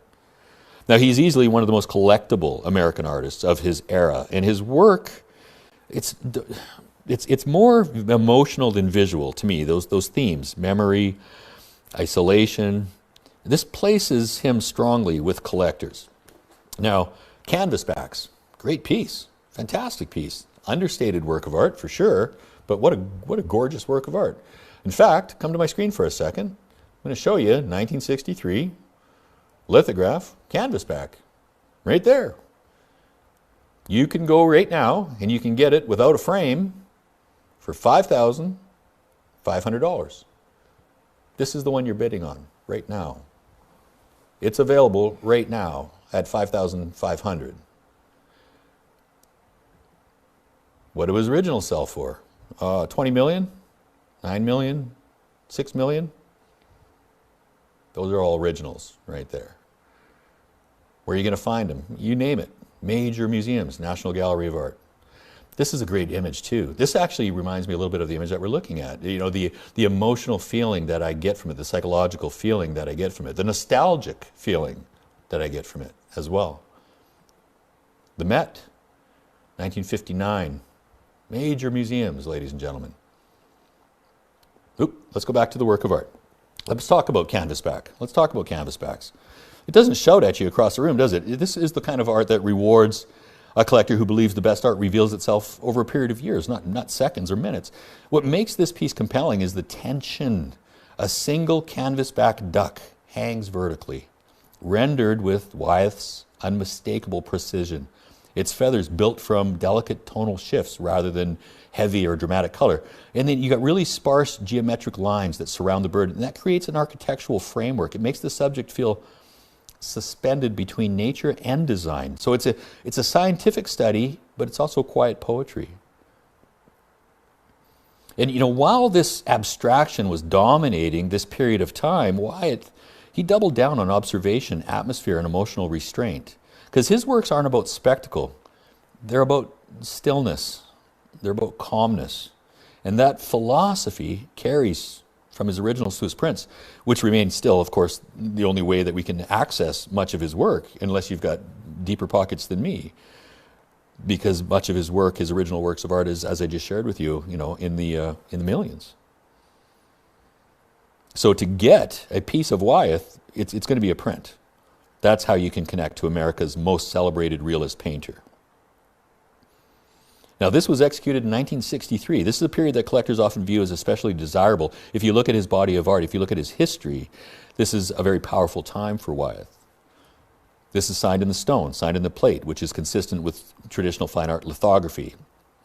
The subject matter, particularly waterfowl, has long been a favorite amongst Wyeth collectors because it blends his interest in rural America, his history. Remember, he was homeschooled, he lived on a farm, with natural history. So from the image here that we're looking at, from this image that we have here, this composition is beautifully restrained. Generous, empty space everywhere. It gives the bird room to breathe. It's emphasizing Wyeth's gift for making silence feel dramatic. This is the kind of work that continues to reveal new details as you live with it. And I gave you that very specific, direct apples-to-apples comparison of the exact same work of art for $5,500. So you've got all kinds of context. Let's take it back to the auction. Leif? So much indeed. And ladies and gentlemen, I just want to stand next to it so you see the size and scale of it. This is a historic work by a very historic artist. Let's take a look at that certificate of authenticity. Andrew Wyeth. Canvas backs. It's a lithograph in color on wove paper, signed by Wyeth on the stone. This was executed in 1963. It is lifetime. It is very scarce. Keep in mind that Wyeth passed away in 2009. That's it, folks. So what you're looking at carries the image of the most famous American realist, one of the most beloved realists. He's one of the most recognized names in American art. It's instantly understood. The painter of Christina's world. And the name itself gives any room a quiet gravity. Ladies and gentlemen, you're bidding on a very scarce vintage lithograph that was done in 1963. That is a genuine period print with real age and character, which means 60 years ago. This was done 60 years ago. So vintage impressions, they really only grow harder to find, seriously. Now, the subject matter itself is, I love this because it is pure Wyeth. It's spare, it's natural, it's haunting, which means that it's restrained. You got that poetic imagery that rewards long looking, and the nature and stillness that never date. So you've got that unmistakable Wyeth mood in every single line here. So ladies and gentlemen, take advantage of it, because a scarce vintage lithograph carrying the vision of Andrew Wyeth, which is, and we know him as the most beloved realist that America produced. Spare, it's haunting. It's unmistakably his, and it's offered tonight at a ridiculously low price. I don't like to use the word ridiculous, but this is a ridiculously low price. So, ladies and gentlemen, bid on this. This is extraordinary. If you appreciate American realism, it doesn't get much better than that. Nino, over to you.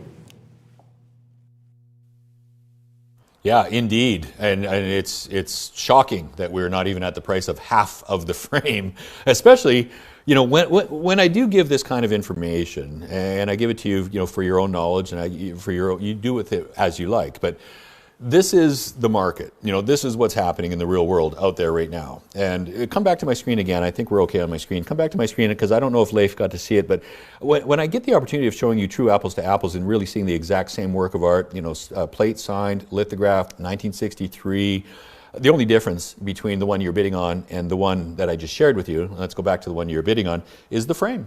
That's it. The only difference is the frame. And the price, of course. You saw the price, $5,500.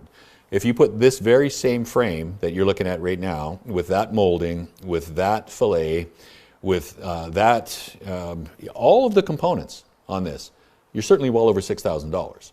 And that was quite conservative. And I shared that, how conservative that was as well, by showing you some of the other works of art by Wyeth that are in the tens of thousands of dollars, that are lithographs.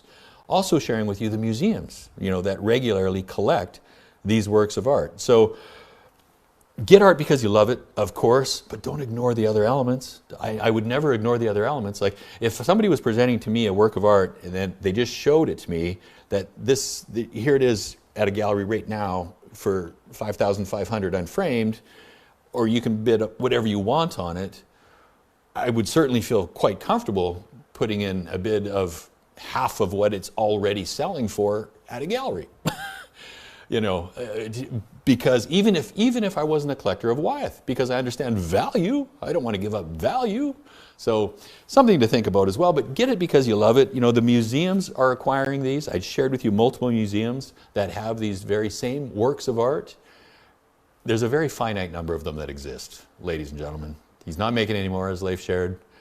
You know, he's one of those artists from a family of great fame that museums, he's American royalty as far as artists go. He really is. And he's no longer with us. So this is your opportunity. You decide. You know, if it's for you, if it's for a gift for somebody else, there's no way anybody could possibly go wrong remotely near the price that we are right now on an Andrew Wyeth. And, you know, Leif says it oftentimes, and I need to say it as well. This is frustrating. I would love to throw in a bid on this myself because I would lock this up. I would be putting in a power bid that would dissuade all others from bidding against me this evening in order to own this. I can't. I'm employed by the company, but I cannot. But ladies and gentlemen, suffice it to say, I feel very firmly confident that you cannot go wrong with this work of art. It's an Andrew Wyeth, 1963. It has all of the elements that we look for. And from a collector's perspective, you know, you're not buying this because it's fashionable. This is a print you acquire because you appreciate craftsmanship, subtlety, and one of the defining voices of American realism. What's our world filled with today? I see so much loud, decorative art. I see a lot of it. Canvasbacks is quietly confident. That's precisely why it has lasting appeal. This is the type of work that collectors often enjoy owning for decades because its appeal isn't driven by trends. It's driven by enduring quality. That's why the museums collect these. And what makes Wyeth especially compelling in today's market is this combination of technical mastery and emotional immediacy. Everything is deliberate with him. Every composition, every brushstroke, it's all distilled to its essential elements. And there's his signature in the plate. But beyond technique, you know, there's something else. There's something that continues to draw my eye, and collectors' eyes, years and years after these works were created. It's because Wyeth is inviting us into a world that feels both specific and universal. His subjects, his trees, his figures, his weathered buildings, his canvasbacks, they become vessels for introspection. They're quiet, yes, but never empty. That's ultimately what you're being offered here. You're being offered a work of art for somebody that's seeking lasting cultural and emotional resonance. That's what you're being offered here, not just a pretty picture. This is an entry into one of the most recognizable and enduring artistic visions of the 20th century. Let's take it to the auction. Leif? Thank you. Very well said. Nino, this is really quite exceptional. I mean, when it comes to realism, it's like, holy moly. This is the king of American realism. Ladies and gentlemen, do you realize, and I know that many of you watching know who Andrew Wyeth is. That's why we're starting to get a lot of bids coming in right now, a lot of phone calls. So folks, we're running out of time on this. We are very underbid. And Nino, yeah, I saw the price that you were showing. It is apples to apples. You're absolutely right, my friend. $5,500. You can buy that right now for $5,500. Exactly what you're bidding on. So folks, you have a choice. You can either bid $450 or you can buy it for $5,000. What do you prefer? Ladies and gentlemen, take advantage of this. This is truly, truly bottom of the bottom basement price for an Andrew Wyeth. My goodness. For right now, but again, $450. Look at a $450. We got a last call, ladies and gentlemen, on the Andrew Wyeth. Last call at $400. Look at that $450 right now for the bid. At $4 right now, but again, $450. Look at that $450 right now for the bid on this stunning work. And when I say stunning, I'm not talking about a Monet. I'm talking about stunning realism, jaw-dropping realism. You know, when I think about realism as well, you know, I think about one of the progenitors of French realism, which was Corot, who used to paint these raw, real-life figures of real human beings. And there's something to be said about realism. But Wyeth, he took this to another level. That's why he is prominently displayed in permanent collection of every major museum on this planet. Don't miss out on this. I'm about to close it. We're at 4. Ladies and gentlemen, this is the last call. It is going once. Ladies and gentlemen, twice, third and final. I'm out of time. So congratulations. Well done indeed, ladies and gentlemen, on that remarkable work. And that certificate of authenticity, Nino, was quite something, wasn't it? All right, folks, we are moving on to an artist that we love. He was here in our studio. He is a street artist from Great Britain. You know him, we love him. It's Harry Bunce. Take a look.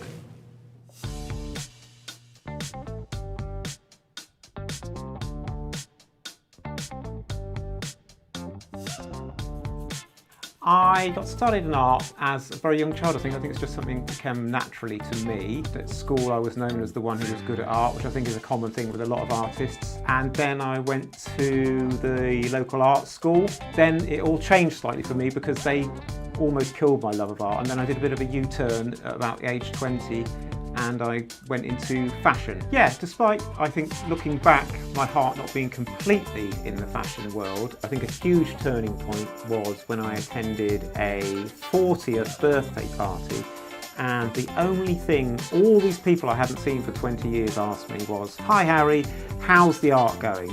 And that is when I knew I was on the wrong road. I got back into the art world. That was a frightening thing to do, but I was determined to do it. So I just worked around my other commitments. I wanted to appeal to everyone. So then I thought, well, I'll do things that I like. So I like storybooks, I like Beatrix Potter. I wanted it to be accessible, and I also wanted it to sort of not be arty. So I went with that, and once I focused on that, I was off. Now I've established my character, which is generally a rabbit. I think people who like my work like to see what he's going to do next. I think the rabbit character in my work is really me. Rabbit is an underdog, which I think I'm a bit of an underdog in the art world. He just gets up to stuff, so it actually makes it easier for me, I think, the fact that I have a solid character. I wouldn't see myself as a street artist, but I do use street art techniques. Aerosols, I do use stencils, wax crayons. It's just got that feel about it that is in the ether at the moment, I think. As an artist, I think you're a bit of a sponge, so your inspirations come from unexpected places. On the piece behind me, these markings are from Neolithic stone carvings. I don't know why I'm interested in that, I just am. I just find it fascinating, like on little corners of Stonehenge or something like that. There's these markings that have been there for centuries and centuries, and so I've incorporated them into the work just because they're lovely patterns. The proudest moment in my artistic career was when the great Jamaican music producer and musician, Mr. Lee Scratch Perry, wore a t-shirt with my rabbit emblazoned on it. That was my proudest moment. For the future, I hope to carry on the course I'm on. I'm very much enjoying it. I cannot believe I make a living from art. It says artist on my passport now, and I just hope that I can reach more people in the States, Australia. I recently had a breakthrough in Taiwan. I just love it. I just want to carry on.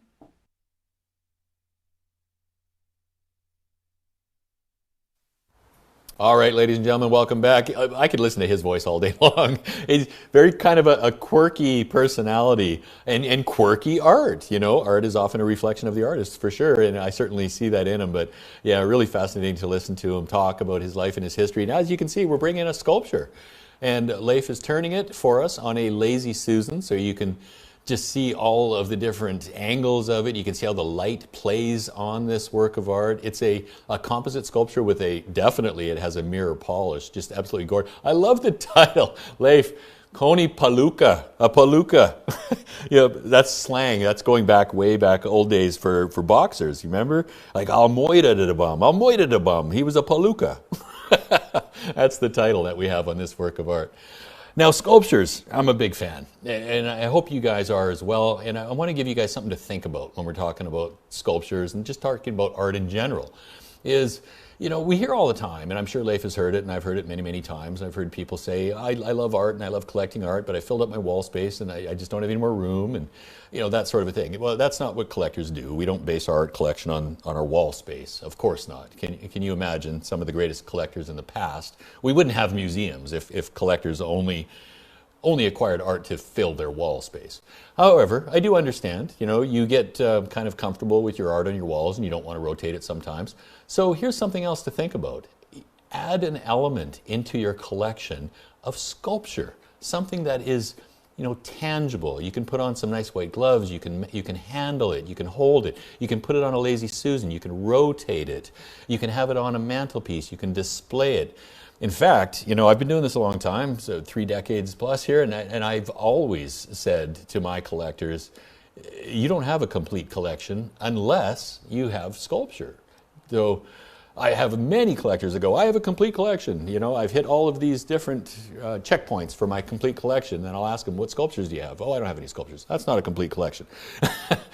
Add a sculpture, ladies and gentlemen. And Harry Bunce is just absolutely wonderful, wonderful artist. And we're seeing certainly more and more today, we're starting to see a much more awareness of him, not just in his home country. He's from the UK, obviously, you could hear his voice, but we're starting to see it globally now. We're starting to see this artist getting a lot of ground inroads, and we're starting to see collectors all over the world. And this is a very small edition. There's only 20. 20 of these were created, ladies and gentlemen, and it is signed. I suspect it's probably signed on the base. Okay, so that would be at the very, very bottom. By the way, that Lazy Susan that Leif was spinning around, that's just a manual one, but you can see them. I see them all the time on Amazon, everywhere. I see them mechanical ones. You can either plug it in or you can run them with batteries, and they'll just do like a slow rotation in your home as well.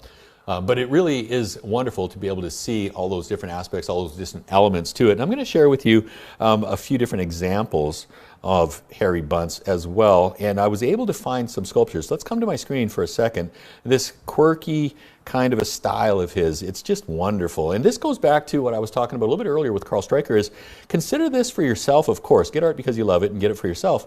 But think about it also for a child, a nephew, a niece, a grandchild, somebody that you love, to instill a love of collecting art in them. Let's get them going on collecting art as well. This is his page showing him work. This is an Instagram page, I should say. And he's got some of his sculptures. He's very proud of these new sculptures. You see the sculpture work that he's doing here? And I think these are just fantastic. I'm a big fan. I really enjoy these sculptures. Let me see. I think I have a couple here. Nope, that is an original. Okay, so that 7,688. That's an original work of art. There we go. I've got 2. Now this one's a little, to me, it's a little less interesting than the one that we are bidding on. I love it. It's a matte, but I do like that sparkle, that shine, that sheen, that glimmer. I love that from the highly mirror polished one that we're presenting. Nevertheless, it gives you a little bit of context on price. The size is the same as what we are looking at here, so about $7,000 for that work of art. And let me take a look. I think I have another one. This one's a little bit more elaborate, and this one has more gloss to it, and it has a price that's a little bit higher, $7,450.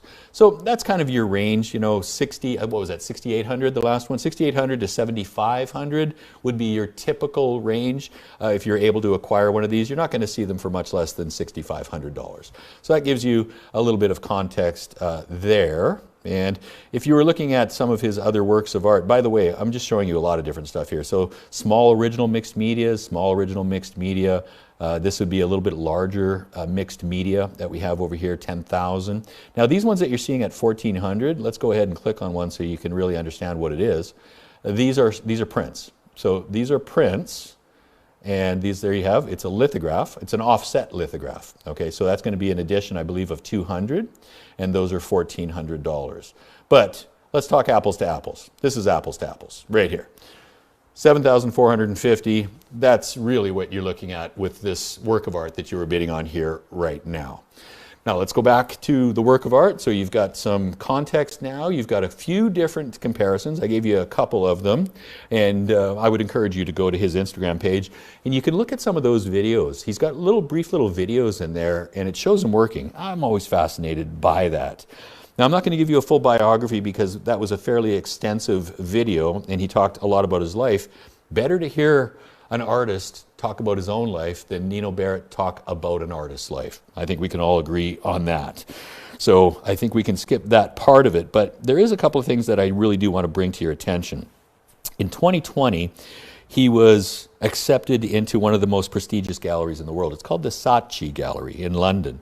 Now, in order to be accepted into the Saatchi Gallery, you really have to be quite a sensational artist, and he certainly is a sensational artist. We're seeing that all over the world right now. But I'm going to go back to that once again. You know, going back to acquiring this for yourself, but also consider it for somebody else. Now, you look at, and I just shared that with you, that price, $7,450. Let's round it up to $7,500. You know, a couple of minutes ago, we had that Wyeth up there on the screen, and I showed you the exact same one at $5,500. And I think the bidding on that one was, I'm not sure where it went, but it was nowhere near $5,500. When we see these kind of things, I mean, obviously the opportunity is there for you. That's why we attend auctions, right? We attend auctions because we hope to do better than retail. That's our hope. Now, Leif is going to lift it up. He's going to show us on the bottom the EA. Okay, so you just shared something with me I wasn't aware of, Leif. I did not know that this was from the Artist Proof Edition. I knew it was a small edition, but I didn't know it was from the Artist Proof Edition. That adds an element to this of collectability and a perceived values collector. So let me expand a little bit. Artist proofs historically were never intended to be sold to the public. Never. That's why they're called artist's proofs. These are the first ones that the artist creates, and she keep them for themselves. They keep them in their own collection, or they will use them to reward like a printmaker or a publisher or as a gift, something like that. Now, they definitely have an elevated value over the regular edition. They are typically 10% of the regular edition. So, assuming the regular edition in this case is 200. So 200. Okay, so this changes everything I just shared with you, because the ones that I was showing you at 7,450 and 6,775 were not artist proofs. So I have to go back and say they are not exactly apples to apples. They're really not, because they are a regular edition. So let's come back to my screen one more time, and then we'll go to the auction here. Just one back to my screen. I just want to share this, make sure Leif sees it as well. So this is the regular edition. It's the same dimensions, 7,450. This is not an EA. EA stands for Éprouve d'Artiste, artist proof. Let's go back to the work of art and back to the studio. Leif? So much for finding that from the Saatchi Gallery. And I'm standing next to it because I want to give you an idea of how big this is. It's a perfect size. And I recommend, if you do have, you can get these plexi boxes, these clear boxes around it with a nice light on it. And that's what's going to give you that beautiful shimmer, that beautiful reflection. So, folks, you have a choice. You can collect this right now. It's offered by one of the most prestigious galleries in England, known as the Saatchi Gallery. You have to be somebody to be in the Saatchi Gallery. That's huge. But it's $7,450. You can collect it right now in the gallery. But that's for a regular edition. This is not a regular edition. This is an artist proof. So keep that in mind. Very few of these are available on the planet. Ladies and gentlemen, let's take a look at that certificate of authenticity. Harry Bunce. Koni Palooka, yeah, Nino, the name is hilarious. It's in copper, hand-finished composite sculpture with mirror polish, signed by Harry Bunce and numbered on the base. There's only 20 in the world from the artist proof edition. These ones come from the artist, folks. This is from the artist. Nino, if this was in the gallery, knowing that the regular numbered edition that does not come from the artist proof edition sells for $7,450. I would say, conservatively, the artist proof should be around $9,500 to $10,000. That's what this would sell for in the gallery, because he has a very established market. You're at $600. You're at $600. So, ladies and gentlemen, obviously it's a rabbit. Koni, by the way, is an old word for rabbit, and also the cone shape that he's built from. And he's a boxer. Gloves up, ready for a fight.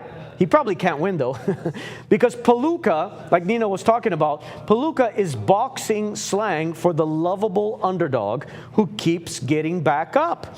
And if you look closely, there's a singular tear in one eye. I don't know if you could see the tear, but he's got a tear in one eye. So that mix of toughness and tenderness is the whole magic of Harry Bunce. That British artist whose world is where woodland animals meet street art. So folks, once again, this is Coney Palooka. You're trying, I know, Dave, you're trying to focus on the tear, right? Let me see if we can find it. Yeah, here we go. There's the tear right there. Can you guys see it because of the reflection? Right over here. There's that tear. You see there's a little tear there. Now I think you see it. Are you able to zoom in a bit more, Dave, on that? Perfect. You guys see? There's the eye, and there's the tear. That is phenomenal. I love, yes. Yes, I'm going to show the signature once again. There we have it. Oh, it's under the reflection. Artist proof, EA, artist proof. There's only 20 in the entire planet. Ladies and gentlemen, this is the top level of collecting when it comes to this. So it's a hand-finished sculpture. It's signed and numbered, and it's that tiny worldwide edition. It's real, verifiable scarcity. And folks, that mirror-polished copper finish is striking, isn't it? Nino, I really love it because it catches light and it animates any shelf or room. It's that luxurious, let's call it tactile sculptural quality, which is, I would say, very distinctive and instantly recognizable as his. You're only at $650. Let's bring it back to Nino. Yeah, I'm looking on his Instagram page and I'm looking at his different collection. I'm actually smiling so much because he puts these bunnies in really interesting spots, like on Coney Island, or he'll take it over to a major museum and put it in front of it. It's pretty fun what he's doing with these works of art. And yes, you're absolutely right. I would agree with you what you said as far as the value in this one goes. If a regular edition is selling at $7,450 for a very similar one, and this is an artist proof, it's going to have an elevated value above that for certain. You know, and I was starting to talk about, Leif, I was talking about the Wyeth a few minutes ago as well, you know, showing a comparison, a direct comparison on the Wyeth at $5,500 and then seeing it sell for whatever it sold for, and then doing it again here. You know what it makes me think about? Can you imagine going onto a car lot and you see, I don't know, you see two identical Corvettes. One is $50,000 and one is $5,000. They're identical. And you look at them and you go, nah, I don't want either. I don't want either. What? It's hard to imagine. But of course, you know, get what you love, get what you collect, get what you enjoy. But use a different lens sometimes, perhaps, and think about, you know, other people. That's why I'm always a big proponent of gift giving and encouraging the next generation to get involved in the wonderful world of art collecting.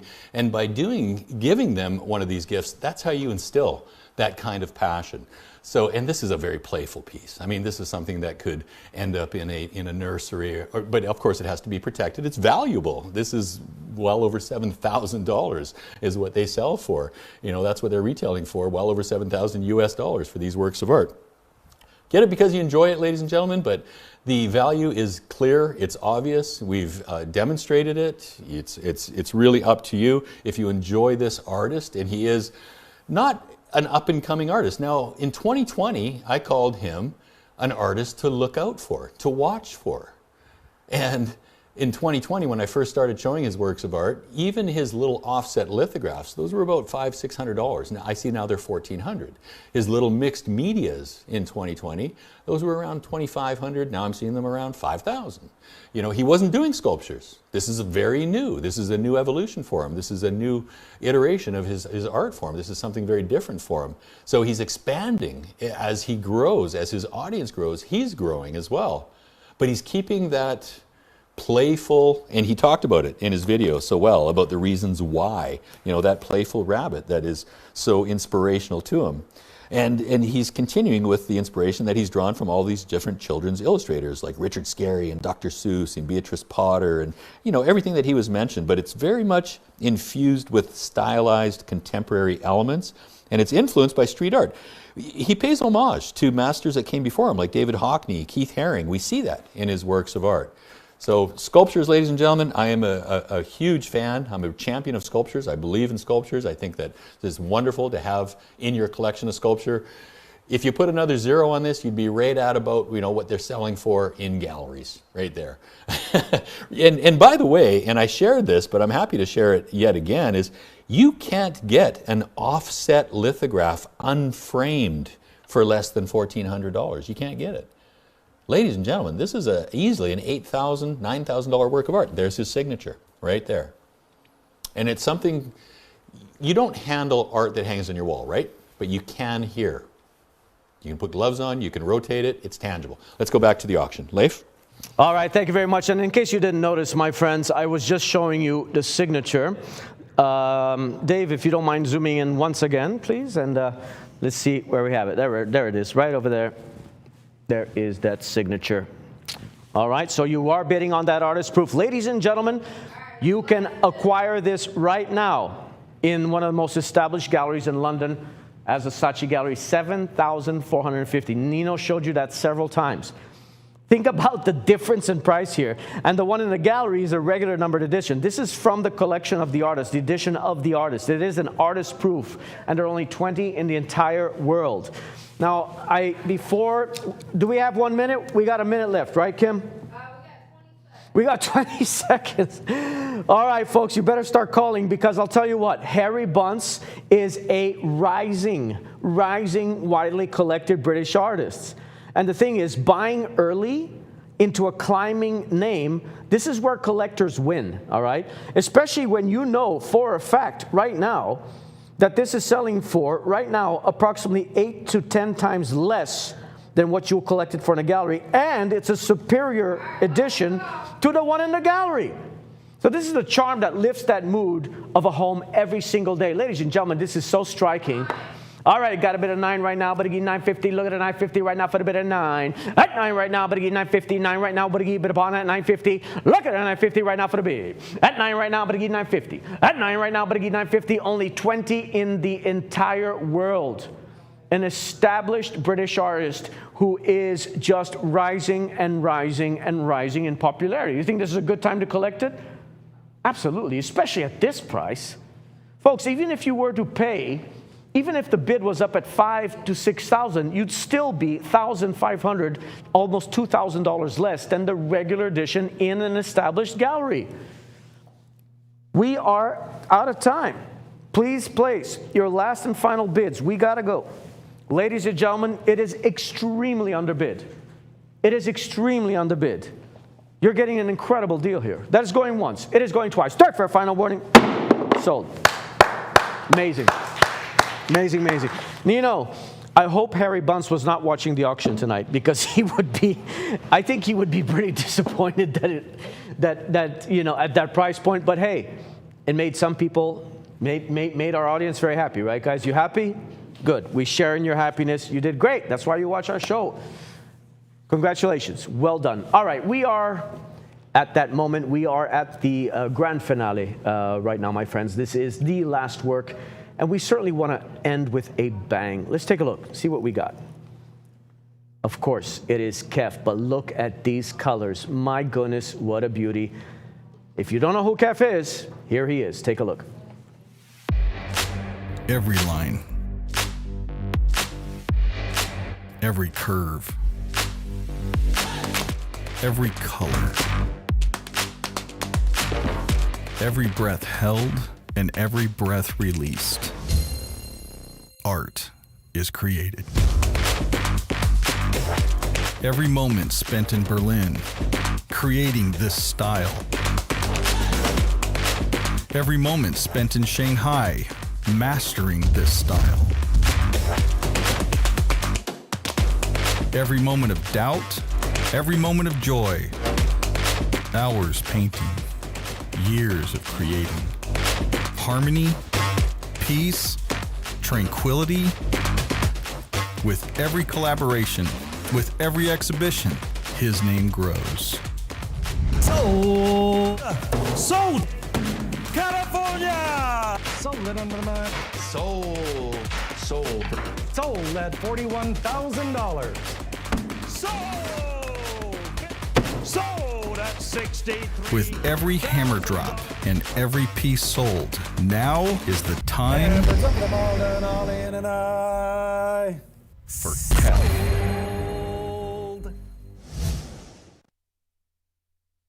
Boy, is it ever. Boy, is it ever the time for Kef. And it's so exciting to be front row, to be witness to seeing, you know, such a powerful artist just kind of take over the art world, kind of emerge from nowhere, and all of a sudden, Kef is everywhere, and Kef is just that sensational, that he has that kind of a global, international appeal. I mean, it's extraordinary what has happened, and it's no mystery. It's not a mystery to me, and I know it's not a mystery to Leif, because we've been doing this in a long time, and we start to get a sense or a feel when we see something that is really groundbreaking, something that is really different, something that's really extraordinary. We pay attention, because we've been looking at art for all of our lives, and we've been looking at art history, and I can look at almost most artists. I can look at their works, and I can get a sense of who their inspirations were. Maybe where they started from, whose shoulders they're standing upon, in other words, sort of, But with Kef, I can't do that, because there is nobody like him. There's nobody before like him. There's nobody currently like him, other than the imitators that are trying to copy him but can't, which speaks volumes as well.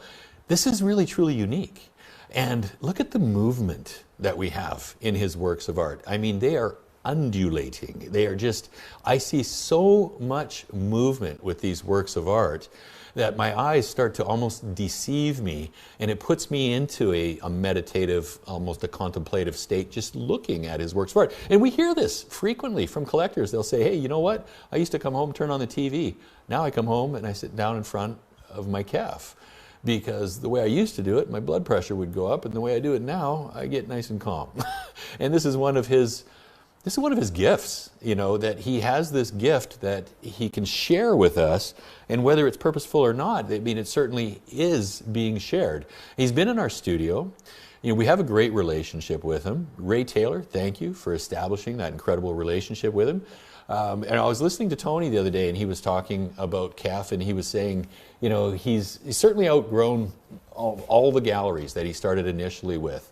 And he needs nobody, because he's in so much demand internationally that it's going to take him years and years to catch up on the works that are commissioned already. However, going back years, a few years ago, not that long ago, but a few years ago, Ray made the trip. He went to Europe, he met him, he established, a good personal relationship with him, and Kef has been good to us. And so he allows us to present these works of art still. And it's just very, very exciting, because to give you an idea, come to my screen for a second. As we're dimming the lights, and we're playing with the lights in the studio for a purpose, the reason that we're doing that is to show you how this reacts to different lights, and how those interspersed colors react to light and to darkness. So, and this one actually has some really interesting interspersed colors, because you have warm and you have cold colors, and they elicit different feelings.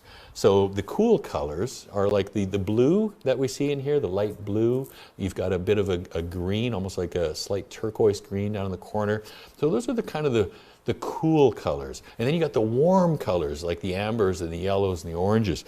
And that elicits a totally different kind of an emotion. So he's kind of hitting both of those really brilliantly in this work of art, ladies and gentlemen. And he's got those signature drips that come off the end of it. Now, he must get into a state of mind himself. He must get into a state of mind, a meditative state of mind, in order to create these works of art. He just absolutely has to. And he talks a little bit about that. He talks about the importance of Buddhism to him. And he's very much influenced by the spirit and the flow of Buddhism, nature, and freedom. And while this is graffiti art, that is the genre, it's very different. And it's self-described as abstract graffiti art, characterized by those swirling lines and those organic waves. Really, really phenomenal. Now, Kef is not his name, and much like Banksy is not that person's name. These artists have historically, traditionally used pseudonyms, alter egos, because historically they've gotten into trouble for creating their works of art on the sides of buildings and so forth without permission. Now, his name is Simon Rowland. I think we probably caught that from the video there as well. And I do want you to, if we can, I know I'm having this, let me see if I can do this. Bear with me a second here. I do want to share with you on my screen. Let's try. Can we try and see if we can pull my screen up here and see? There we go. I want to share with you. I'm just going to go very quickly. Let's see if I can. Yeah. So France. These are installations. Qatar. ceramics done in Italy. So he's getting involved in ceramics, like Picasso before him, like Miro. Porsche has reached out to him to do collaborations. He's painting Porsche cars. Germany. So look at how international. Paris, Berlin, Frankfurt, France. And here's going back to kind of his roots, looking at the side of a building, an otherwise ordinary barn, I would say. But look at how magnificent it is now. Now this down here, this is in London, the Magda Gallery. And then over here, we've got yet another one. This one is in France. So this is how international he has become. Now, earlier I was talking about the Berner exhibition as being the most prestigious exhibition in the world for urban artists. And it's almost always headlined by Banksy, as you can see. Banksy, Anthony Lister, Pure Evil, Cause, and global superstar artist Kef. Now this is going back a couple of years ago, but I'm sharing it with you for a reason, to show you that he has established himself as a Berner exhibition artist. Now, here's a few more just images as well, just to show you. Now these works of art that I'm showing you right here, many of these are actually from, and I'm sure you've heard of this retailer called Urban Outfitters. Urban Outfitters commissioned him to design the interiors for stores that they were opening in London, Berlin, Stuttgart, and Hong Kong. Why? Why would they do that? Why would Porsche collaborate with them? Because these major brands understand the value in collaborating with a true superstar artist, and he is one of the hottest artists on the planet. Let's go back to the work of art. They get it. They understand. If we have Kef come into our Urban Outfitters building and we just give him carte blanche and we give him blank walls and you do your thing, it's going to draw a whole new demographic, a whole new visitor, guest, clients to that place. So that's why these major corporations are reaching out to him. But that's not why he is this global sensation. There's a different reason for that. We'll talk about that in a second, but I do want to take it to the auction. We're running out of time. I want to give you guys an opportunity. So let's go to the auction. Leif? Folks, I'm standing next to the work so you can get an idea of its size and its scale. Let's go ahead and take a look at that certificate of authenticity. So here we have Kef Unconditioned Bloom #2. It's an original acrylic painting on wove paper. It's signed by the artist on the lower right, and it's inscribed on the reverse. Ladies and gentlemen, it is a unique work. You're bidding on an original, one of a kind, no two like it in the entire world. This is that chance. If you've ever wanted a Kef at this price point for an original, I mean, talk about a no-brainer, right, Nino?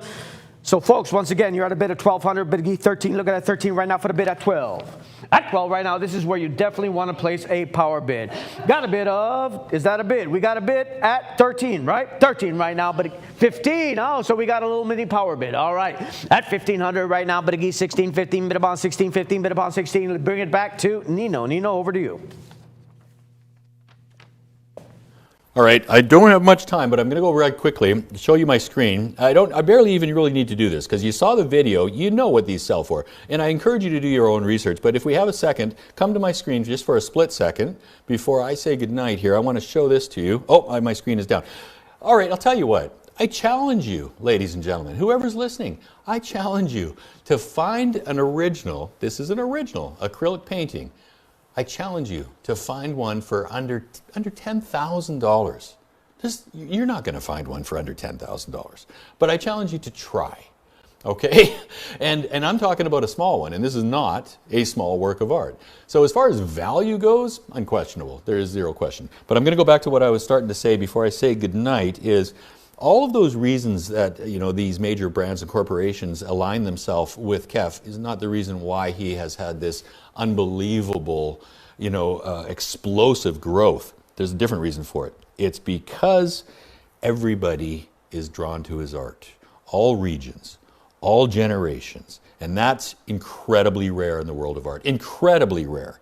Normally you can say, okay, this form of art, Impressionist, is going to appeal to this age demographic in this region. That's going to be, this kind of art is going to appeal to this demographic in that region.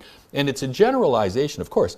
He's the first artist that I can think of that has had, with one form of art has had this global, universal appeal of all ages, all generations, all regions that are all enamored with his art, and they all avidly collect his art.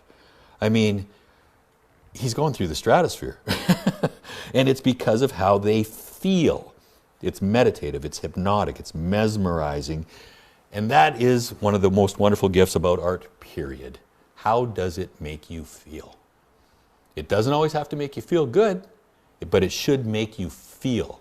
And with Kef, typically it makes you feel really good. And that is why he has had this almost unprecedented, explosive growth that is continuing to just astound me. You know, his trajectory, ladies and gentlemen, I don't know that I've ever seen anything quite like it before. So you have an opportunity tonight. Tonight has been wonderful. It has been wonderful to share this evening with you, Leif, and with all of our wonderful operators that are taking care of the phone calls and answering you, and our producer. And this collection has just been off the charts. I mean, I couldn't have asked for a better collection tonight. So all of you that joined us, I'm so pleased you joined us tonight. And all of you that had successful bids, congratulations. You know, you really did extraordinarily well. And for those of you that didn't have successful bids, come and join us again. You know, come and join us. There'll be an auction again next weekend, Friday, Saturday, Sunday, and Monday. So come and join us again. Ladies and gentlemen, I am going to say good night. It has been a privilege. It's been a pleasure. I hope that the information I shared with you has had some value. And once again, I congratulate you all. And I wish you the best of luck on this work of art. Leif, thank you, my friend. I will see you next time. Good night from me. Nino, congratulations. A big hand to you, my friend. Well done. Such a great job you did this evening, as you always do. And also, thank you for referencing the auctions. Yes, we do have auctions Friday, Saturday, Sunday, Monday. Nino and I will be back next Saturday. So if you guys enjoyed this auction, please join us again, my friends. But for now, we are close to the end of the auction. You had a bid of $2,800, looking at $29 right now for the counter bid at $28. At $28 right now, but again, $29, looking at $29. This is that time to place the power bid. We literally have right now 1 minute left of the show.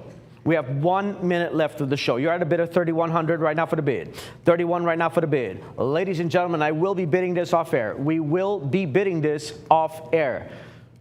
Top bid, $3,100. Got a bid of $32 right now, but again, $33. Look at that, $3,300 right now for the bid.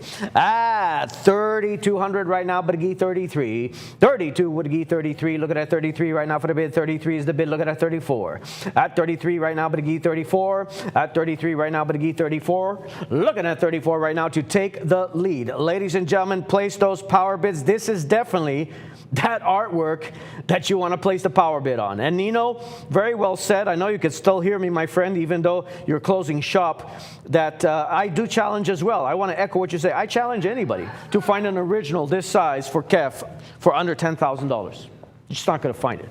Ladies and gentlemen, 33, I got 5 seconds left. Folks, thank you so much for tuning in. You've been great. We'll see you next Saturday.